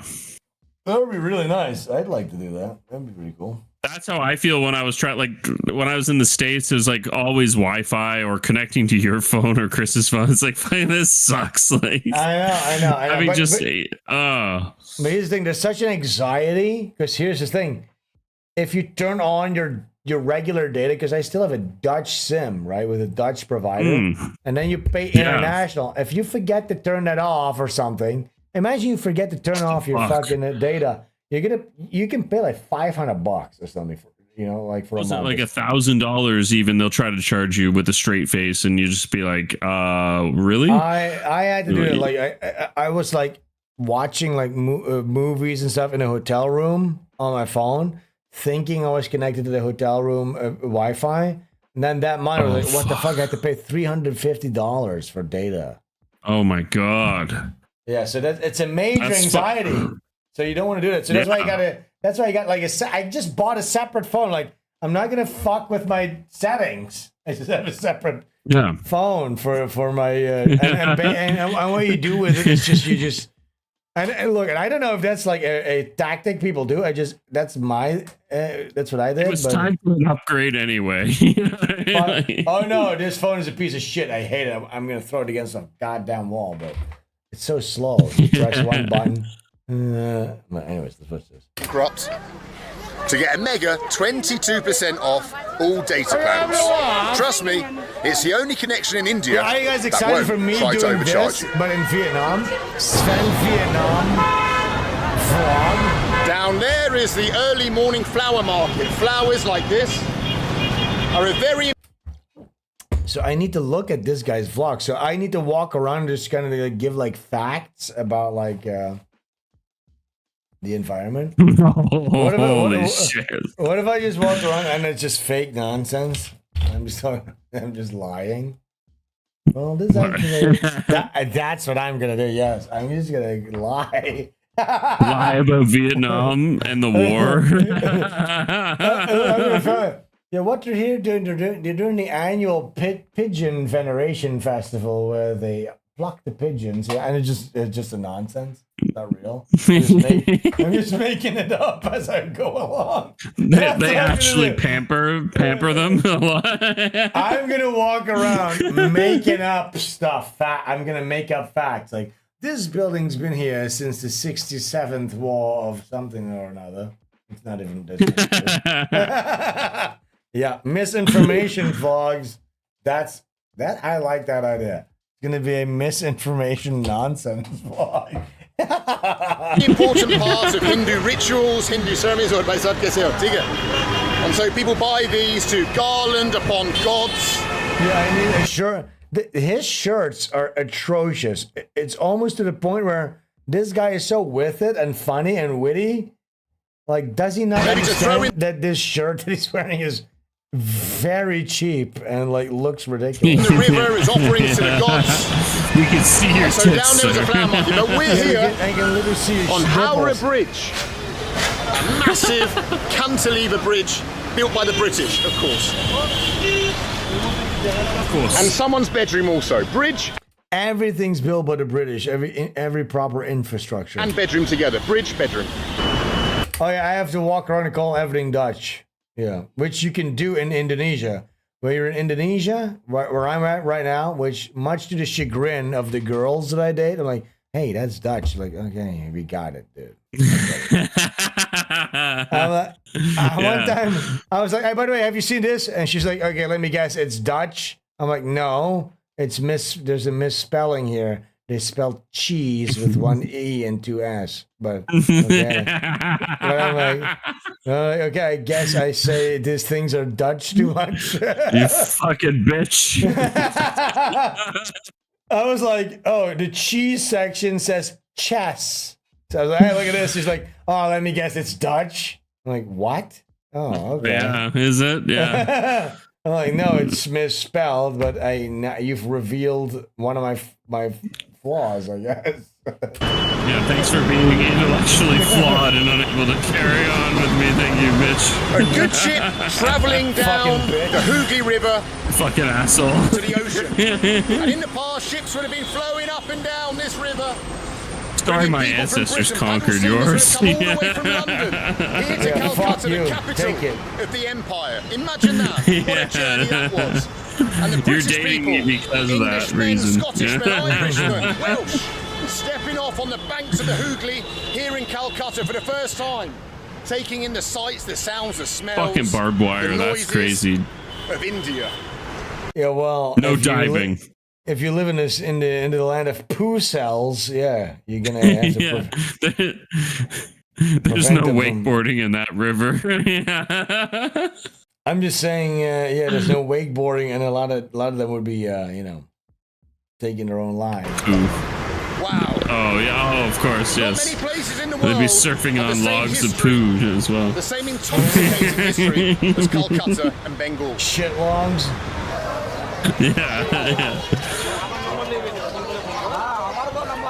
Well, it's 8:30 in the morning here.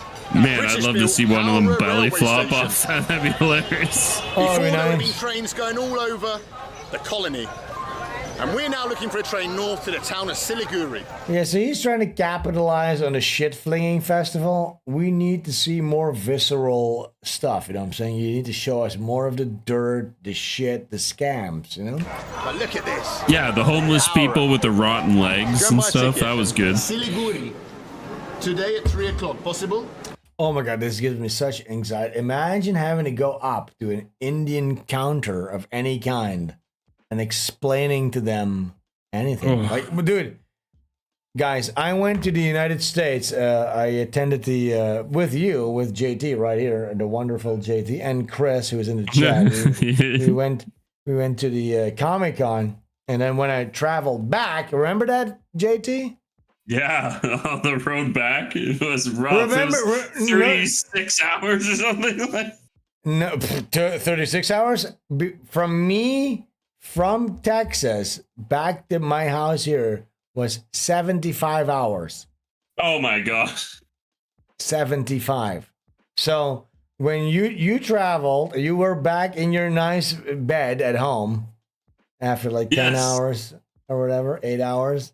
I think I had 2 days at work before you even got home. Yes. I'm like, hey, I'm back. And it's like, oh my God. You had 2 full work days before when you got a message from me. I'm finally home, guys. Isn't that insane? Yeah, I'm so fucked. Isn't that crazy? I'm traumatized by that. But that was like a week of travel both ways. What was it? Probably 2 weeks almost full travel. Yeah, maybe if you think of it 2 ways. I didn't even think of that, but yes, the way back was because I had a bunch of delays. I got stranded in Japan, but from so if you guys don't know, like JT and Chris and I, we hung out. We had an Airbnb. The Airbnb was so nice. We had a really good Airbnb. What a it was good really place. nice. What a cool place was that. But I'm saying like I could live here forever. I could. It was a really awesome place that we got. But so I traveling back. The reason I bring this up, I'm at the Texas airport. Now I have to travel from Texas to San Francisco to Japan to Jakarta to Bali. Okay, so Texas, San Francisco, Tokyo, Jakarta, Bali, 5 destinations. And while I'm in Texas sitting at my gate, I get a message. Oh, your fucking flight in San Francisco has been delayed. Which means my entire itinerary collapses, which means I will never get home. So what happens is I was early at the airport, 4 hours early. And it's like, in Texas, I have to go to the information desk for them to try to reroute me so that I can get to San Francisco with a proper flight so that everything else stays intact. So, Texas airport, pretty big. You have to take trains to go to different fucking gate sections. So I take a train to go to my new gate. And I go up to the information desk. And I have to explain to them this situation. Now, who do you think is sitting at the information desk? JT. A Shaniqua. A Black Shaniqua. negress. Oh yeah, a big fat black fucking ape sitting at the fucking counter, and I'm standing in line, and I'm thinking to myself, this is not gonna go smooth. And guess what? That suspicion got confirmed because I'm like, listen, I am gonna go here, and this is happening. Am I done? She's like, she's literally. I'm sorry, you got to talk to the people in San Francisco. You got to change it up in San Francisco, my knuckle. I'm like, listen, man. Oh my God. I need to be rerouted right now because by the time I get to San Francisco, my entire itinerary collapses. Do you understand, you fucking ape, bitch, nigger? You nigger. What you need? Nigger. She's like, nah, man. Nah, son. So I'm like, okay, fuck. I was literally just like, okay, I this is not a person I can talk to. And I understand for Americans, you're like, all right, this is what I deal with on a day-to-day basis. For me, this is new to talk to like an ape behind a desk. Like, why is there an ape behind this desk? So I'm like, here's what I was thinking, JT. I'm like, okay, fuck. I need to go to like I need to look up the maps, and I look at the where all the lounges are, you know, like where all the rich people are basically. And then like, if I go to that information desk, they will be able to do it. So I look it up. Right. I have to go on a train. By the way, my clock is ticking away. Okay. Before my flight arrives and leaves, because it was like 3 hours before, and at this point it's like 1 hour that I have left. So I have to go on the train, go to the Epic Lounge, go to the fucking desk there. This line's twice as long. It's just black people. It's just 4 negresses sitting there, and one gay Mexican guy. And I'm standing in line with this fat American white guy with a big beard. He looks like Santa Claus. He's talking to me about how he used to be stationed in Germany. We've been to similar places when I went on hikes. We talked and stuff. And he's giving me all kinds of tips. By the time that I get to when it's my turn, it shows that my current flight got delayed, which sort of like makes things a little bit more okay. I forget the exact logistics. But basically, nobody helped me, but just because 2 extra things fucked up, now I was able to make my next flight. And in 8 hours from now. Dude, and then when I got do you need to understand this? I get on my flight, and there's like a big giant fat like Jim Henson doll demon woman, like going across the fucking aisles, okay? There's a faggot, there's a fucking gay ass fag, okay? And you need to understand this. Americans need to understand this because you can only understand this through contrast. And I love Americans, okay? I love American people, obviously. But when I talk to people here, they're like, "Are you American?" I'm like, "No, it's just my accent because I fucking talk to Americans all day." But it's like, and I love America. Let's can we take it back? Here's the thing: American Airlines. If you are traveling for this long and you have to hop on different airlines, I'm on Malaysia Airlines. Pristine, hot chicks, thin. You can go like this around their waist, okay? They're so beautiful. You're like, they come up to you like, they're lovely. Can I help you, sir? Okay, sorry. They take your mask. They put your mask back. It's just so nice. Indonesian Airlines, same thing. Japan Airlines, even more beautiful. American Airlines, you step into it, it's fat black people, fat guys. It's pathetic. It's embarrassing. And the same thing is this. When you land, you're on Indonesia Airlines, okay? And you're landing in Indonesia, you get a hype video on your screen. It interrupts the movie you're watching. It's like, you see the rice fields, you see their food, you see their culture. They're proud of it. They're exuding culture in your face, okay? Same with like Japan Airlines. When I'm landing in Japan, they show people doing calligraphy. An old woman, like a hype video of an old woman carving a mask. Shinto, Tokyo Center. Oh, they show that. Carpentry. You know what they Skilled show labor. you? In America, you land in America, the hype video is, it's not, they don't show you American culture. They don't show you hamburgers, a bald eagle, a guy shooting a gun, Hollywood, whatever you want to call it. No, it's still on the airport. So every other country you land in, they show you like a smorgasbord of their culture, their greatest hits. In America, you land, the video is still concrete airport vibes with like wacky, multicultural mystery meat people going like, wow, you landed.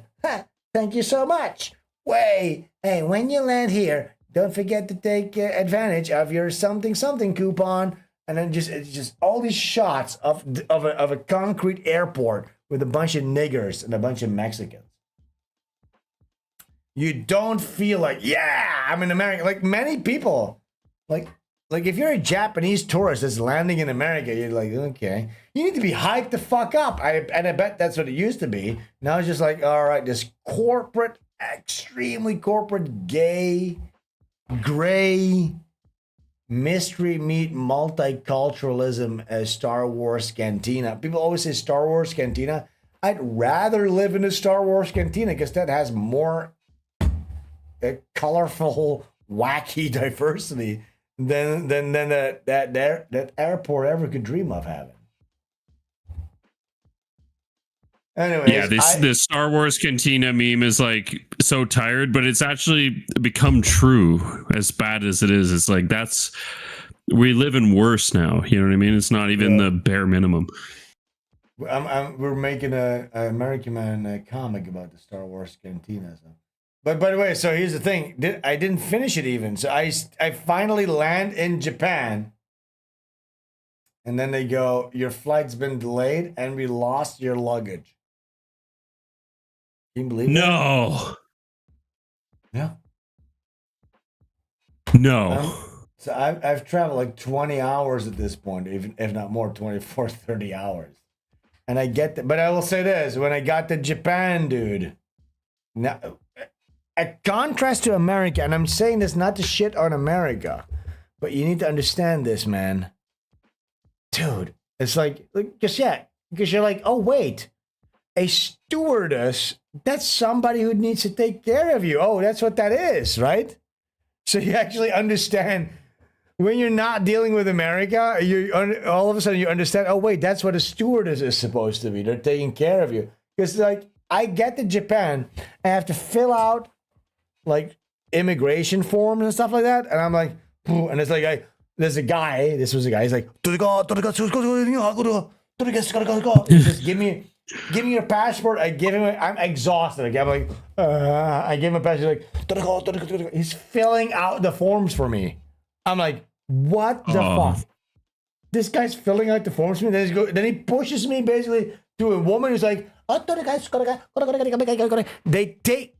get basically when you're in Japan, you land in Japan, you get assigned a person for everything that you need to do. Oh my god. I'm like, thank you so much. Thank you. And she takes me to a thing, and I'm like,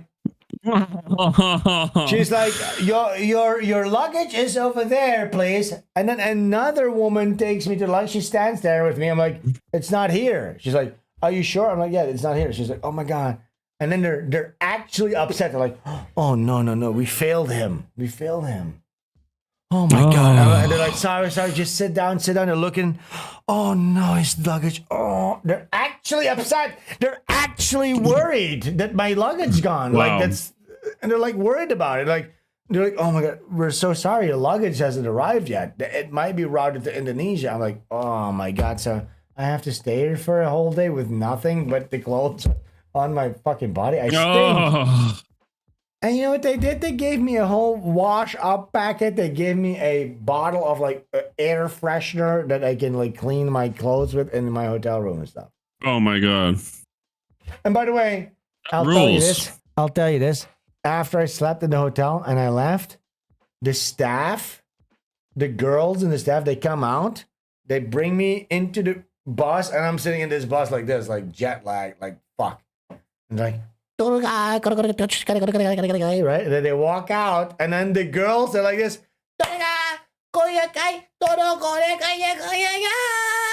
And then the bus starts trying to do a little dance for you and shit, dude. Oh my gosh, that rules. I'm telling you this, and I understand. I'm kind of a weeb. I love Japanese stuff. I love manga and stuff. And I've only been there for this layover, and I was like, this is not a country. I was almost like, you guys need to be more rude because somebody's going to take advantage of this. You're being too nice. Yes. This is like, I felt like I like. Who are you being nice for? I'm like, you're being so nice. Like, this is so crazy. I feel like You're just welcoming in the outsiders. But I'll tell you this, I felt so welcome, and it was such a nice change of pace. It really helped my sanity. That's how travel should be, though. For like in a world like we live in, that's how it should be. But we're just flooded with this divulge of just like sewage people, and we're just forced to put up with it. It's fucking bullshit. So look, if you're from a shithole or you're just a horrible race of people, you would look at that, you would take advantage of that and stuff like you. Oh man, look at this, look at like for instance, like when in the Netherlands you would first start to get self checkouts. A Dutch person is like, oh look at this is convenient. I can get out of here more quickly, blah blah. But a black person that lives in the Netherlands who doesn't feel any association with the society, like, oh look, self checkout. Let me just fill my fucking pockets because nobody's going to be there to check me, right? So that's the problem. Yeah. The problem is not those people. The problem is not the people, okay? Yeah. The system isn't the problem. It's the people that it's policing. They're at ultimately the issue, right? Like the system is just a result of the people that it's trying to control. But I'll tell you this: I was just there for one day, and I want to go next year. Hopefully, I'll make some cash to go out there. But it was almost like you're like And as a white guy, and by the way, I'm like 5'10". I tower above everyone, and it's like you're like in Hobbiton. You're like this tired giant that arrives at the Shire, and all the hobbits are like, "Oh, come here, we'll take care of you." You know what I'm saying? So you feel like especially if you're traveling like internationally into Southeast Asia, like things are dodgy. Like people are trying to take advantage of you. Like when you land in Malaysia, there's like 50 people trying to like scam you and like getting like a cab and all this fucking shit. You're constantly people trying to take advantage of you. But then in Japan, that element, that anxiety element, that little where you need to be on edge, it's gone completely. And you're like, wait, what is this? It's a completely, absolutely different experience from any country I've been in. It's so strange. Yeah. That's truly remarkable. Okay, let's watch this guy. I gotta get over to Asia and experience it, honestly, because it sounds so surreal. Because they have such monocultures over there, like all different countries in Asia, they all maintain a monoculture still, and we just lack that over here. So just experiencing it firsthand, even in a totally different context culturally, would be just interesting. Just like a homogenous people and how their culture reacts and behaves, right? Yeah. And if you look at if you compare like Japan to something like Bali, because so Indonesia, of course, Indonesia as a country, they say it's the biggest Muslim country on earth, but it's like a liberal Muslim country. They still have their pagan old school rituals and stuff like that. It's relatively new, but it's like a gazillion islands, and every island has a different it's basically like a different country, And when you're on Bali, Bali is not Islam at all. It's like Hindu, Buddhist, weird, monkey god stuff. But it's basically what it comes down to. What it comes down to here in Bali, there's so many temples and stuff, and volcano temples and shit. But what it is the people venerate the volcano god. It's like Shintoism or paganism, where you venerate the river god, the tree god, the volcano god, right? Yeah. The local hierarchy, like whatever is the most powerful in the region, like the sun or the fucking river or the sea, whatever. Yeah. And I respect that because like these are people. It's blood and soil. They come from the soil. Mhm. They venerate the land, and then they anthropomorphize like the big elements, like the volcano or a river. And that's it's like completely integrated. It's almost incorruptible, almost. Yes. You know? Yeah. Yeah. It's a beautiful thing. But Yeah, we're and dropping that- viewers by the second. We need to keep watching this, I think. Oh Lord, I think it might be the time at night. We're starting to get on into the late night. Yeah, we've been really going for a while, huh? Wow, we've been consistent too. Very little breaks. Yeah, let's watch this this documentary real quick. Use the tourist quota. They For have sure. this thing in India. I'm where down. Some tickets are reserved for foreigners, white privilege, or black White privilege. If you're a privilege. black man. I can buy ticket tourist quota in Fairley Place. But to go to Fairley Place, I need to cross the river. So to get the tourist quota ticket that I was told about, that might be available, I've got to jump on a boat and cross the river. That sucks. Ticket office for foreigners. Oh my God! So he wants to get a ticket, but he needs to cross the river on a boat to get the side ticket. of the river. I don't know. I'm going to go and find out. Let's go. Oh my God, that's a nightmare, dude. So we got to jump on a boat. I never expected that I'd have to take a boat to buy a railway ticket. But that's what Wow, happens dude, that's because the so tourist crazy. quota office on the other side. Wow. Of the bloody Hooghly. Let's go for a boat. He wants to get a railway ticket. He needs to Right, cross the hopefully. river on a boat. It's just disorganized nonsense. So fucked. Oh, fairly. Wow. So here. Like an it says MMORPG in a Russian language. And I'm going to Fairleigh, 'cause that's where, for some reason, the flipping, oh, watch your head, the foreigners, the white privileged ticket offices. Oh, Fairleigh. Ah, you're Fairleigh. Yeah. For the white privilege office, you have to go across the ferryway. Namaskar, sir. Fairleigh. Nee. Ah, mere paas. Ji. Bhai sahab, you're a very kind man. 6 rupees only. 6 rupees. Ah, come on, it's still money. Thank you. You're a generous man. This gentleman paid here for him? just bought me a ticket because they wouldn't accept my 500. So he just said, "I'll buy you a ticket." See, I don't care what you say. Yes. All right, the there's country some is humanity grubby. left. There's It's some hectic. humanity. It's noisy. It's basically a failed state. Your country's a failed state, but you're very nice people. You're very nice people. Where's the boat? That's Yeah, you kind of have to say that though when you're there. Yeah, you know? otherwise, Gonna go across the yeah. Before we came across the massive Howrah Bridge. Now you get a sense of how vast it is. Oh, that's And that now bridge. we go back across it. Canada's coming to violence. Eventually, in our lifetime, I think Canada will come to violence. So we're on our road there. Australia too. These British Empire countries, I think, are faster along the line of rebellion before Well, I they're going can't to have their own separate. I can't say whether or not I agree with that, but you know, I think you know my stance. Limited. I don't agree. Like, I'm not saying agree or not. I just think it's just gonna probably happen. You know what I mean? Like, I don't just know. like likely. It might be wishful thinking. I don't know. I let you say this. There's no democratic solutions to any of these problems. The triple decker. No. It's already been. You need to have representative democracies through direct referenda. As long as that doesn't happen, it's just democracy is a farce, and our governments are a farce. Yes. And our democratically elected officials, they need to be held accountable for betraying their voter base. Yeah. In Absolutely. whichever way possible. And I say that in Roblox, they need to join a server in Roblox. Speaking like a true politician and revolutionary of the future. Absolutely.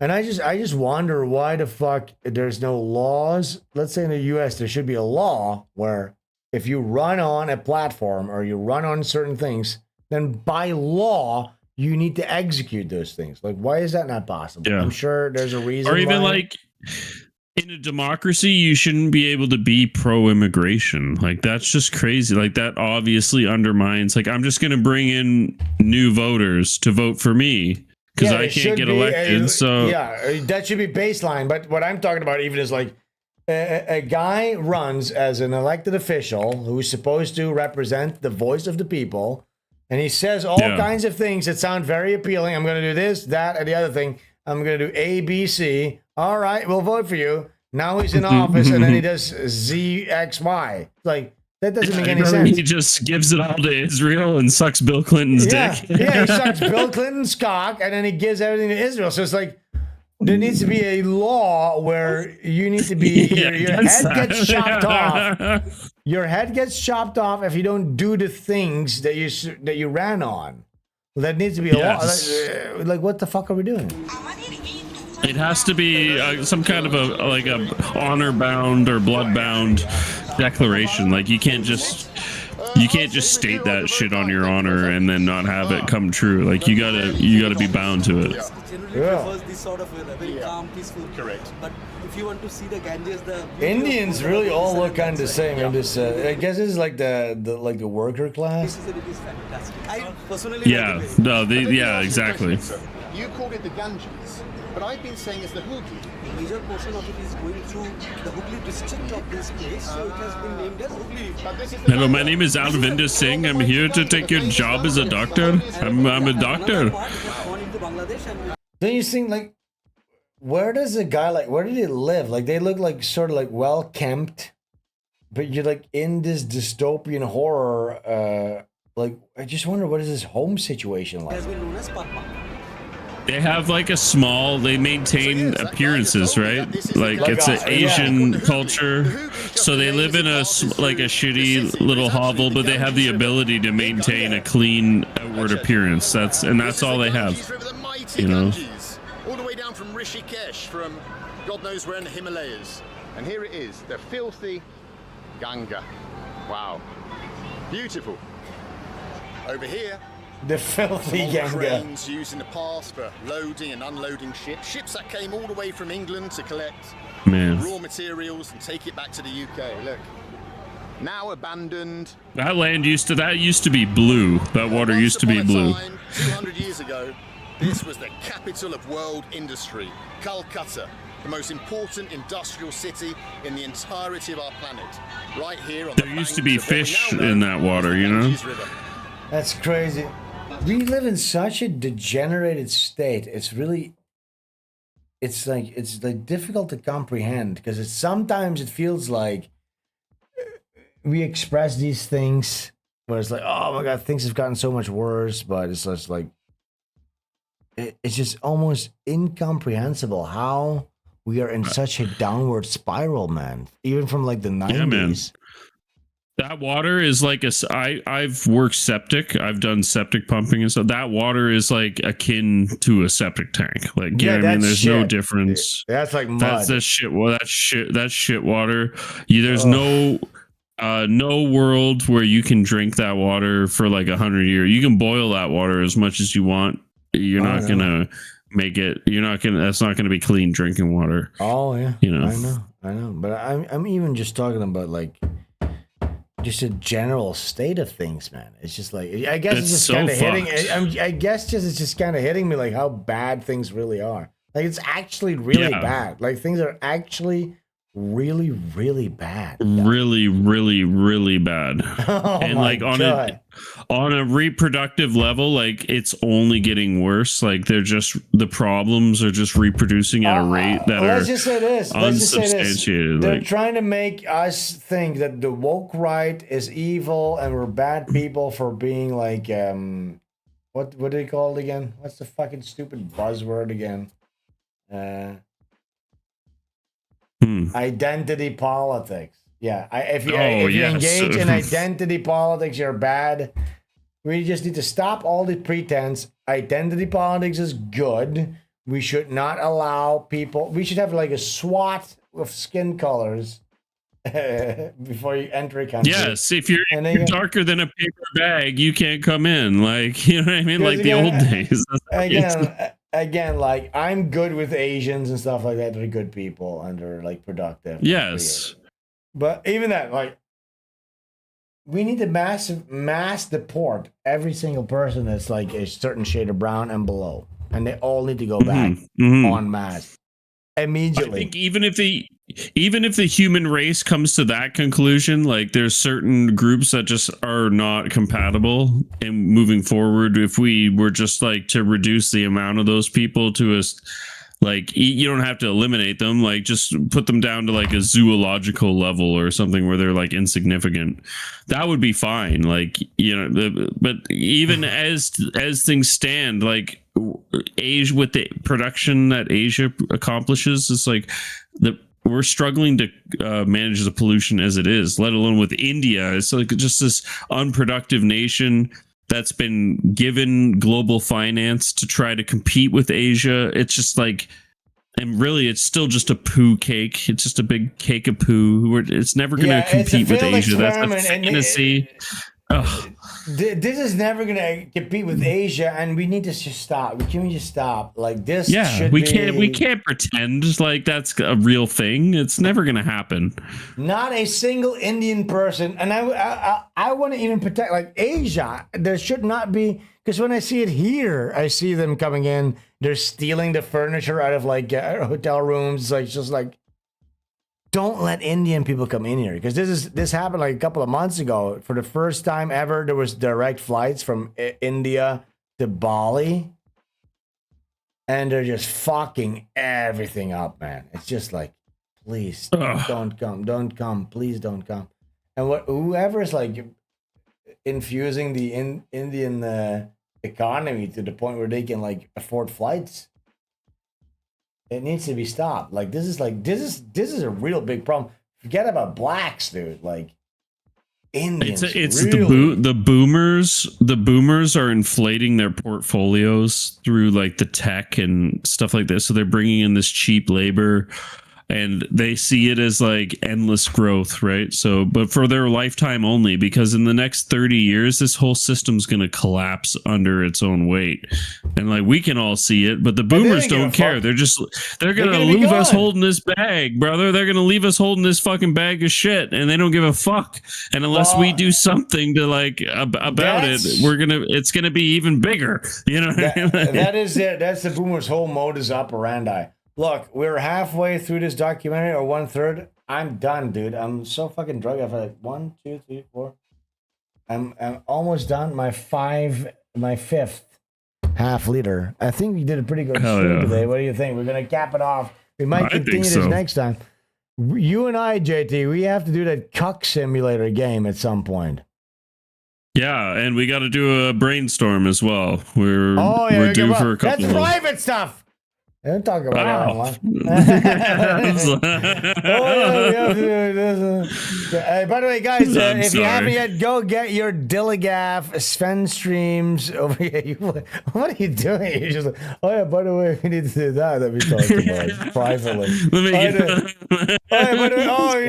You forgot we were like, you thought we were just on the phone? Yeah, sorry. You just thought we were on the phone. Guys, go get your DILLIGAF shirt. Last gosh darn moment to get it. It's only going to be available for 1 more week, and then it'll be discontinued permanently. I want to thank everybody for hanging out. It was a good time. I'm going to see if the weather is terrible or not, and I'm going to just lay by a pool today. It's a wrap for me today. Thank you so much, JT. Very good job. And yeah, do you have anything to say to the audience before you log off, or no? Hell no, I'm good. Sig Heil, everybody. Have a good night. Sig Heil, white power, fuck nigger, skill all Jews. Sig Heil, nigger, white power, nigger, white power, power, nigger, power, nigger, power, nigger, white power. Heil Hitler! Good night, everybody. Heil Hitler, Heil Hitler.